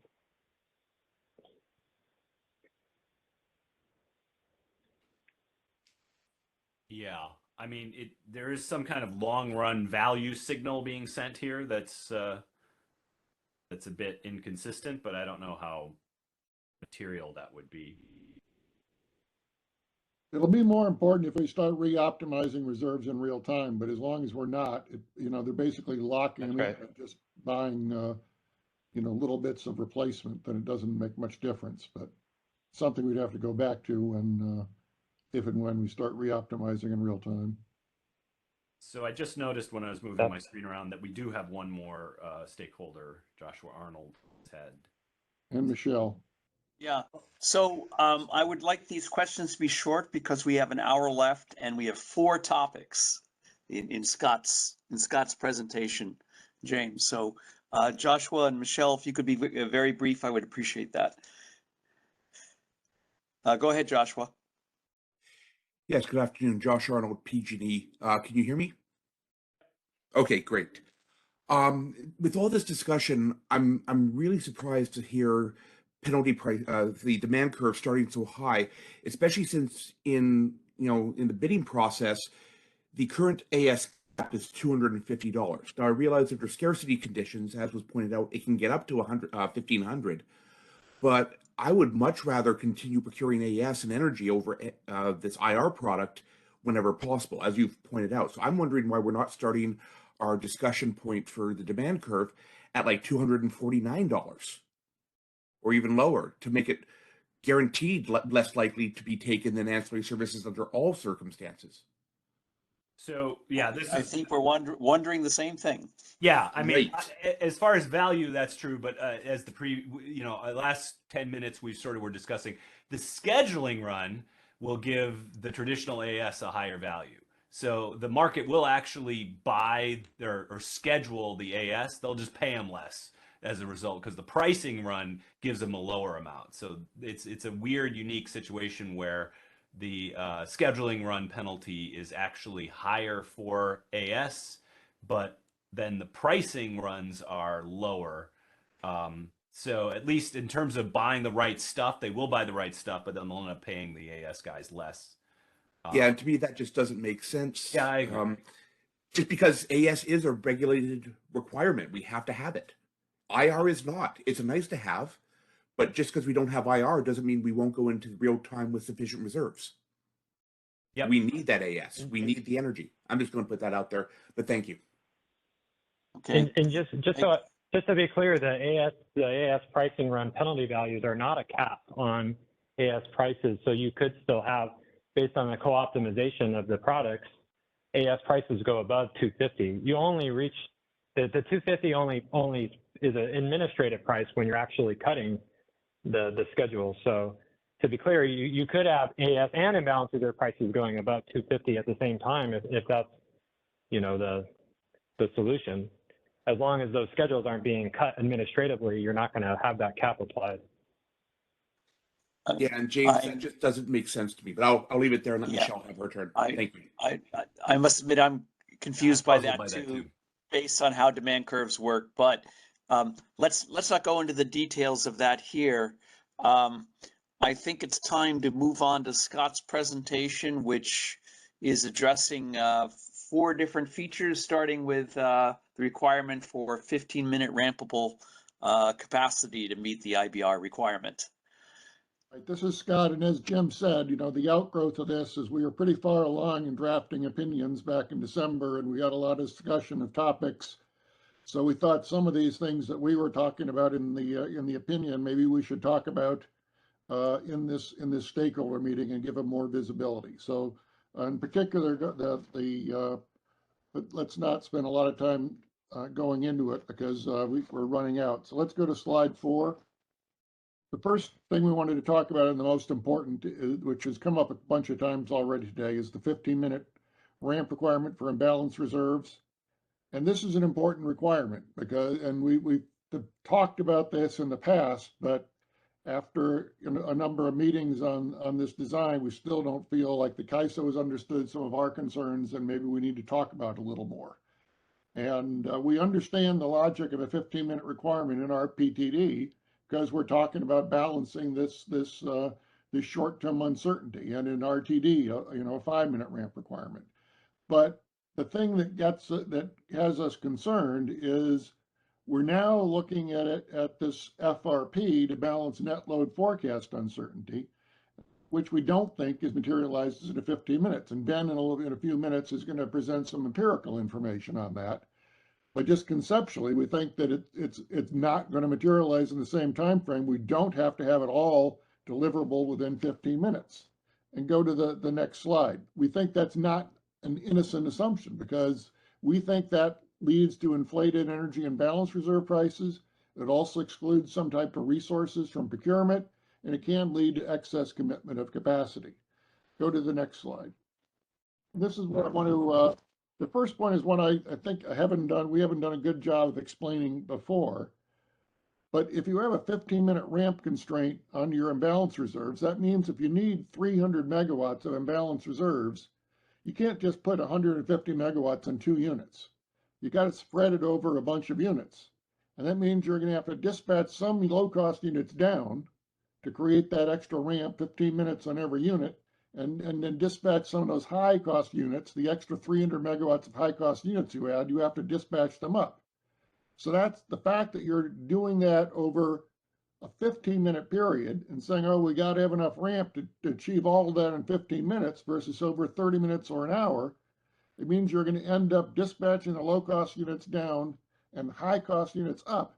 So you're going to end up with a higher energy price. That's the same thing that happens with spinning reserves and so forth, but that's necessary because the spinning reserves have to be available within 10 minutes. But we're now looking at a situation where that's not the case. Damn it. But this is going to artificially increase the price. So we're going to pay for this assumption that it needs to be available within 15 minutes. Now, the other aspect of this is it's also going to drive up the price of ramp, because when we dispatch down the low-cost units and dispatch the high-cost units even farther up, that's going to drive up the opportunity cost, which is going to inflate the price of ramp. So while this inflation is, it's in context for imbalance reserves for spin, where flexi ramp and spin, where it needs to be available in that time frame, it reflects the costs we have to incur. But it's not necessary for load balance and, load forecast uncertainty, which is going to materialize over a period of hours in the operating day. Let me go on for a little bit and finish this topic, Ben, then turn it over to you. How's that? Go to the next slide, please. The other aspect of this assumption is that it also cuts out slower starting units and potentially demand response from providing this. And I don't think storage is the solution, because storage is going to be energy limited. We don't want to use energy limited storage to provide this kind of load forecast error, which might continue all day. It makes a lot more sense to use the storage for the true imbalance reserves, where we're going to balance net load and variations over the day, not these correlated forecast errors in net load uncertainty. The other point down at the bottom is that when you say it has to be all scheduled in 15-minute ramps, that can actually increase the amount of capacity you need. As it may be, in the ideal situation, you need 300 megawatts of imbalance capacity. You can commit an extra 300 megawatts of capacity and spread it all out. So you commit 300 megawatts extra, you get 300 megawatts of 15-minute ramp. You've just spread it over the dispatch. But when we're talking about load forecast uncertainty, and that's thousands of megawatts, we may, if we say we're going to get 3,000 megawatts of extra capacity, we may not have 3,000 megawatts of 15-minute ramp. This could end up forcing us to get 4,000. On a day where it's not really high load, but we got a lot of uncertainty, it could end up, inflating the amount of capacity we commit. So we got extra capacity online and extra emissions costs. So this seems to me to be an issue. Let me go on one more slide and then turn it over to Ben. Now, I know this is not a trivial change, but we ought to think about, one of the things we're doing is we're mixing net load forecast error, which is a long-term realization with the need for 15-minute ramp. And right now, the CAISO doesn't have a 30-minute reserve product, so they have no option. There's no product they got. But maybe we ought to think about, before we jump off this cliff and saying we're to procure 2,000, 3,000, or 4,000 megawatts of load forecast uncertainty and 15-minute ramp, maybe we got to think about that and whether we need another product. And, in terms of what everybody else is doing, if you look at over the last decade, the trend has been for everybody to increase their requirements for 30-minute reserves or introduce a product if they didn't have one to deal to this kind of uncertainty. And maybe we should go further and have a 60-minute product, but I think we really ought to think about this 15-minute requirement. Now, I made assertions about the nature of uncertainty realization. Now Ben's going to talk about that. But I guess before I turn it over to Ben for that part, maybe if there are questions on what I just talked about, I'll take them now and then turn it over to Ben. Yeah, let's go ahead and take questions. That was. Go ahead, Jim. I had a quick question just on, more of a perception. So let's say one alternative is to just do this design, but make it 30-minute instead of 15. It strikes me, I feel like the 15 is coming from working backwards from FRP being kind of the real-time imbalance equivalent. And so I guess it's difficult to just change this to be anything other than 15. Well, they could have some 15-minute reserves, but the question is they don't need to all be 15-minute reserves. That, as Ben's going to get into, not all of this uncertainty is not going to need to be addressed in 15 minutes. We do, I'm not saying we don't need any 15-minute, flexi ramp, and we might need some additional to cover, we might need more, than we have in real time to cover more uncertainty, but still, it's, I think it's a mistake to put in a requirement that it all has to be available in 15 minutes. Right. So we need two products basically. Yeah. Yeah. And just one other, thinking about Jeff Nelson's presentation, this morning and this sort of in the background that kind of this, we're trying to do two products with one tool here. It's possible one of these two products could be in the ruck phase. Right. And I'm not sure which. I think it would be the longer ramp one. Right. I mean, that would be consistent with ruck, which is, Yeah. Okay. Okay, we do have Alva and then Jeff. So Alva, you want to unmute? Yes, this is Alva Sparota from PG&E. I think this is a well-founded criticism, but it doesn't seem to, I would just say it's not a criticism of this particular initiative or implementation, because as you said, the requirement can simply be reduced to the reserves that are actually meaningfully categorized as being addressed properly by a 15-minute reserve. I think the other thing you might want to consider is that this also impinges on a topic you've discussed in the past of whether a market with another horizon would be another way of addressing it, because both adding new services imposes an incredible cognitive burden on bidders, and adding a new market is also going to be incredibly complex. But I think any solution to this issue that you've raised is going to require some significant, further market design. I don't think it's a short-term effort. Just wanted to make that comment. I understand that, Alva, and that's what's troubling, but I'm really also troubled about just blithely going ahead with a 15-minute requirement and seeing what happens. Yeah, if you're using the 15-minute to cover what shouldn't be procured with, I think your criticism is very well-founded, and it would be very concerning if as you say, multi-hour uncertainty is essentially being covered by resources that are too expensive for addressing that issue. So I think I'm glad you brought the issue up. Okay, thanks, Alva. And so if in fact, what I would expect would happen is that operating experience would show that we would see different generators started up as operators, and the system foresees the need, and that actually most of the 15-minute capacity would not ever be used. But I think we can anticipate that ahead of time, perhaps. But Jeff? So then just to clarify that, Ben, but in the day-ahead market, we'd schedule it so that we'd say, oh, we need to have all this. This is a day-ahead market requirement. It would affect the day-ahead market solution.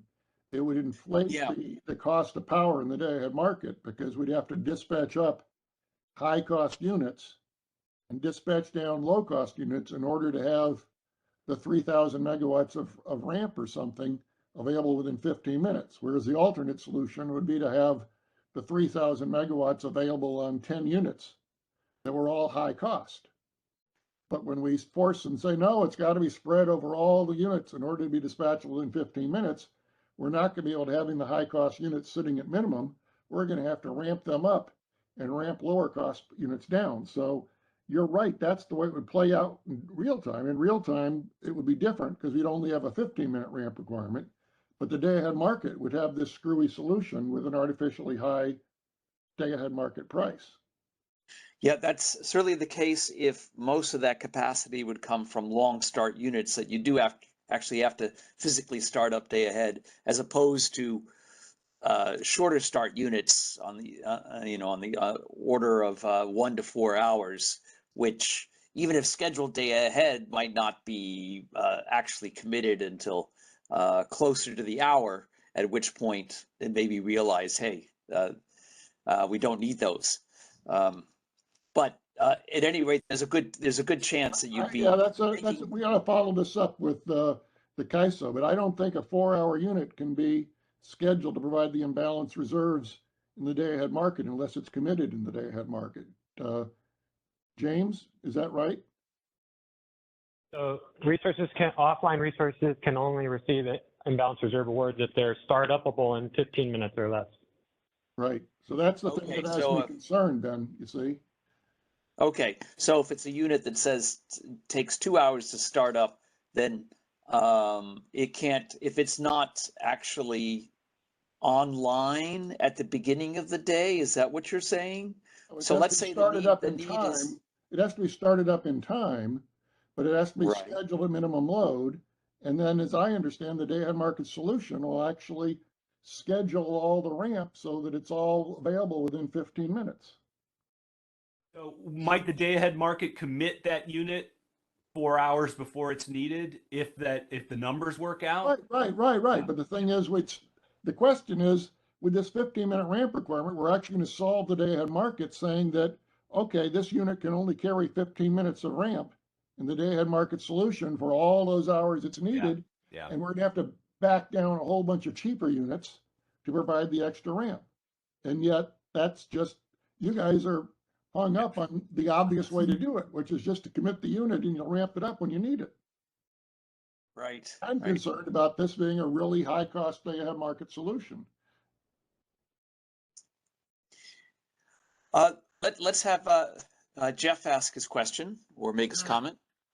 First, if I don't get a chance, thank you all very much. Great discussion today. Great discussion. So thank you. This is one of the things that motivated me to say, take this thing out of the day ahead market, because it may be 4,000 megawatts of capacity that you need times effectively 4. We just don't have that much capacity. You're not going to allow the interties to participate in this because generally the interties aren't rampable. So it's all going to have to come from internal units to California.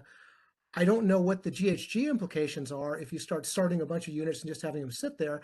And then we get to and even if we address the phantom congestion with very low sort of deployment scenario transmission penalties, so you can get rid of that phantom congestion pretty quickly without a lot of cost, potentially that way. Still, we have the virtual bidding question. We're going to come up with effectively, I need to guard my words, a dispatch that is very, very far away than what is expected to actually be needed in real time. And that's going to result in everything you're saying, Dr. Harvey, about the price increases. And virtual bidders are going to be looking at these high prices in day ahead that never materialize, or 1.2% of the time materialize in real time. And they're going to put massive quantities of supply in there, potentially, with these huge numbers to try to get equilibrium, which is going to have very screwy things that happen to your dispatch, which is going to push a whole bunch of more stuff into RUC to fix. So there's all these feedback issues of this design that, again, led me to say, hey, let's take it out of the day-ahead market, at least at the beginning, procure this stuff outside of the IFM until we get all this stuff worked out. So again, great conversation. I don't have all the answers, but I share these concerns. Okay, thanks, Jeff. We could chew on a number of the comments that you just made for another couple of hours, but let's resist that temptation right now. We'll be talking again, I'm sure. So I would like to show just a little bit of data to address the point that Scott made about net load forecast errors. And the basic point is that you're going to get some heads up that you've either over forecast or under forecast several hours ahead of time. And I'm not going to say that this is the data I'm showing is representative of all conditions, or all I did is just grab the last 9 days, March 1st through 9th, and looked at the net load forecast errors. And the hypothesis is that there would be a strong autocorrelation. That is, if you've got a high net load forecast error for this hour, the day ahead forecast minus the actual, you're very likely to have a high net load forecast for the next hour, and that there's significant persistence. And so this would be represented by an autocorrelation of hour to hour that's relatively high. And I'm going to show some data. Thank you for seating the podium, Scott. So what you see here, I believe, yes. So this is net load forecast error for the last 9 days, about 220 hours worth. And I've made some adjustments so that the forecasts aren't biased. But what you see is that, take a look at, for example, hours 24 through 48. Nearly every hour there's an over forecast. 48 through 72, day 3, again, you've over forecast nearly every hour. It's switched around on day 4, 70 through 96. You've under forecast quite a bit, sometimes spectacularly so. It seems a little bit more random later, but even then you see 10 to 15 hour stretches of either over forecast or under forecast. And if you look at the autocorrelations with a 1 hour lag, just 1 hour to the next, it's a correlation of over 0.8. 2 hours ahead of time, it's a correlation of 0.65. And then 4 hours ahead of time, it's still about 0.5. And you're getting a pretty strong inkling. It's not perfect forecast, but you're getting a pretty strong inkling well ahead of time that your forecasts are off. And I think this is common sense. If you've spent any time in the operating in the control room, which I haven't. So Scott made at least a couple of points. Is one that not everything has to be 15 minutes. It's not as if one interval's error is uncorrelated with the previous intervals and could be jumping all over the place, 15 minutes to 15 minutes. And second, storage may not be terribly helpful if you've got, as in day 2 here or day 3, a long stretch of a forecast error of the same size. If you've got 4 hours of energy and you're short for 8 or 12 hours straight, the ability of the 4 gigawatts of storage, or whatever gigawatts of storage we'll have at a particular point in the future, to see you through that is uncertain at best. And so this data may be completely unrepresentative of summer conditions, other winter conditions. I know you've definitely had some weird weather in California, so we here in the East Coast these last few weeks.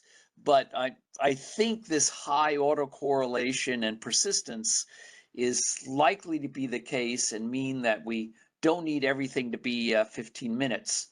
Now, if we think about what Alva was suggesting, well, you could just simply lower the requirement to just the 15-minute capacity that you need, and just not acquire other capacity, rather than creating 2 products or creating an intraday market. And I would agree that we want to avoid any further complications with DAME at this point, although there's a good reason to have intraday markets for other reasons, especially management of storage, but not in this initiative.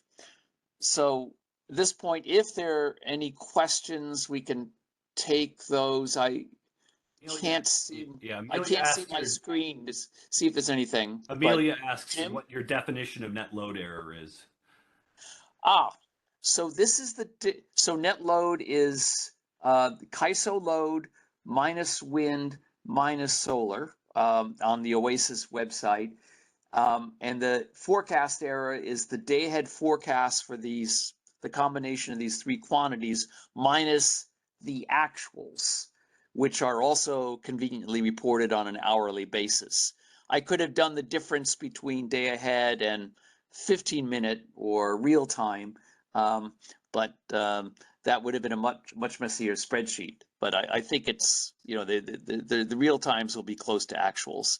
And then I debiased them because there are trends over the hour. There are biases in the forecasts that it just happened to be over forecasts occurred in particular hours, which messed up the statistics. So I debiased them.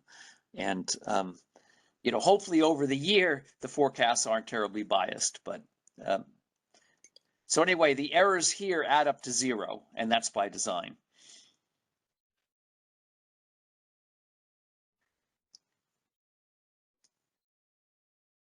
So I think I can stop sharing and relinquish this back to Scott if I don't see any questions. So thanks, Scott, for letting me mess with the flow of your presentation. Oh, that was great. I mean, that filled in that dot. I think it's important to address that. Could we advance the slide one? I'll try to pick this up. This is just to revisit market power mitigation, which we've talked about before. But there's been back and forth about this, and do we need it? Should we have a zonal design in order to not have market power mitigation? And I thought it was worth talking through some of the pluses and minuses. There are a couple of reasons to think we don't need market power mitigation for imbalance reserves. And one is it'd be governed by a demand curve, so that higher offer prices would reduce procurement, reduce the price impact of offer prices and the profitability. The other is, as other stakeholders have pointed out over the past year or two, that if you offer high for imbalance reserves, but your energy market offers are capped, you can be dispatched for energy and somebody else scheduled to provide imbalance reserves. So there's a lot of room for shuffling that around to provide competition. Go to the next slide. And I agree with that, but I think there are also some countervailing considerations that we need to consider. And one is what Jim talked about, is we aren't in a world where we know what the demand curve is. We don't know if it's going to be small or steep or whatever. We're in this uncertainty. So we can't really, shouldn't make decisions based on assuming a very flat demand curve and low penalty prices when that's actually up in the air. We also have limited experience about how the trade-off between imbalance reserves and energy is actually going to work out in this model. We have ideas, but we haven't got a lot of simulation results. We don't have any actual results. And maybe as we get over time, and we'll have a better picture of that, but it is an uncertainty that inclines towards having some kind of mitigation. The other thing I think is important is we can't just be thinking about California. We've got the whole EDAM, and some EDAM entities may only have one entity within it. So there isn't going to be a lot of competition when there's congestion. And the other thing we got to recognize is there may not be a lot of EDAM entities at first. We may only be talking about one or two. So again, these issues there's a lot of uncertainty in how competitive this market will be at first. So go to the next slide. So just quickly, the thought is that these kind of uncertainties are why I'm at least inclined to think that we do need some kind of market power mitigation at first, and it can be loose. And we have the opportunity that when we see what the demand curve is going to be, when we see how the dispatch is working, when the EDAM expands in scope, hopefully, so we've got 8 or 9 or 10 balancing areas in it, we can look at it and say, well, this is completely unnecessary, or we need to make a couple changes. But I think it's reasonable to have some kind of loose market power mitigation in place at first as we get through these uncertainties. Uncertainties not just in how it'll work, but even what the design is going to be. So, Jim and Ben, we've talked about this before, but do you have some thoughts you want to talk about? Thank you, Scott. I don't have anything to add at this point, except mitigation is extremely difficult because we really don't have a good handle of what the costs of providing this are in the sense of lining up fuel, etc. But that doesn't mean we shouldn't have any. Just means we would be more conservative in the caps. Jim, were you saying something muted? Oh, yeah. No, I do think a simple approach to mitigation coupled with a pretty conservative demand curve seems to be the way to start here, at least. Right. So let's go ahead and talk on one more topic. Oh no, Alva, I see you got a hand up. Yeah, I just wanted to raise this is another point that I thought WPTF had brought up, and you alluded to it, Ben, but why can't this be handled through a conservative bid cap? Maybe it should be more conservative than 249. If we're concerned enough about this issue, it certainly is much simpler to simply cap the bids at a level where you don't think that this kind of abuse can happen, rather than essentially constructing a system where we don't even know exactly how this abuse of market power is going to take place. I'm just interested in your why you would think there would still be a need for why that wouldn't essentially address the problem. Isn't the CAISO, essentially saying that there's going to be this $55 value that's going to trigger mitigation? I think that the only question is whether it's restricted to like local market power or whether it's a blanket bid cap. Yeah, why not set the bid cap at 55? Why not set the bid cap at $55 if that's where they believe market power is going to be? That participants should be mitigated at that level if they can exercise market power.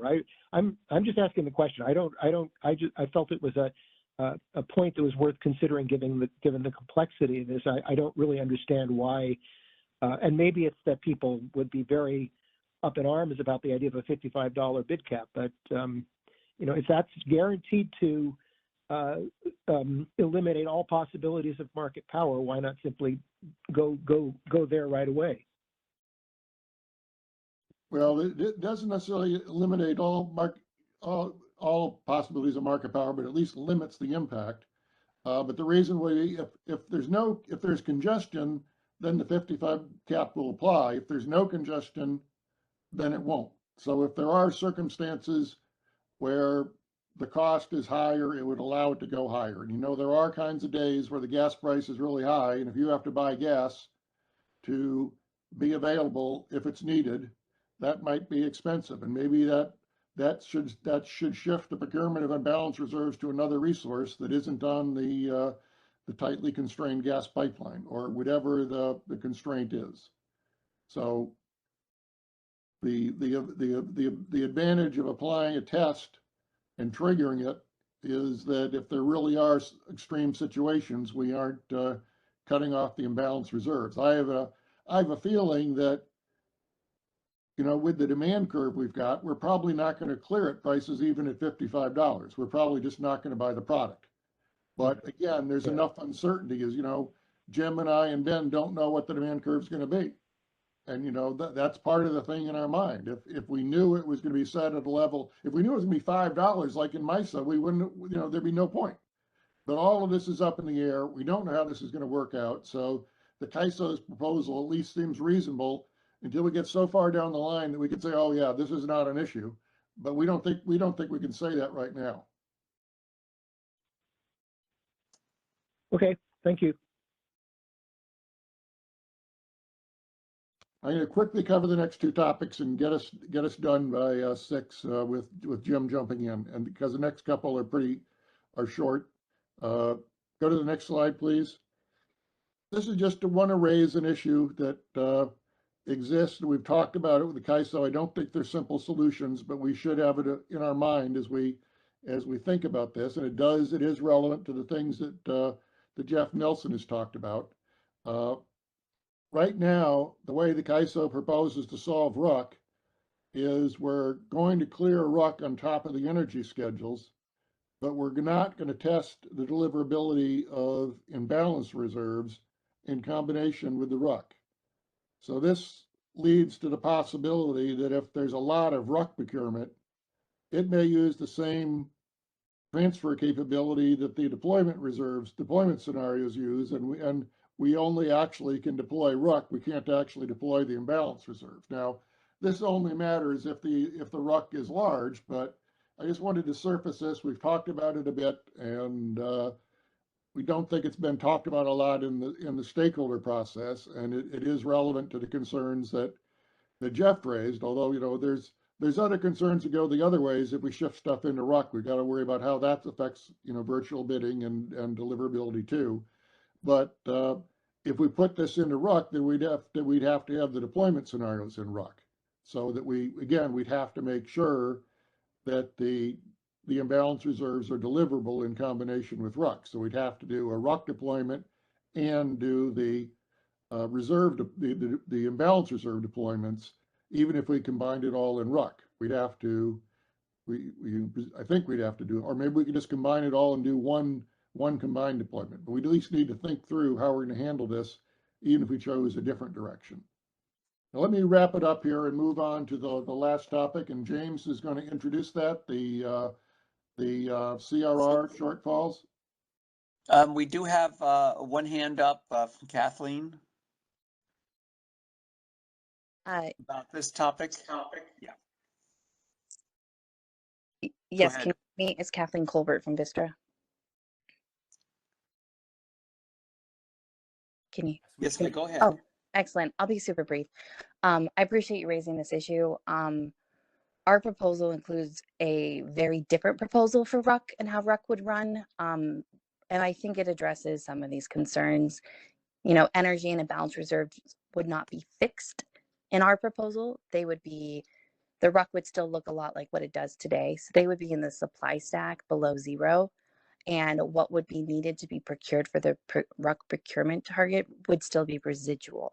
And so I think, although it would be great to hear your opinion and opine on it, but I think that addresses the concern, because there's not a need for the deployment scenario to be run, because you're including the cleared IFM and balance reserves on the supply stack, and then what is procured by RUC is just residual to cleared energy, cleared imbalance reserves, cleared EDAM transfers, and any imports or exports that clear IFM as well. But I wanted to flag for you, it's a very different proposal and one we think that kind of addresses some concerns on RUC. You're saying you'd clear RUC on top of the upward deployment scenario? Correct. Okay. Incremental. And that'd be something the CAISO could do too if they chose to, but they haven't chosen to do that. But that's the way the CAISO could address this, is yes, sir. run the RUC on top of the deployment scenario. Yes, sir.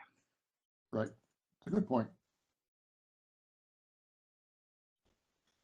Okay, thanks, Kathleen. So I think, let's see, Scott, we're going to go hop over to James. Right. To present the slide and then go back to you. So. This would be slide 10 of the CAISO's presentation. Yep. So I'm going to try to be as brief as I can while giving this topic some justice, but we've been discussing this, or we had teed this up on Wednesday's workshop and perhaps didn't have enough time to really fully think about this, but I did want to provide a brief understanding of what the issue is that we're trying to solve, and then we'll discuss a little bit about what we can do to fix it. So based on the way that the imbalance reserve product is settled in, or proposed to be settled in the DAME proposal, we essentially are paying suppliers at the cost, paying suppliers the marginal cost at their location, and then taking that cost and putting it into a bucket with which we'd allocate out according to the imbalance reserve cost allocation. So how that differs from energy is that we're actually not collecting any sort of demand side price in the cost allocation.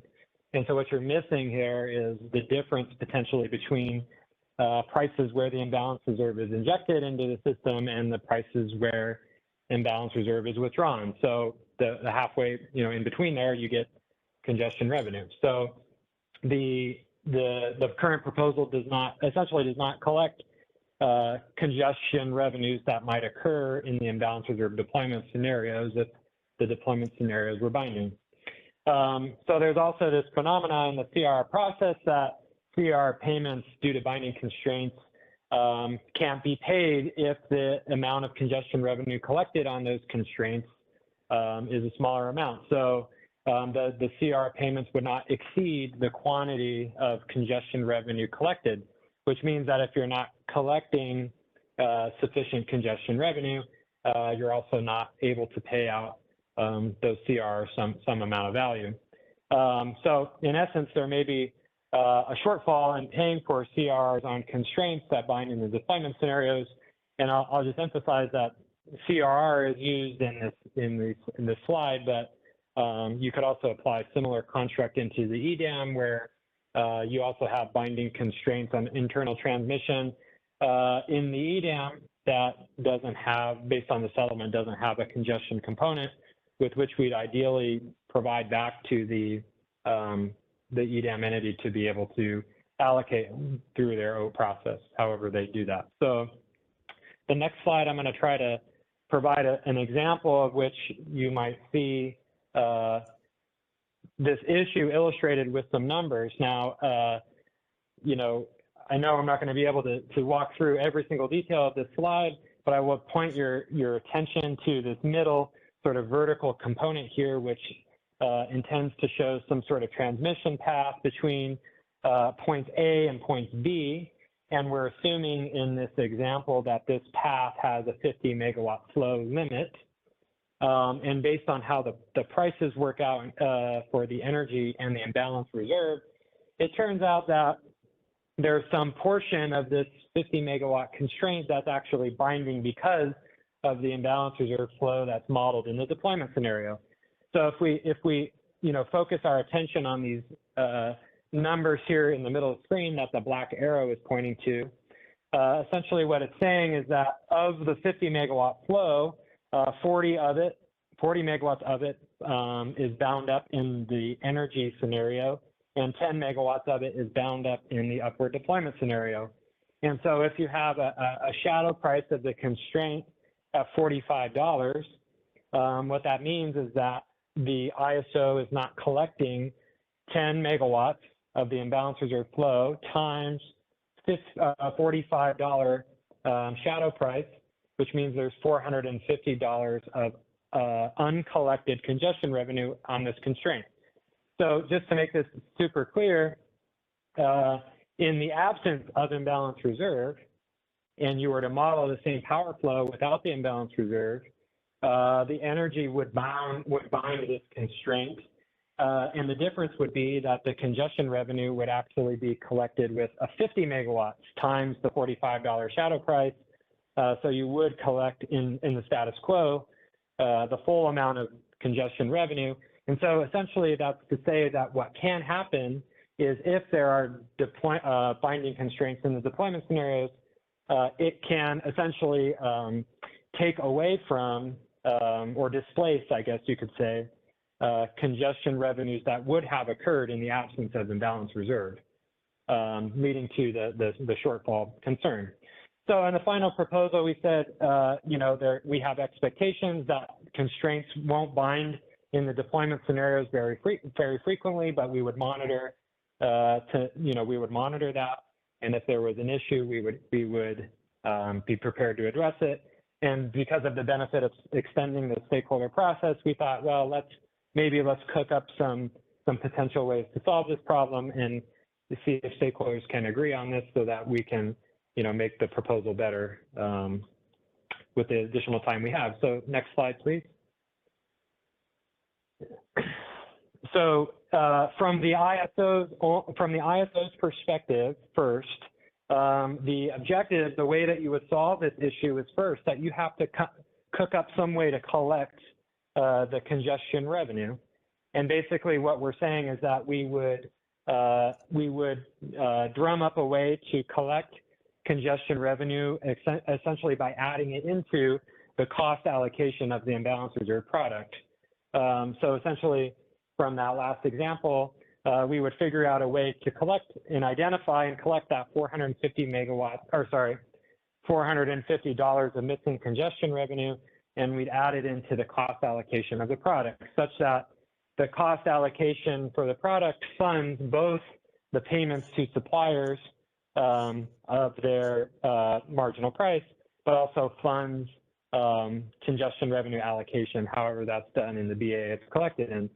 So for the CAISO's case, because we have a CR process, they would be used to fund congestion revenue rights. So there's another link that needs to be added here, which is that in order for those congestion revenue rights to settle with this new, with these new constraints, we'd actually have to look at expanding the financial right associated with the CRs to say that a CR from one point to another entitles the CR holder to,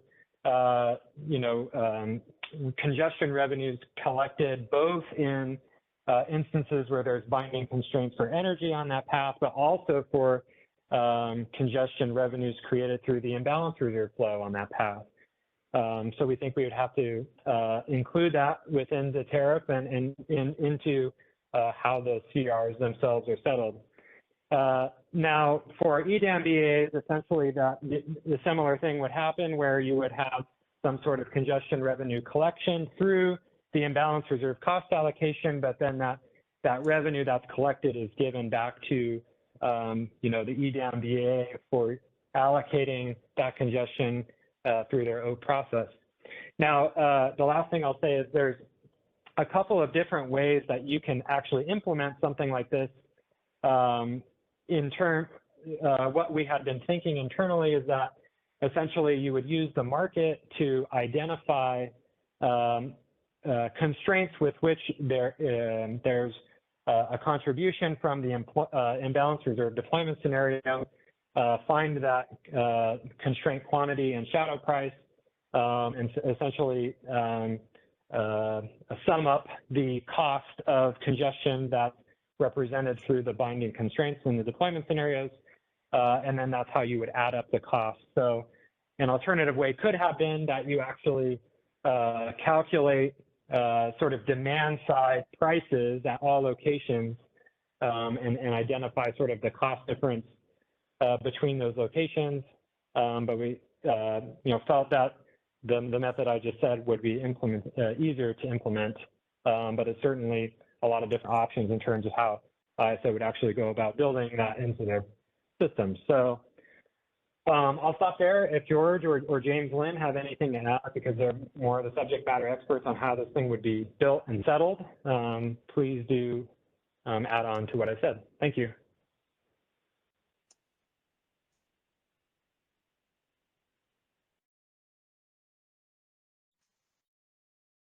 Yeah, nothing to add, James. That was perfect. Thank you. This is Scott. I'm not going to put up my slides. I'm just going to, talk to this point that I think this is a good point, although the CAISO's intuition seems reasonable to me that we're not usually going to schedule flows of imbalance reserves over a constraint. We're just generally going to schedule the imbalance reserves somewhere else. We can't be sure there aren't going to be these kind of situations where we have particular patterns of costs where this is going to happen. And, if there are particular cost situations, it could be that the same LLC is always going to have the shortfall, or the same balancing area is always going to have the shortfall. It's one thing to say there's be a small number of shortfall that's going to be scattered around, but it might not be scattered around. It might be the CRRs that hedge the same LLC will always be the ones that take the hit. The transfer revenues going to a particular balancing area could be the ones that always take the hit. So given that it shouldn't be too complicated to make this adjustment, and if the numbers are, if the shortfall is always small, then the amount we'd be allocating is always going to be small. But if it turns out it's not small, and particularly if it seems to hit the same people again and again, we wouldn't have that stress within the EDAM of particular people ending up with shortfalls because of this simplification.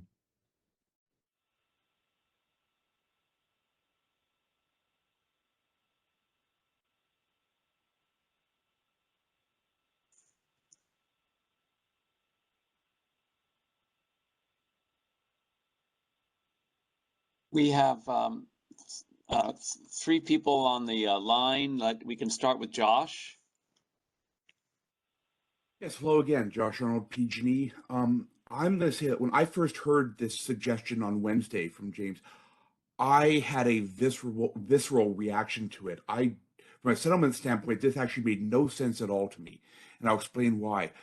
First, what we're doing here is we're making CRR holders whole for a non-energy flow. It's capacity. It's not flowing yet. So the load is going to have to, whenever this triggers, load is going to have to pay someone for this product, even though there is no actual congestion impact. And then they have to pay again in the real time if it's actually deployed as energy for the congestion impact that flows then. So this to me is very counter to all the principles that the CAISO has put forward to date, that there really is no cost causation in this flow, yet there's an uplift. So it's a very big inefficiency in my mind. And I recognize it's a settlement aspect, not necessarily a reliability aspect, but this money could in fact be quite large, as we've seen with CRRs in the past. And I don't think it's going to be very rare that it triggers.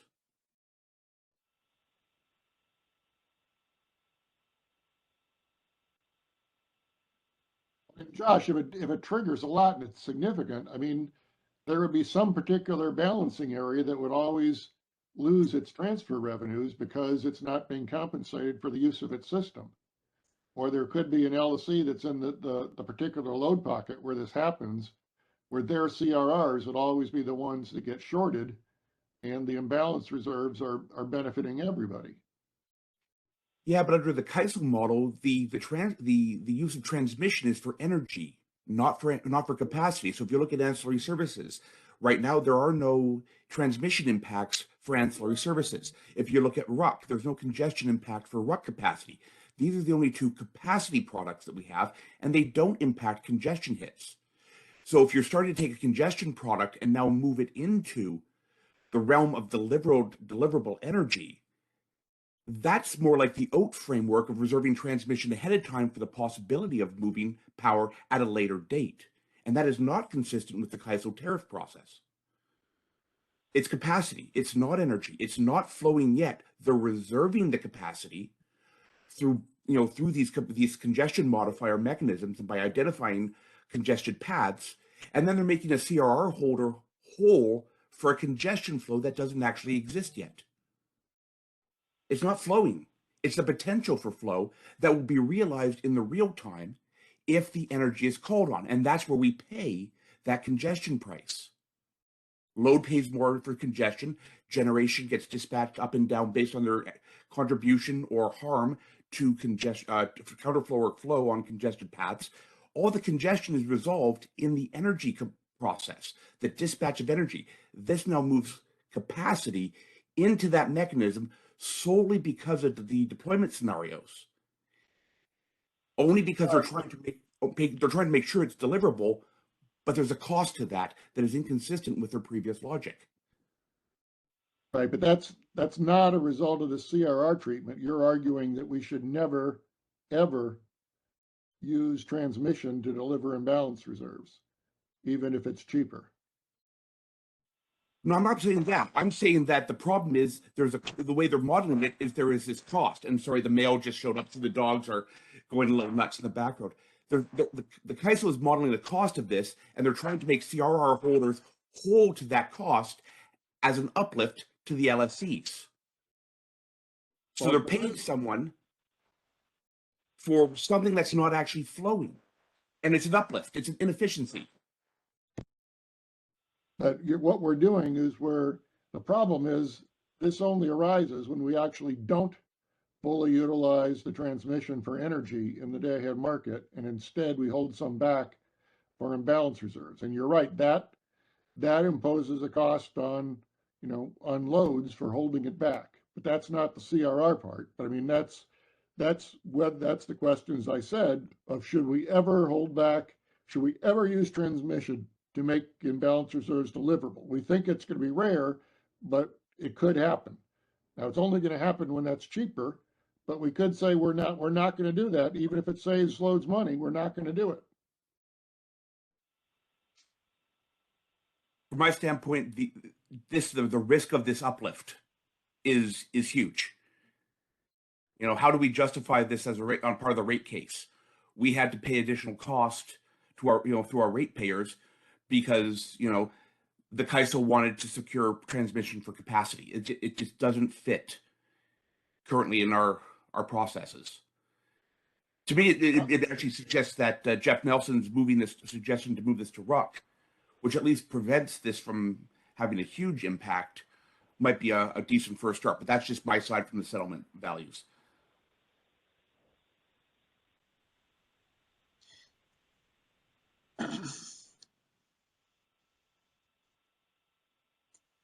I have a quick question about how the present zonal ancillary service constraints work in terms of, let's say, the path between Northern and Southern California, SP and NP. If there's more energy flowing, is there less capacity then for potential transfer of ancillary services from one zone to the other? And so do transmission.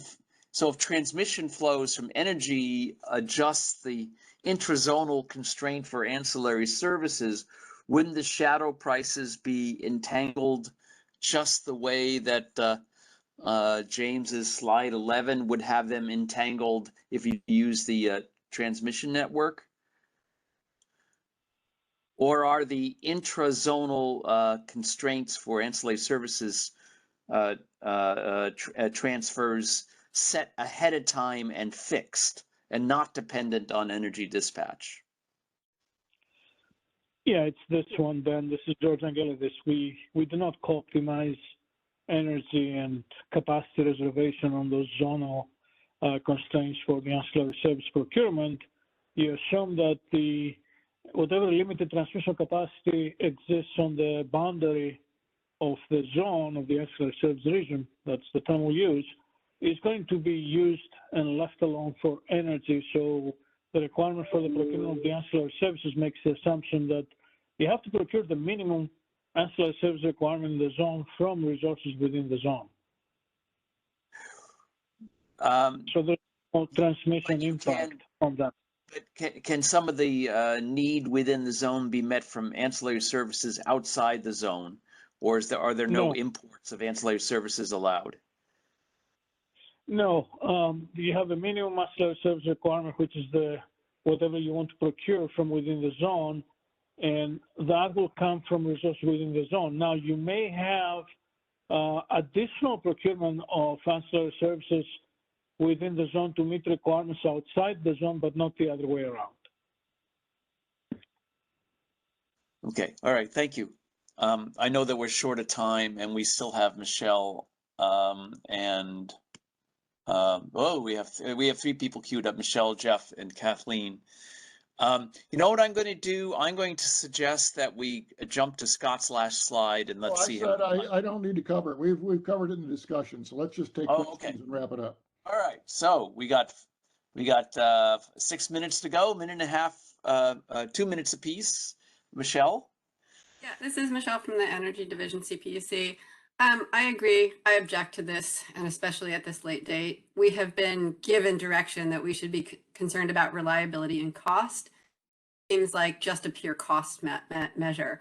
If we think that this is going to the deployment scenario is mostly never going to show up, then the congestion is most likely never going to show up. And I also feel like we've asked again and again to think about the costs and the benefits, and we've talked a lot about all the different issues. Penalty parameters are going to matter. The congestion that we do is going to matter. And I just feel like we need to look at this, and I'm surprised that we can't. I feel like if we'd done a lot of modeling in FRP before we did this, maybe we wouldn't, have taken as long as we did to fix it. And we are now going to a proposal with tariff language that is which is immutable. And people could argue, as PowerX did, that the penalty parameters need to be in the tariff because it affects rates. And if we do that, then those penalty parameters will be in rates and they will be immutable. And so I just am very concerned about this introduction of this, pretty potentially large uncertainty that we do and congestion costs that will uplift to customers, because literally we are going to increase the load by up to 4,000 megawatts in every hour. It's hard to imagine that won't cause congestion that won't materialize. So thanks. Thank you, Michelle. Jeff? I'm just going to reprise some of my earlier comments on we're pretending capacity is energy in this formulation, and that has significant implications. And this is what was in my mind, burned in my mind. It impacts what CRRs actually mean. It's going to impact how we fund CRRs. This product is being designed where it's not revenue neutral. It's going to require uplift to stay revenue neutral. And all of those are warning lights in my mind that something's wrong. You put that together with the 15-minute ramp issue, where maybe thousands of megawatts times a multiple of that. And I do think there's a high probability that we have issues finding enough capacity, and we will use transmission because it may be the only way to find enough that's out there, which links into the demand curves, what links into all the relaxations that we were talking about. So very uncomfortable. And, and I put on top of my other bromide if you're optimizing for something you're not expecting. So I put all that together and say, let's move this into the RUC process. So thanks. Thank you, Jeff. And everybody's adhering to the 2 minutes. Thank you. Kathleen? Kathleen Colbert from Vistra. I agree completely with what Michelle and Jeff had said so far, the last two comments. There are a multitude of issues and frankly infirmities with the proposal the CAISO put forward that we identified that we think will have a great deal of harm to the day ahead market. So much harm that it motivated us to put forward a great deal of effort in the last 2 weeks to try to show through data, through analysis, through a benchmark analysis, and through putting together a detailed 35-slide proposal that could be taken up by the CAISO, massaged, aligned with things that are important to them and the feedback they received today for the MSC to provide in the next couple weeks an option that is different than what they have proposed, but that leverages a zonal framework for both the IFM and for RUC, and that respects some of the things that I've raised today. I just really encourage the CAISO to consider doing that. I want to note one of the infirmities that we have identified is this infirmity here for CRR shortfalls. A zonal framework that does not model flows such that it muddies the congestion component to then result in CRR shortfalls is a huge benefit that we see of going with a zonal framework in the IFM. Like I said, there's tons of infirmities, and I think our proposal tries to address them, maybe not perfectly, but as a great starting place. And I completely agree with Jeff and Michelle. Thank you, Kathleen. And we have somebody on the phone line. You have a minute. Silas, go ahead and invite that person. Hi, this is Doug Boccignone for BAMX. A minute's probably not going to be enough. I have shared some of Jeff's concerns. I'm still a little puzzled as to, or uncertain as to whether this is actually an uplift or not, though. As I understand it, the generators on the one side of the constraint are going to get their IR price, and the ones on the other are going to get theirs. But it sounds like the quantity there is only based on what you procure. So it's not like an LMP. So maybe in that sense, what this workaround CAISO is proposing, to me, it seems more like a reallocation of the cost responsibility rather than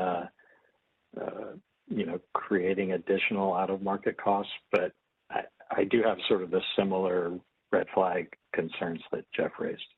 Thanks. Okay, thank you. Thank you very much.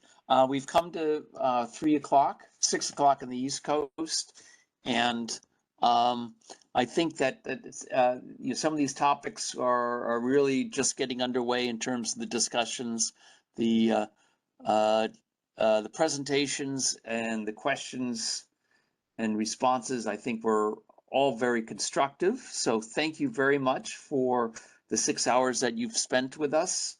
And especially Scott, Jim, and James Frederick for the effort you made into making the presentations and then responding to the questions and comments. So if we have no further business, and I'm looking at Jim and Scott, we always have to ask if there's any additional business. From Scott. Jim, okay. We'll conclude this meeting, the MSC. And we don't have another meeting yet scheduled, but I'm sure there will be one in the near future. Thanks, everyone. Have a good weekend. Silas and Shami, I think we're ready to terminate the call. That concludes today's conference. Thank you for using Event Services. You may now disconnect.